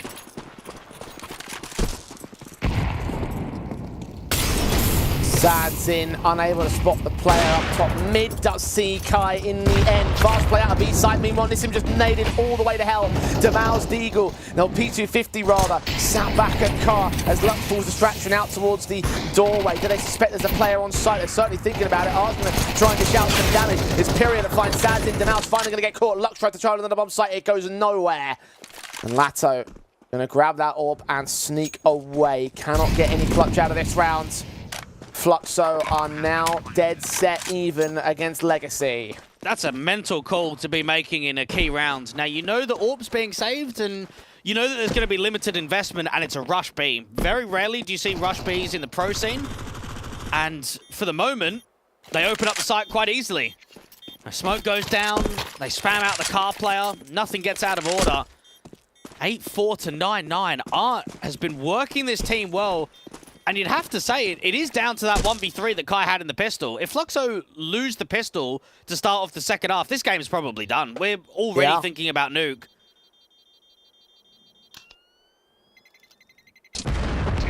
Legacy trying their hand with upgrade pistols again, but this time they're not quite able to find the effect onto Fluxo. At least they keep the AWP in. Things are really starting to go for the T side though. Working their way into this map, slowly but surely. Return the deficit to Legacy and now try to edge it ahead of them. There's rifles out to play with for the CT side. I'm surprised there's been no tactical scored by them. I'd like to see a moment to mentally reset because Fluxo really put boots to arses in this second half. Pyria, the closest player towards the CT line of engagement, but even that's being covered off by smokes. They're going to try and play up to map control. Fluxo have Nyx just putting some pressure out to long, HE towards the blue bin, drawing more util. But it's the short commitment, and it's Sadzin with the AWP. Now, he's been excellent across Dust too. He's been really on the money, but he's been struggling in the second half to make his individual impact warrant round victories. HE from Damao lands wonderfully on Pyria and Kai. Low HP on one of those men that's been so impactful, but Lux gets caught out in mid, burning inside that Molotov. Counter incendiaries and smokes here from the CT side. Damao's going to get caught by that flashbang as a resistant execution from Fluxo, wasting molly of their own. Nissim's going to hear them coming. M4 on the corner, only man to resist on the mid to B play, and the B site in general is backed up now by players in its spawn, and Sadzin's AWP from range, but need to get back to those tunnels now. And Nissim's got nothing to block. He's got no util. The best that he can do is hold an off angle and stall for time on the defense. Damao almost had the timing on History, the smoke flashbang, I should say, coming in. History misses a good shot, and now Nissim hiding behind the car, gets the kill. He's going to stand and fight, and that's what he does with Demal's extra support. Nix gets one trade, Pyria goes falling in turn, and now Nix is on low HP. 15 seconds to get the bomb down on the site. He's isolated a kill, done a ton of damage on Sadzin as well, but 10 seconds, time is up. The HE, that's going to take the frag. No, it misses out by only so much. The plant will be secure. No, it will not. Sadzin charges forward with a USP in hand, and Legacy just barely hold on to the lead. And that's one of those moments where there's hesitation from Fluxo. And Jay, I know you brought it up in the pre-show for Dust 2. We did see a little bit of that in the previous best of 3 on this map in particular, that when things got tough, when they were late round scenarios, there were inconsistencies with committing to a game plan. Right there from Fluxo, it looks like a short commit. They end up backing off, they're going into the mid doors, and then it slows and it goes out to B. Hesitation has caused failure in that round. And it may well cause them to let this map slip out of their grasp again.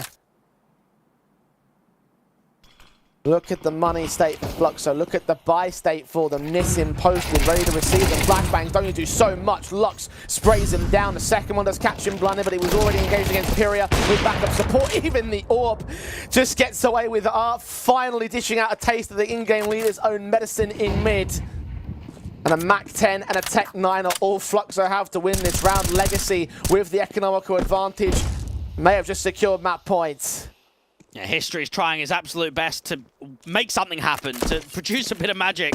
Lux is jump spotting, seen that first, and when the info comes in on 2, and coming in towards Spawn now, Sadzin, easy AWP kill. This round is a pure collapse, and while History has won a single clutch out here on Dust 2, and we've been bigging him up for his overall levels of impact, I'm looking at his numbers, Jay, and I'm saying grand final, 8 and 15. Yeah. Where is he? Now, to be fair, hasn't had the AWP a massive amount because of the way the economy has been. But even so, when you've been as dominant as you have for the last couple of days, I'm expecting more than 8 and 15 going into round 21. I mean, just to contrast that with Sadzin, not only is he beating on the numbers perspective, think about the weapons he's been using. Yes, it's been the AWP, but it's also been the M4 at times. Remember, he got a clutch with an M4 in his hands. So if History can't produce without an AWP, then already that's one front that Legacy are beating them on. Tactical is called in by them. They're only a couple of steps away from taking this map, and Fluxo have forced the buy. They do not want to play for overtime. They are putting all their chips on the table in round 21. It's been 205 days since History last played in a grand final, and perhaps pressure is getting to him. 2 rounds for Legacy to show who's boss, and you expect it's going to be round 21 and round 22.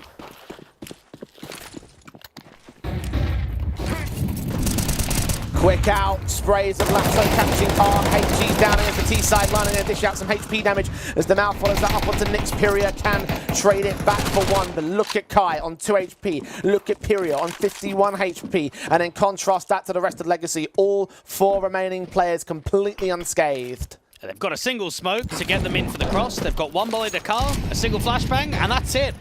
Even if they get the bomb down, they are going to struggle in the post.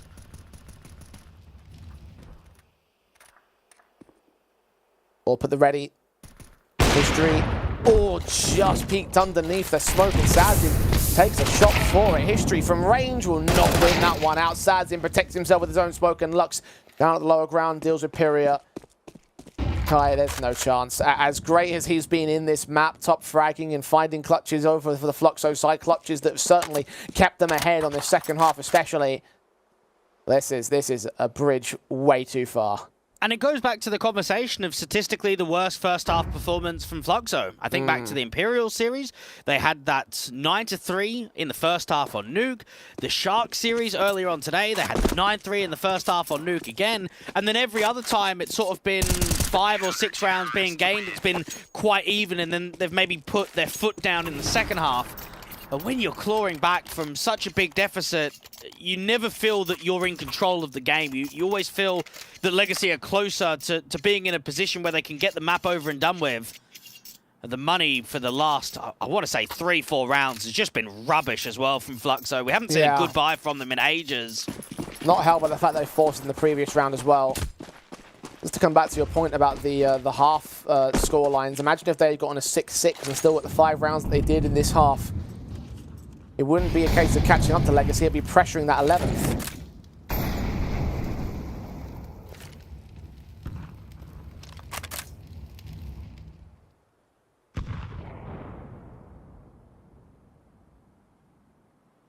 Now they face with 3 rounds in a row to take to get to overtime or go out of the first map in the grand finals.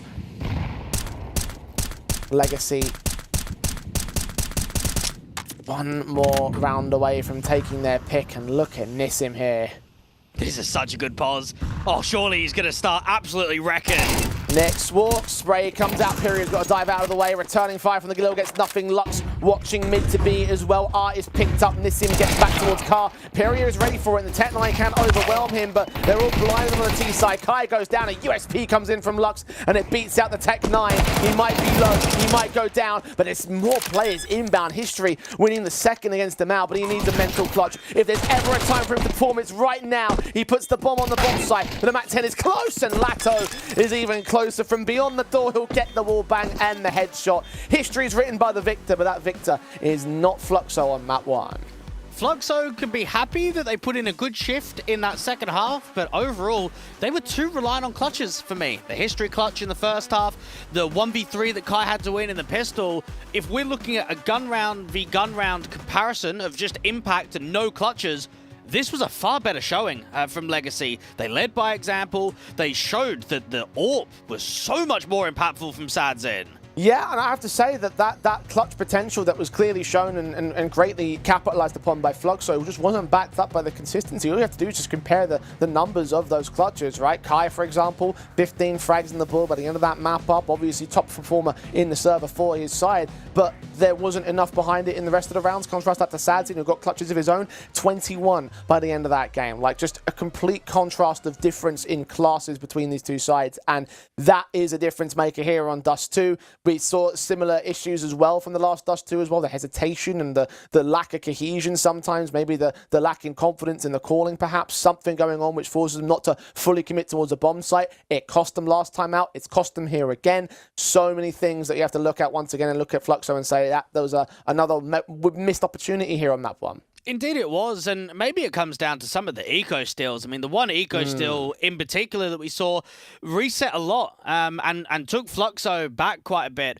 It might be something that transpires out on map 2, and it might even be more than a might. It should be. We're seeing it so frequently in these head-to-heads now, 3 maps in a row, that we are just getting eco steals and low investment rounds doing way too much damage. Yeah, I have to agree, and that's been a consistent between this series and the last series, and unlike the last series, there'll be no difference in how map 1 will go down. Dust 2 again has been picked up by the Legacy side. It is their own map pick, so that does mean that Fluxo go to home territory, but it's Nuke up next, and we saw them win that last time out. Dweg, I'm having a bad feeling we might be seeing history repeat itself for the second time in just 2 days. We'll find out how much it will repeat, however, after this break.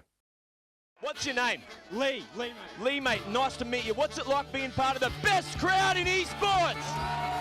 If you're not here, you're not living. Let's go, the boys! Hey! All right, for now, we're going to send it away.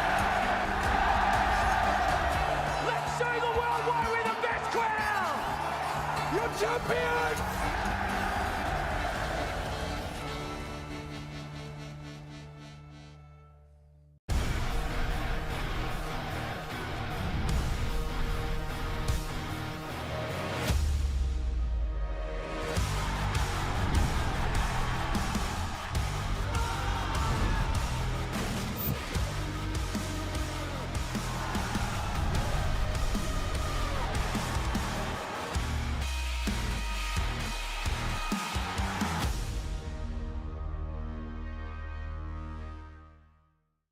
Think you've seen it all? With FaceIt Watch's Point of View Selector, you can experience the game from any pro's perspective. Use the multi-view feature and customize the stream with up to 4 angles. Control what points you see while earning rewards. Drops are activated and lucky winners will receive FaceIt points. And if you ever miss a match, VODs are now available. Get instant access to demos with multiple POVs and commentary.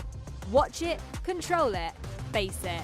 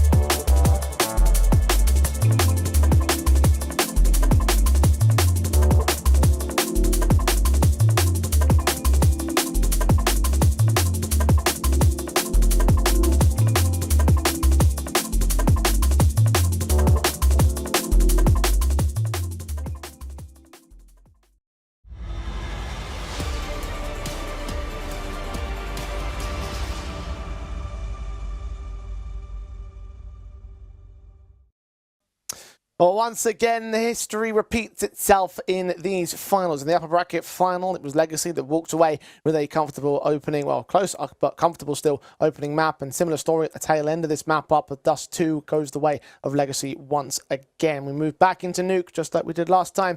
And I have to say that the fact that we've once again repeated criticisms over this Fluxo side indicates to me that it might be repeating results again.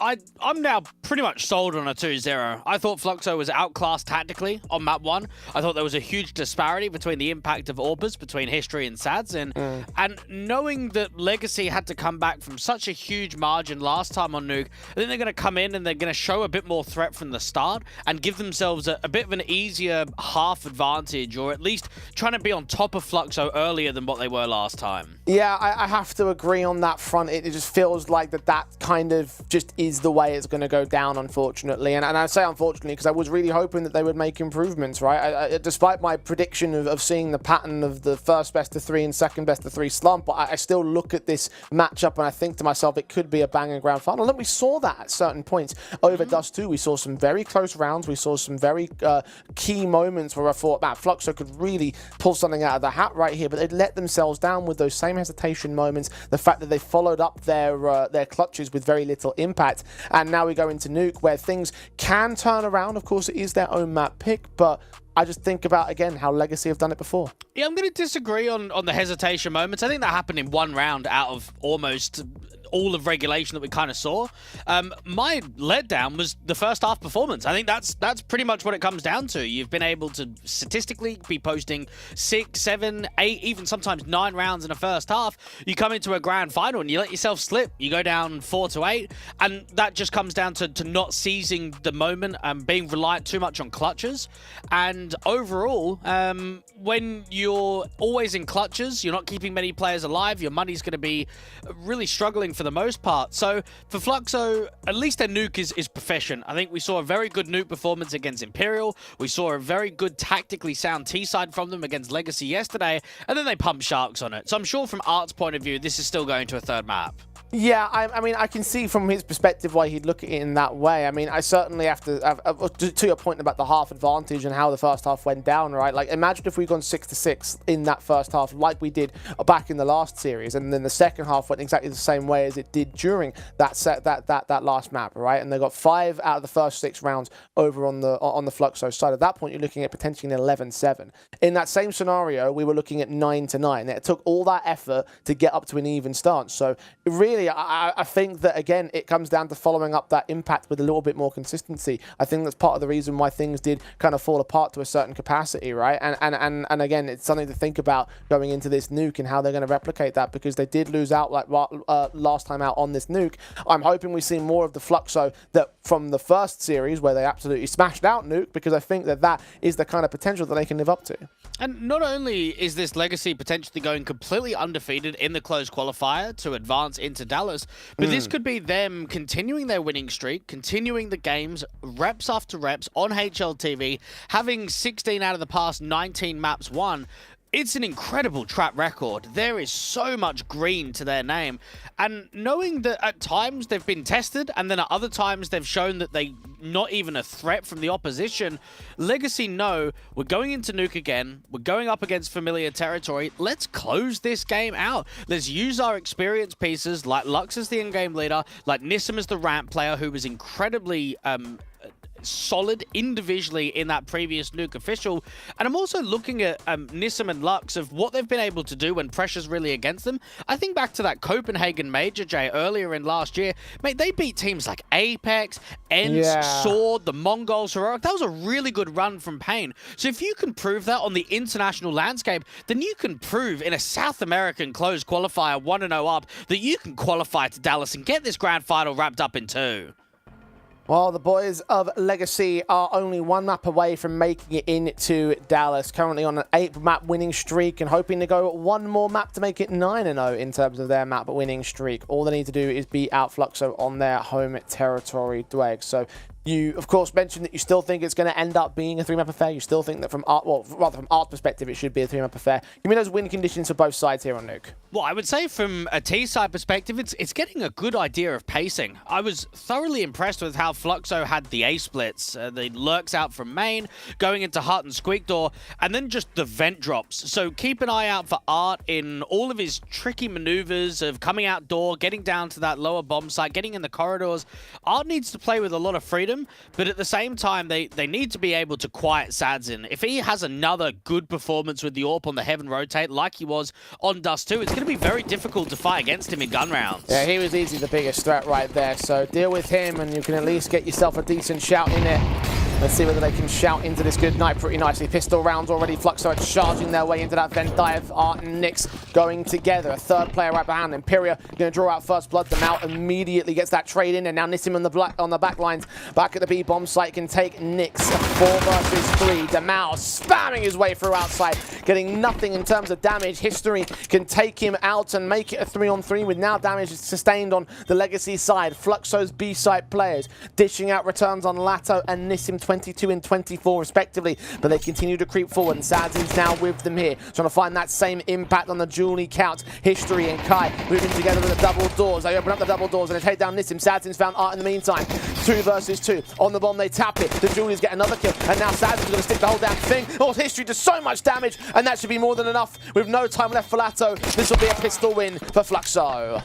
Just the whiff of the pistol bullets up onto the silo made it uncomfortable for the CTs on rotation. It was a good effort for Legacy to get mass players down to that lower bomb site, but the vent drop was just in so quickly. Bomb went down, and then in the post plant, there's not a lot of over-peaking there from Fluxo. Without a kit, it's going to be difficult to stick the whole thing. And when your backs are basically turned towards the double doors, it makes it even easier. History proving once more in the 1vx's, he is the best player on the server.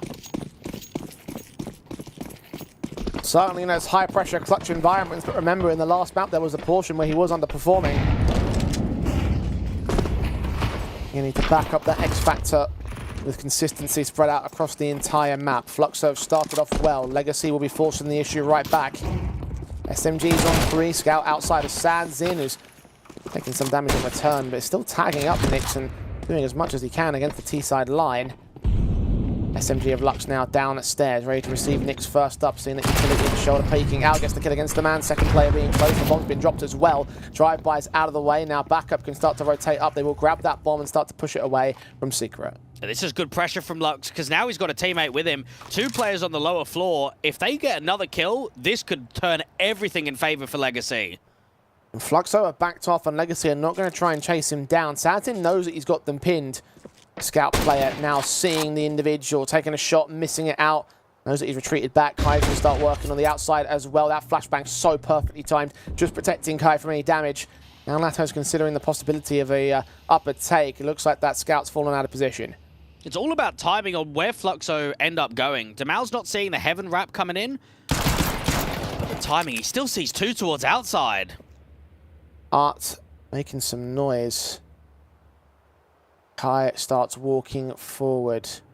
The Mal's made his way away from Hell, but he's got his head in the swivel just in case. 22 seconds. The time has been run really low from Fluxo, and they're going to this upper bomb site, or are they? They're back downstairs in secret as damage starts getting output onto Kai now. Lato engaging History, looking for Pyria, and will just get some damage up against the man. Now Demal hears them coming. Kai can take down Nissim. It's a 3 versus 2. 4 seconds, so they're out of time. The bomb's been dropped, and the round is over. Fluxo will lose yet another steal to Legacy. And it's easier said than done. I can come in here and be really critical about the hesitation, but Fluxo just don't have enough info in that round. They're up against Lux at that lower corridors. They're doing as much of a good job as possible to try and fake that A site. You've got util down to main, you've got players trying to come up from Heaven, and you're hoping that the B bomb site is fairly limited. You're hoping that there's nothing there at all, and instead it's a cheeky MP9 that gets 1.5 kills, and it just throws the round off completely. That one player down at lower has won it for Legacy.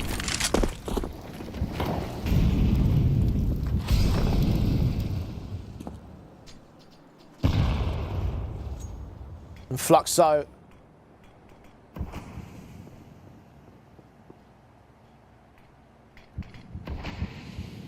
Walk their way on the outside, trying to contest, and it's forced by Lux. Has already caught Pyria. At least Kai trades back into Mal quickly in his secret. Rifles can get picked up for history, but Lato is already downstairs. Lato's hearing a lot of these footsteps. Doesn't know about the timing of Art's drop in the vent, though. Trying to see if he can cut rotations from lobby. Kai does not get into the vent, so Lato's position is unknown for now. Hearing those drop weapons and footsteps being made, they are making no qualms about this. You talk about lack of info for Fluxo, it's all sorts given over towards Legacy, and Lato's going to strike with that. Peeking on history, HG sent roughly towards Kai's position. He's now on 35, gets away with a headshot, so he's still doing all that he can with his limited situation, and Nissim will eventually capitalize upon that limitation. Nyx isolated here at Decon, although they've left the vent, so there's a world in which he can make his way back up here, and I don't think they're aware of his exact positioning. Now they should be, with the footsteps heard, and are having the bomb site control. And Nyx is going to have to fight against the rotation. He might try and see if he can get all the way up to heaven. Didn't, oh, just so Lux there. Smoke's come down against him. Nissim now up in heaven. Peek together, look down, range, see nothing of the T side. Start watching that heaven control as well, because that rapid can start coming in from Nyx's part. Art moving forward. Nyx gets the kill. Lux trades it back to the last man. Needs that headshot, and that's exactly what he gains. The fuse kit and all the retake is successful. And Nyx getting caught in a high-pressure moment. As soon as he knows that Lux is on the other side of the bomb side, he can try and jiggle him, draw the fight in the open. Instead, he just tries to wide swing, straight away, try and see if he can play off of Art. And now for Fluxo, I think you have to buy again. I know it's a bit unorthodox, but bomb plant bonus and 4 gone. I reckon you've got to try and put that pressure up. If you just alleviate this with a light and deco, you let Legacy start running away with it. You start allowing the CTs to get comfortable. I'm in agreement there, but Fluxo are not. Only the half buy. Deagles, Tech 9s, P250s, awkward spray from Lux still comes forward for him, and the HGs come back against those pistol players and really does some damage onto Nyx especially. Might need some support outside, because damage is pretty decent on these pistol players, but Sadzin is getting the kills, and that's the more important stuff for him and Lux. Nyx, just barely covered off by that smoke. I thought he was peeking out for a second. Now he is, as is history, mowed down. The bomb dropped, so no cash bonuses available for Fluxo and no damage output for these pistols. So Kai does get 1 kill out of Lato. M4 to recover, see what more he can gain. Kai is just hoping for an overpeak, and there's a slight one towards the blue box, so it means he can get 1 more in the round. For a light and deco, a couple of kills, it's actually quite good. That would be lovely. Doesn't get it onto Mal though. HP difference too much, and Kai did not have any armor either, so his punch thrown his aim off pretty nicely. Fluxo may have gained the pistol, but they do not gain the conversions. It's complete contrary to what happened in the last nuke outing between these two sides. It was a 3 round to start for Fluxo before Legacy started challenging them. This time, 3 to return with the break round. The tactical's now called in by Fluxo as they try and restabilize control of the situation. They allow them to flourish the economy state to a certain capacity, not by a massive capacity for Legacy. And they themselves on the T side will buy. We've been talking about it over the last couple of days, that Fluxo have only qualified to a single LAN event in last year, that being the REST Regional Champions event in Serbia. Who takes responsibility if this isn't won? Is it Art as the captain? Is it on the players itself? How long are Fluxo going to go of just missing out more chances to sort of have a bit of a taste in that Tier 1 environment? Because that's where Art wants to be. That's where he played for the majority of his last few years in his career. This is the best of 3 to strive ahead, but it feels as if Legacy, right now, outclassing and putting in a good performance. How much this match could change the histories for both sides. You can imagine that Legacy are in a, not exactly the same boat, but in a similar one. The improvements that they've made, the disappointments that they've had as of recent to make up for that here in Dallas. History is dead first here in this round. The AWP Sad's in front of the fire player towards outside. Art making a lot of progress in terms of the map control here. I think he might have made quite an amount of noise towards it, although I say that and the CTs aren't really adjusting. I say that and actually, no, they are boosting up. Timing almost catching them off. Art can take some damage, but he doesn't get the kill. And Legacy have got the idea that with Art making this maneuver that there could have been ace split potential. Sadson gets caught trying to look up at heaven. So it's back to a 4v4. 50 seconds on the clock. Art can start distracting, but it should be an A split. The bomb should commit in from main. Warp up in heaven. Pyria tapping on the drive-by away from the garage. Lux going to execute Art with prejudice. Now Kai's next up to task. 6 kills in the game for him. Top fragger of Fluxo. Being spotted there on his peak up towards heaven. Now going to try and lead his teammates into ramp. Nissim is hidden behind the box. A very different position for a seat-inside defender. Swings out, gets the kill on Kai. Pyria next to task. On that corner, Nissim took no damage in that last fight. It's all time stalling against the bomb carrier, so even if he doesn't get away with this kill, he should have been able to win the round off the basis of presence alone. 10 seconds. I don't think Pyria is going to get to the plumb position in time, especially as Nux pressures Nyx. And that is the round over. We spoke about Lux and just how much impact he brings as a caller. 10-1 on this city side. And he's the outside player that's just everywhere. He's in garage, he's rotating down vents, he's on B. Wherever there's action, he's going to be there with a rifle.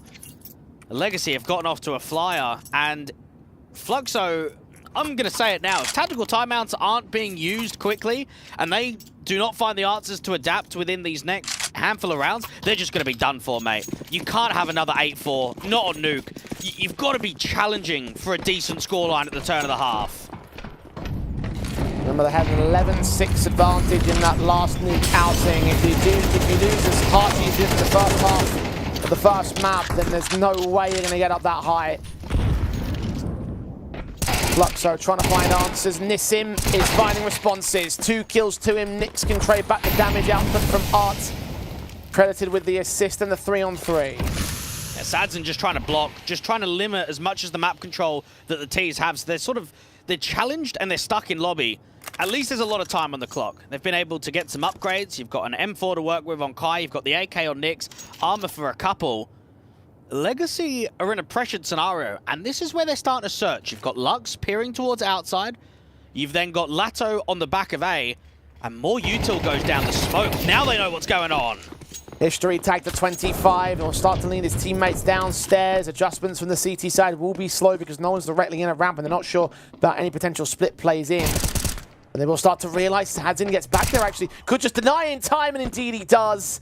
Once again, bomb dropped. Once again, Kai in a clutch. Finds that first kill out of Sadzin. Does have enough breathing room, or just about this time. Players again rotating quickly downstairs. Flashes in the way. Both doorways contested by the Legacy players. Kai trying to isolate a fight or two, but goes down to Lato. And Legacy up to 5. And just when it felt winnable, it then gets taken away quickly. Legacy have shown more composure in the mid to late rounds than what Fluxo have, and it shows that from Sadzin. Now, normally, Jay, I'd like to say, up against a live deco, just respect the 3v3. Give him the bomb side, retake in. He goes, nah, mate, I'm getting in there quickly. I'm not only going to put pressure on, but I'm going to deny that bomb from going down. And it's the style of play that's giving no freedom to Fluxo whatsoever.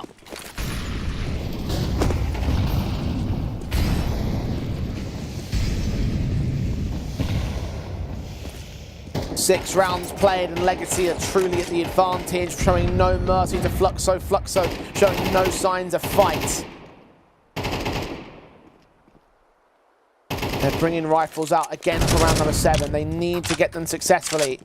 Flux adjusted towards Art. What a kill that is, and the transfer of that spray down to History past the smoke. A great little bit of damage to apply towards the kill as it starts. Lato sets up here in the tunnels. Lato's just clearing in case they went forward of his own smoke. Lux is farming on the outside. He is absolutely frying T's. Give himself a little off angle. Have a quick rotation from Sadzin too. Nissim can also be there quickly from the ramp rotation. Kai's lurking up top. Lux will be there in support. Lato now on the bomb site. More directly for the defensive, but where are they going to come from Fluxo? They're going back down the back corridors and into decon.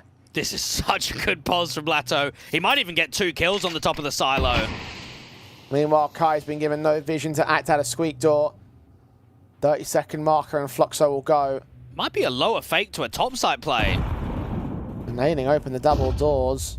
Flash is sent. Nyx gets down towards decon. No, it's still going to be lower sight. Nissim's waiting for them to open the doorway. He's got to consider the possibilities of this window, though. He gets the kill on the first man. They're supported by Lato for the second, and they are mowed down. Legacy finding answers to everything that Fluxo are throwing at them. History and Kai have to save their guns. And this is becoming more of a stomping as this match continues onwards. The signs of life, the signs of fight that we saw in the initial stages of Dust 2 have all but disappeared at this point here on Nuke. I was convinced at the start of this best of 3, Jay, that the veto was going to be very different. I thought that Fluxo were going to be picking into Inferno or Mirage, and I thought that Legacy were going to be picking into perhaps an Inferno or a Dust 2. We've gone in with the exact same veto, and not only are we looking as if we're going to get the same outcome, but it's an outcome that's a lot more outrageous with how much stronger Legacy have looked.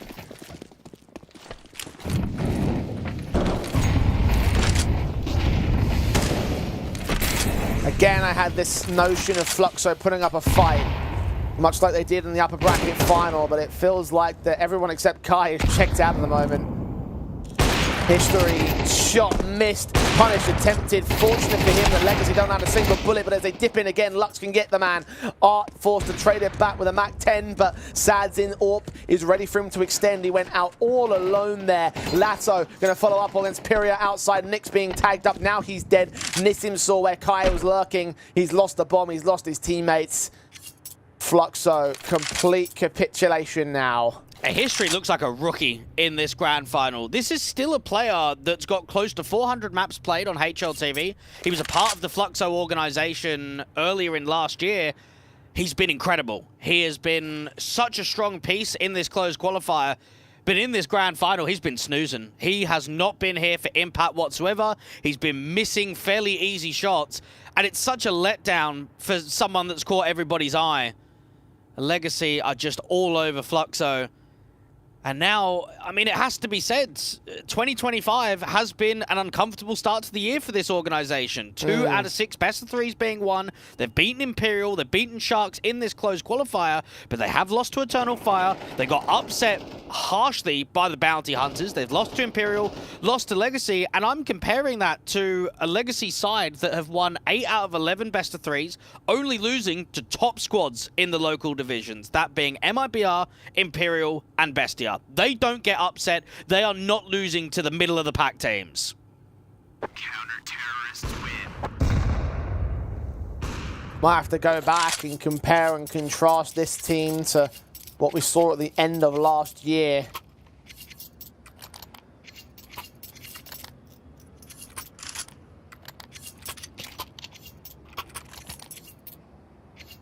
Try and figure out whether or not there's anything major to improve upon, because there was clearly something within those 3 tournament titles that they took. But whatever it was, it is not out on display here today. It certainly was out on display at times against Imperial, against the Sharks, but against Legacy, it seems to be their kryptonite team. Look at Nissim, look at the confidence he's got to push up to this smoke here at Trophy. Needs to open up, take some damage, kill still gets found. Nix can trade it, backup's also there in the AWP. Assassin peeks on the first, gets only the first. Pyria trades it, Lux gets right back in position to drop that bomb. Art's now recovered an M4, Kai's got an AK with him as well. Deep the smoke can try comes forward. Lux will put a counter smoke down against the Molotov, which should still block off that Hell entrance. 3 versus 2 still, and Lato is down on the lower bomb site to receive them. Lato's in an uncomfortable position for Art to clear. Now, him and Kai are going to know rotations have been quick, but how do you clear out this player? How does Art have the intuition to clear? Lato's seen him. Art goes down. Kai, another 1v3. Another clutch for him to win. Knife pulled out, planting over the decon. Actually baits out the double doors player, and here's the 3rd man coming as well. We'll go for that plant more directly, opened up a double doors position. Is Kai going to win a clutch? Is this going to be another clutch for this side? No, his back's turned. Lux is going to pick his moment and play it to perfection. Legacy on 8. And Lux is simply outclassing from an in-game leader point of view and just individually. It's a good effort there from Kai. The problem that I found is when I look at Nuke, not just so much in the Fluxo Legacy series yesterday, but Nuke against all of the teams, against Imperial, against Sharks too, the T side felt so much more concise and quite creative at times. You had some really good timings being exploited. You had really good map awareness, positive strikes on taking space. And then you come to today and no one's striking. no one is generating impact. I can't remember the last time I had an opening man advantage. It's a complete dip in form against this one side. At least history punishes slight over-aggression. I say slight. The Mal just went charging into lobby on his lonesome. The kill found to start things off. Legacy finally down by a man. Fluxo. Look at the face from Lux. He's going to go all the way around the back lines. Just continue the backstab against all of the T-side players. Get all this information, if nothing else. Sadzin's Orb now here to receive. Art's vent dive may come into decent fruition. No, Lux has capitalized upon that backstab. History Imperia are picked up. Art can take down Nissim, and Lato continues upon his leader's position. Sadzin catches Art, not expecting him to go back for the backstab. The veteran unaware. And now the M4 can capitalize on Kai. Look for that second player. Nyx is known and Nyx is low. Up to the upper bomb site he has to go. Try and plant this, but 28 HP for the clutch. He's got a molly. Get that down towards Hut. That should stop Lato. Just forces him forward. Instead, it's India to counteract. He can't sit inside of it. He's got no HP to tank the damage. Forced away by Nissim as well from Heaven, who's pushed away into the rafters, finds his man, finds his kill. 9 on the trot now for Legacy. This is looking like a complete whitewash in the finals. Indeed it is. This is Legacy showing their class, and what excites me the most is how frequently we saw Legacy playing in qualification Tier 1 tournaments involved in the major circuit. They've brought in 2 decorated players in Lux and Nissim, and within, what, a month and a week of them joining, they have just been smashing teams in the closed qualifier. You'd love to be able to go completely undefeated. 6 maps in a row here in the closed qual to make Dallas your #1 target. And Fluxo, your #1 victim. Round 11 sees another force by Art, can take down Lux. Imperia fell in the interim. Lato has fragged back. Art trying to get involved with a double, but Lato finally puts him in place and takes very little damage on the exchange. Now the Rafters players come in with support. History is dealt with, and Nyx at Tech 9 at range. Only do tags into Nissim. Does get that headshot in the end as the man gets caught overly aggressive, but he's done his damage all the same. 24 points of health for Nyx now. Lato keeping eyes, Pika's advantage from the eye looking down. And Nyx has just got no way that he can win this. He's trying to slow the round to bait in a bit of a mistake, to bait in some over-aggression, but Lato in this pause is going to catch him. Another round for Legacy, and while from Fluxo, you can look at it and say, oh, we created a chance, it got close. But all of these half-by hero weapons, you've got to be trying to steal the round, don't you? You've got to be looking at it and saying, we need to post T rounds. We've got to give ourselves some level of overall leverage to go into the second half and say, this is recoverable. This is far gone from that conclusion.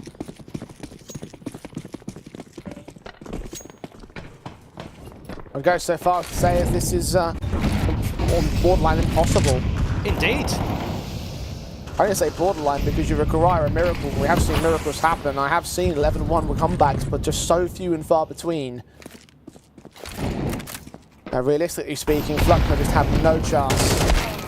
Fight towards outside. Look at the damage that Lux has done. Kill on Art. Nyx in history. Catches 27 to 64. Imperia forced to go all the way forward to get that trade. Displacing all of Fluxo, and Sadzin is ready to receive them on the outer yard. And they just look checked out. Nissim to fight with a teammate, trying to trap the T players. Oh, it's so easy from Sadzin. They're getting wrecked now. They are fully getting wrecked. If it wasn't obvious before, Legacy are toying with their food. And Fluxo are a tasty meal. Only 2 players left in this round, only 2 players left in this half. Legacy got bomb control, dropped deep in a garage. Must have been one of those forward-facing players and all. 45 seconds for Fluxo to make the move. Kai's making a ton of noise as well. Yeah, it's all being heard, and it's going to be a double swing from the CTs out in main. Both footsteps now. The second player also made noise. Smokes to cross, but Heaven is a concern. He's a bigger concern. Crossfire is held in. Kai lines up 2. Lato is also revealed. This is a miracle moment for Fluxo. Can they get a second round out of this? Perhaps not. Kai may go charging into Lato's position. The AK holds up. He hears the footsteps, and he finds the fight. What a wonderful map up. 11-1 at the turn. This is almost over.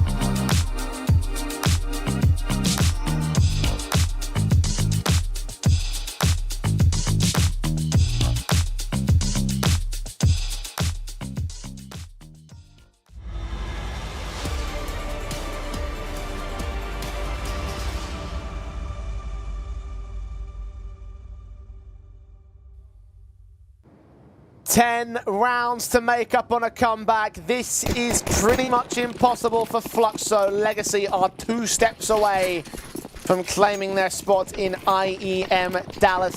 Fluxo need to put up a defensive first and foremost here in the pistol.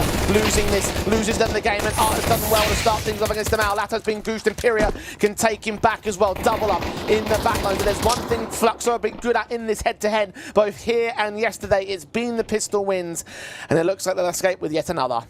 Decent work. Legacy try and go in for the quick door play and just get shut out of the equation quickly. Art gets a single kill, just trying to retreat from main, and then Imperia down on the floor directly, just starts farming in for kills. Sadzin gets caught too, and it's a confident pistol to start things off. Legacy might still force buy here though. They might look at things and say, doesn't matter, didn't get impact, didn't get the plant, we can still buy Art.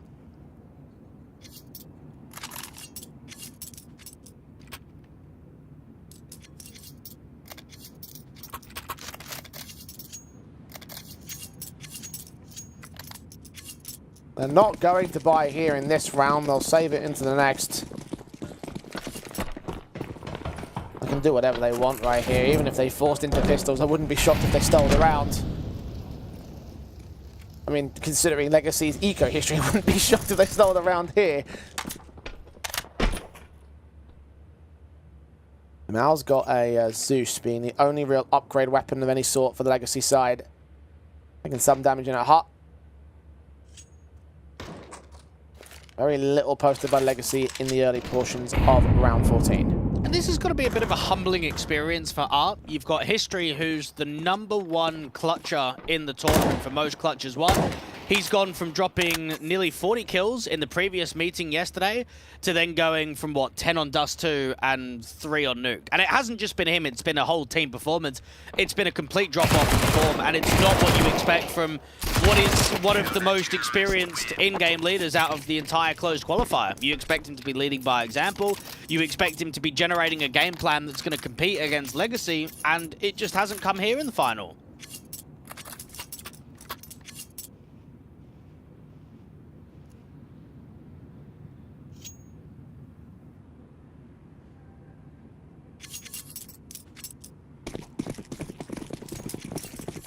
Reflecting in how confident Legacy have looked, how not so confident Fluxo have looked.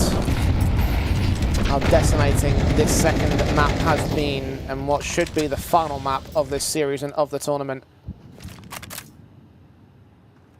Legacy up on the rifles now. Fluxo still need nothing short of perfection. This CT side needs to go unbelievably swimmingly. But they've got just a single lurk on the T side with the Diags, just leaving Demal to see what he can find, be a bit of a stroll. Nissim seeing nothing towards the back of Orange and nothing on the railings out to ramp. Fluxo holding on to as much util as they can, still got double mollies and double smokes for blocks in the late round. Gets very silent, which only tells you that it's probably going to be a ramp take or perhaps a top site lean. Demal still has not taken a contact outside on the top of Silo.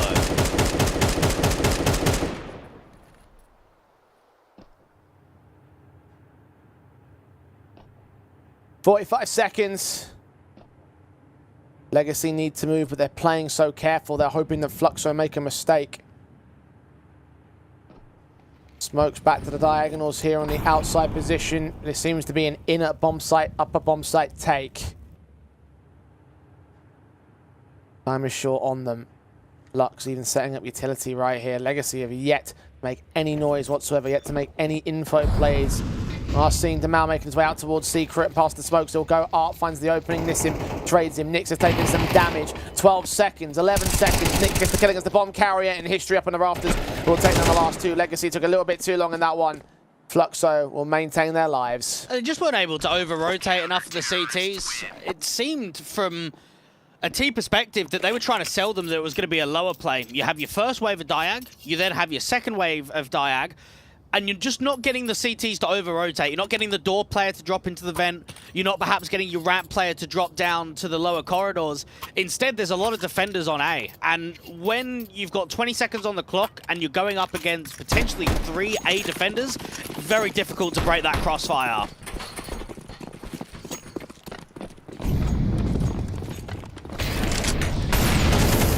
Jamal straight in with a shot on Art. Legacy taking that one rifle straight into an aggressive fight, a rush down in towards the upper bomb site, but they are going to get mowed through in the end. Sadzin does recover that AK for a decent pick, and down into the vents, him and Lux are going to go. Lux gets the bomb down, in fact, so cash bonus at the minimum. But HP damage done on 2 players quite significantly for Luxo. Are Legacy going to get any more out of this? This is very workable. If they can fight against the secret player first, that's 2 players coming in from ramps. They're separated against the third. Hyria slowly creeping. Sadzin's not going to be seen. Lux is going to escape back. Known about towards Ob. Sadzin now in at Decon. Lux has caught Kai. It's a 2v2. He's turned back towards Hyria as well. Expecting him to come in real quick. He's got the kill. History on the defuse. The HG's come forward and they get the kill in the end. It wasn't the rifle. It was the pistols again for Legacy. One more eco steal for the road. It's just an insult to injury, isn't it? That round doesn't have a lot going for it, and then all of a sudden, a 2v3 post-plant starts becoming winnable, and everyone just collapses. Fluxo just completely out of breathing room now. A perfect gun round, 12-4. This is closing time. This is Legacy coming for the Dallas spots.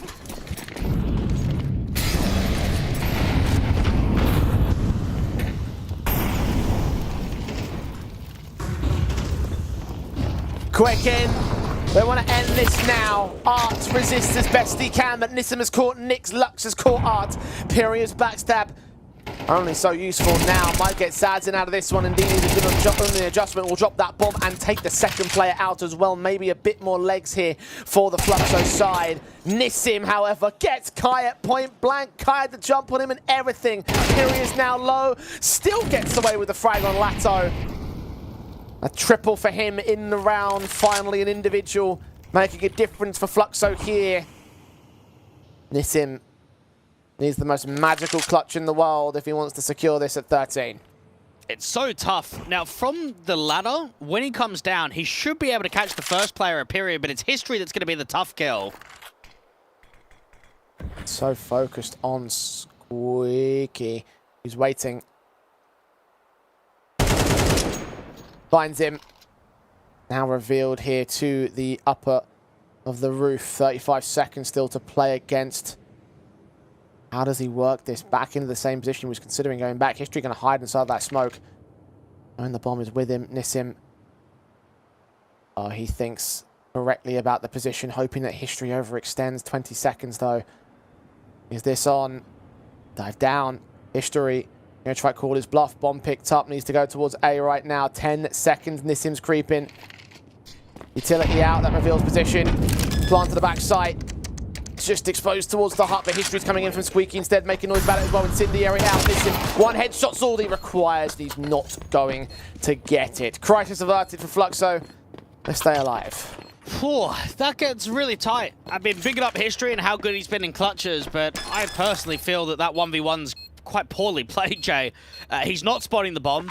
He's not jiggling on the entrance down from ladder and into hut. He's given full respect to the opposition to be able to get the bomb down. For Nissim to actually make that round workable, that should not have been the case. It's survival for now, but it's another gun round. And I look at everything, and I just think that even one kill is just going to crumble this from Fluxo.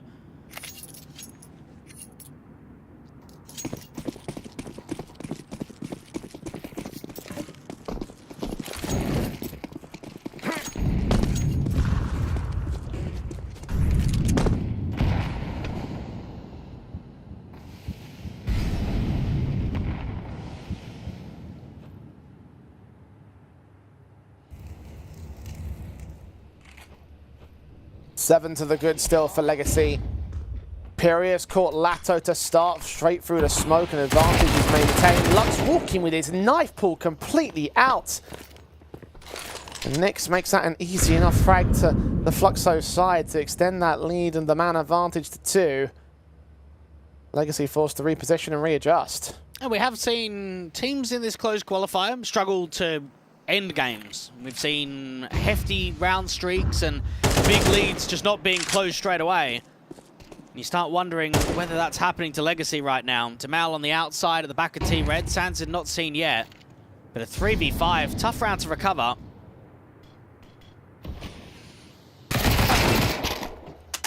Nyx finding Nissim next, so seems like the round will not be recovered at all for the Legacy side. I guess a little bit of a return onto the Fluxo camp, because you talk about teams not quite able to close out map-ups. Well, think about the last nuke that these two teams played. 11-6 up for Fluxo, couldn't close it. Ended up 11-13 for Legacy's favour.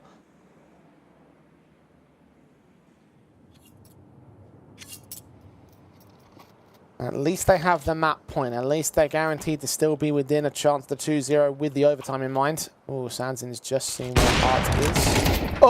Okay, that's awkward. That's very awkward indeed. 3 seconds. He might even die down after time. Art's going to hide around the corners. I'm sure that might end up being the case. Oh, that's not great at all for Legacy. Well, I don't know. That shot was on. I don't mean not great as in that wasn't, you know, poorly played. I mean that, yeah, that shot looked on to me as well. Yeah, can you say CS:GO'd? I don't know if that works anymore. CS2'd. Yeah, it doesn't sound right though, does it? It doesn't have the same ring to it. Yeah, should downgrade a version just to make that saying right. I think so. Yeah. Well, that whole round from Legacy is going to call an attack, and honestly, they have so many rounds to work with. There's so many chances to close this out. Just make sure that the comms are clear and no one's getting tilted. I don't think you have to worry too much about the tactical edge of the defaults and exactly where you're going to maximize potential. You just need to be doing the basics right, because you've only got one round to close out this grand final.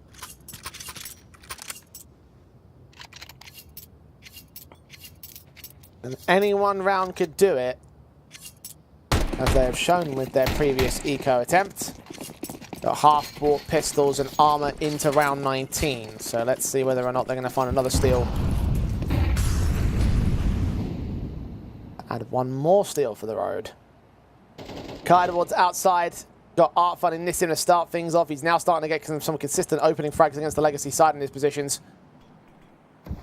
Lurker inside a lobby. 4 players went outer for Legacy. It seemed as if they wanted to get a contact.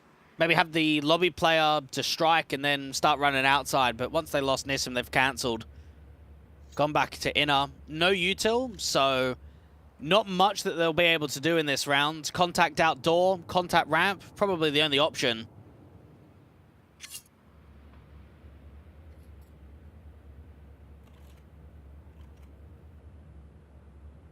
A minute on the clock. Art has just seen Sanzin. Tagged him up. Nyx in the rafters takes 2. Triple. Quadra. Dead. Legacy. The gap has closed to 5. But they can buy once again. Still on series point. Still on qualifier point. But Fluxo have been given a window, doorway back into the match. And one of the struggles that Fluxo had in their first half for Nuke was bomb plants. Other than winning the first round, they got, what, 2 bomb plants? I think that was it. And you start thinking here for Legacy, well, if plants aren't coming, you're going to go into that buy eco territory where you're just not getting consistent gun rounds up. Economical situation that Fluxo can capitalise on. Damao towards outside has lost his life to Kai. Getting very proactive here in the openings. Art's been punished indoors, meanwhile, crossing back past the squeaky corridor. Nissim makes it a 4v4. And finally, Art gets dealt with. Outside, Damao gets a bit stressed and perhaps doesn't need to overswing.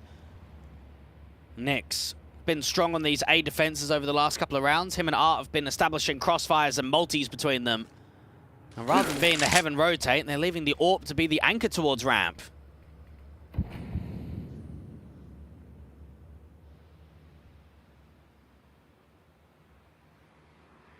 $60 seconds left. Lux is probably just going to do either top hut molly or default molly and double flash, commit for the A exec. Legacy once again slowing things down to a silent crawl. A site about to be taken. Counter-octed by a smoke from Fluxo. Couldn't be timed more perfectly there. 3 players in the squeaky corridor. And Nyx has got an incendiary, and this will either delay or cancel the top site play. Once this incendiary goes down, the T's might try and cancel and go in towards ramp instead. Such a tiny amount of time to do it, though. Legacy going to make their move. And the Molotovs Flashes over. Pyria unaffected by it until the second one comes forward. Nissim can get that trade back against Sadzin's casualty, but Nissim and Lato will fall to Kai in history. And this round will fall apart all the same. Legacy. This is starting to get concerning now. 4 more rounds for Fluxo to catch up to. Counter-terrorists win. They are yet to close a single round on this T side. It's been tough, but I still think you've got the leverage of the rounds. You've still got plenty of breathing room to continue. Now, the economy is getting slightly awkward. You had a player of the AWPer of Sadzin die after time previously. You've now had Lux save.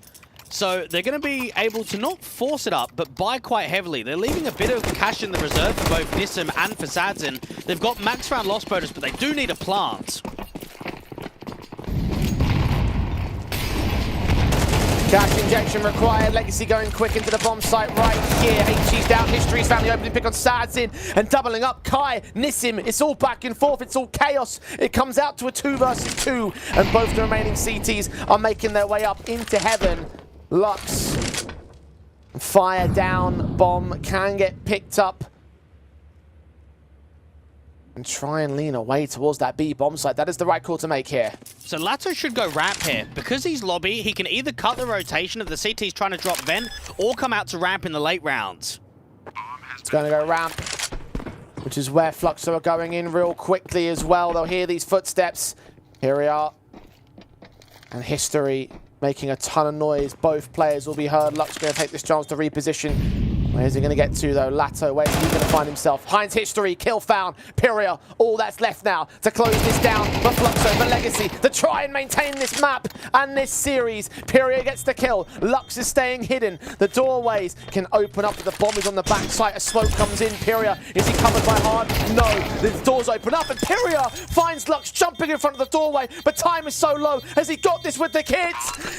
Yes, he has, just in the nick of time. Somehow, Fluxo maintain control. Oh, man, that is a choke. Right there from Lux. He's tried not to really play. He's tried to open up, spam, and move and close those doors immediately, but still gets caught off in the process. I feel that Galil of Lato, though, should just not be committing to the fight. He needs to be slow playing it. They know that there's not that much time left on the bomb. No way that Fluxo should have been able to win that 1v2. And still he did. Legacy at least got their weapons back, and Lux has swung right into Pyria. He's had enough. 23 kills deep in this game. And now Molotov's burning Nyx away. There's HP low across Legacy. Another kill's coming for Lux and Nissim's core history. Finally, it looks like they're going to break this. Nissim out into the upper bomb site. Nyx down lower in at B. M4 inside of a smoke has let Legacy players cross past him. He's stuck in the vents, though. He can only do so much from this position. The bomb should go down as Nissim takes Nyx. Finally, it looks like the nightmare is over. It looks like the choke will not come fully to fruition for Legacy. As Fluxo have run out of steam, the comeback indeed was fake. It went far, but not quite far enough. For Kai, as clutch heavy as he's been, as stellar as he was throughout the series, this once again is a bridge too far. 13-9, 2-0, as Legacy will make their way to IEM Dallas. And they deserve the qualification. Yeah, you might say, oh, I wish that they closed out a bit early. I wish that they kept that level of form and showed pure dominance. It is still a completely undefeated closed qualifier run. This has been bodying teams at times, showing that they've got no real challenge against them. When Imperial was in this bracket, I think it's quite surprising from an outsider point of view looking in to see that it's Legacy that come out on top, but it tells you the roster changes. They've made the right decision, haven't they? They've got rid of Nekez, they've got rid of Barton, they've brought in the 2 Pain players, and what a difference it's been to already so early into the year. Yeah, I have to agree. I mean, look, these guys were doing, have just been doing great things over the course of the week so far, and I mean, it's just so contrasting to where they were before. You know that they'll be disappointed with how the NIRMR went down for Shanghai. You'll know that they weren't too great about losing out in Katowice during the ESL Challenger event at the end of last year with the same, right? They've had these international opportunities, and they want to go deeper in these ones. And the fact that they've looked as good as they have been in their regional division, in their regional qualifier, it just indicates that's a positive thing, right? You talk about the tier 2 space and the teams that dominate within that tier 2 space, they get the opportunity, they should deserve an opportunity to make it up to tier 1. And here, they've earned the opportunity from Legacy. I can't think of any major critiques, minus that choke towards the end of that last series. Like, that probably might be something to not get complacent about, but end of the day, they got the win. They're going to Dallas. Indeed, and this is now Legacy in 2025 having 9 best-of-3 wins out of a total of 12. This is them now having 16 maps won out of the past 19. The form's hot, and it's the right time to be peaking. Yeah, it might be a lot of local teams, and it might be a difficult time going into Dallas, but get LAN experience under the belt, allow Legacy to continue the legacy of being able to qualify to Tier 1 tournaments. They proved that they could do it last year. You've come into February, and you've already done it straight away in 2025. Indeed, going to IEM Dallas over the Fluxo side, who fought valiantly over the course of this week. I mean, look, they look good in their Imperial and Sharks matches, but Legacy just seemed to be their kryptonite. And I'll go back to the conversation about them, right, because we're talking about how they ended last year on a pretty positive note. It kind of feels like it's two very opposite directions here with these two teams. End of last year wasn't so great for Legacy. Start of this one now coming in against Dallas is obviously a positive. Fluxo, they ended last year on so many highs in the South American scene, and then they've come into this year and they just sort of misstepped. So how does that now play in with this victory, with this loss rather? How does that play into their position right now in CS in general? I think it shows you that while the results may be decent locally, they're still not good enough to qualify to international LANs. You might sit there and say, oh, they've won local LANs, they've won plenty of CCTs, but where's the Blast qualification? Where's the IEM qualification? Where's the RMR qualification? We're just not seeing it. And maybe it goes back onto Art. I mean, tactically, I don't think he was ready for this final at all. I think his team got completely chewed in. So it's tough. I know that he's not working with the same pieces that he once was before on Furia, but how long do you give this project? Do you give it another 6 months and give Art over a year? And he's still only got one international LAN to his name? I think qualifications need to happen if Art wants to show that he can call at this level and bring this team up towards the top of the South American scene. Well, realistically, the only people that can answer that is Fluxo themselves. So all they have to do is just press on as far as they can. I know they're going to be playing, of course, in ECL, and they're playing in CCT, as you would expect. So maybe there's some points to make up in those competitions. Maybe there's an opportunity to go towards Pro League at the end of this ECL season. There's opportunities elsewhere, I think, that they're going to have to try and work on improving upon, because there was a key opportunity here today and over the course of the last couple of days that they have just missed out on. But that's how the cookie crumbles. Sometimes there can only be one victor in the qualifier, and only one team will make it through. And that, in this case, will be Imperial. And with that, we've almost found all of our teams qualifying for IEM Dallas. The North American qualifier is about to conclude over on the A stream. So make sure you're tuning on to that right now, because that match is about to start. For us here on Channel B and for the South American Closed Qualifier, I want to thank you so much for watching. It has been a blast overall, and I'm sure that we'll see you back here in the very near future. Make sure you're heading over to that main stream. But from us here, it's good night and goodbye.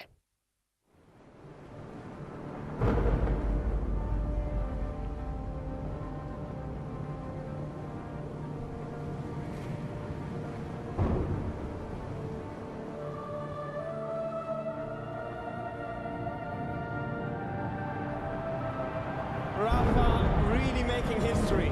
Absolutely phenomenal. And Ace is the champion of the Intel Extreme Masters World Finals. Storm's still not quite done. MC is going to take this fight, though. 3 seconds left.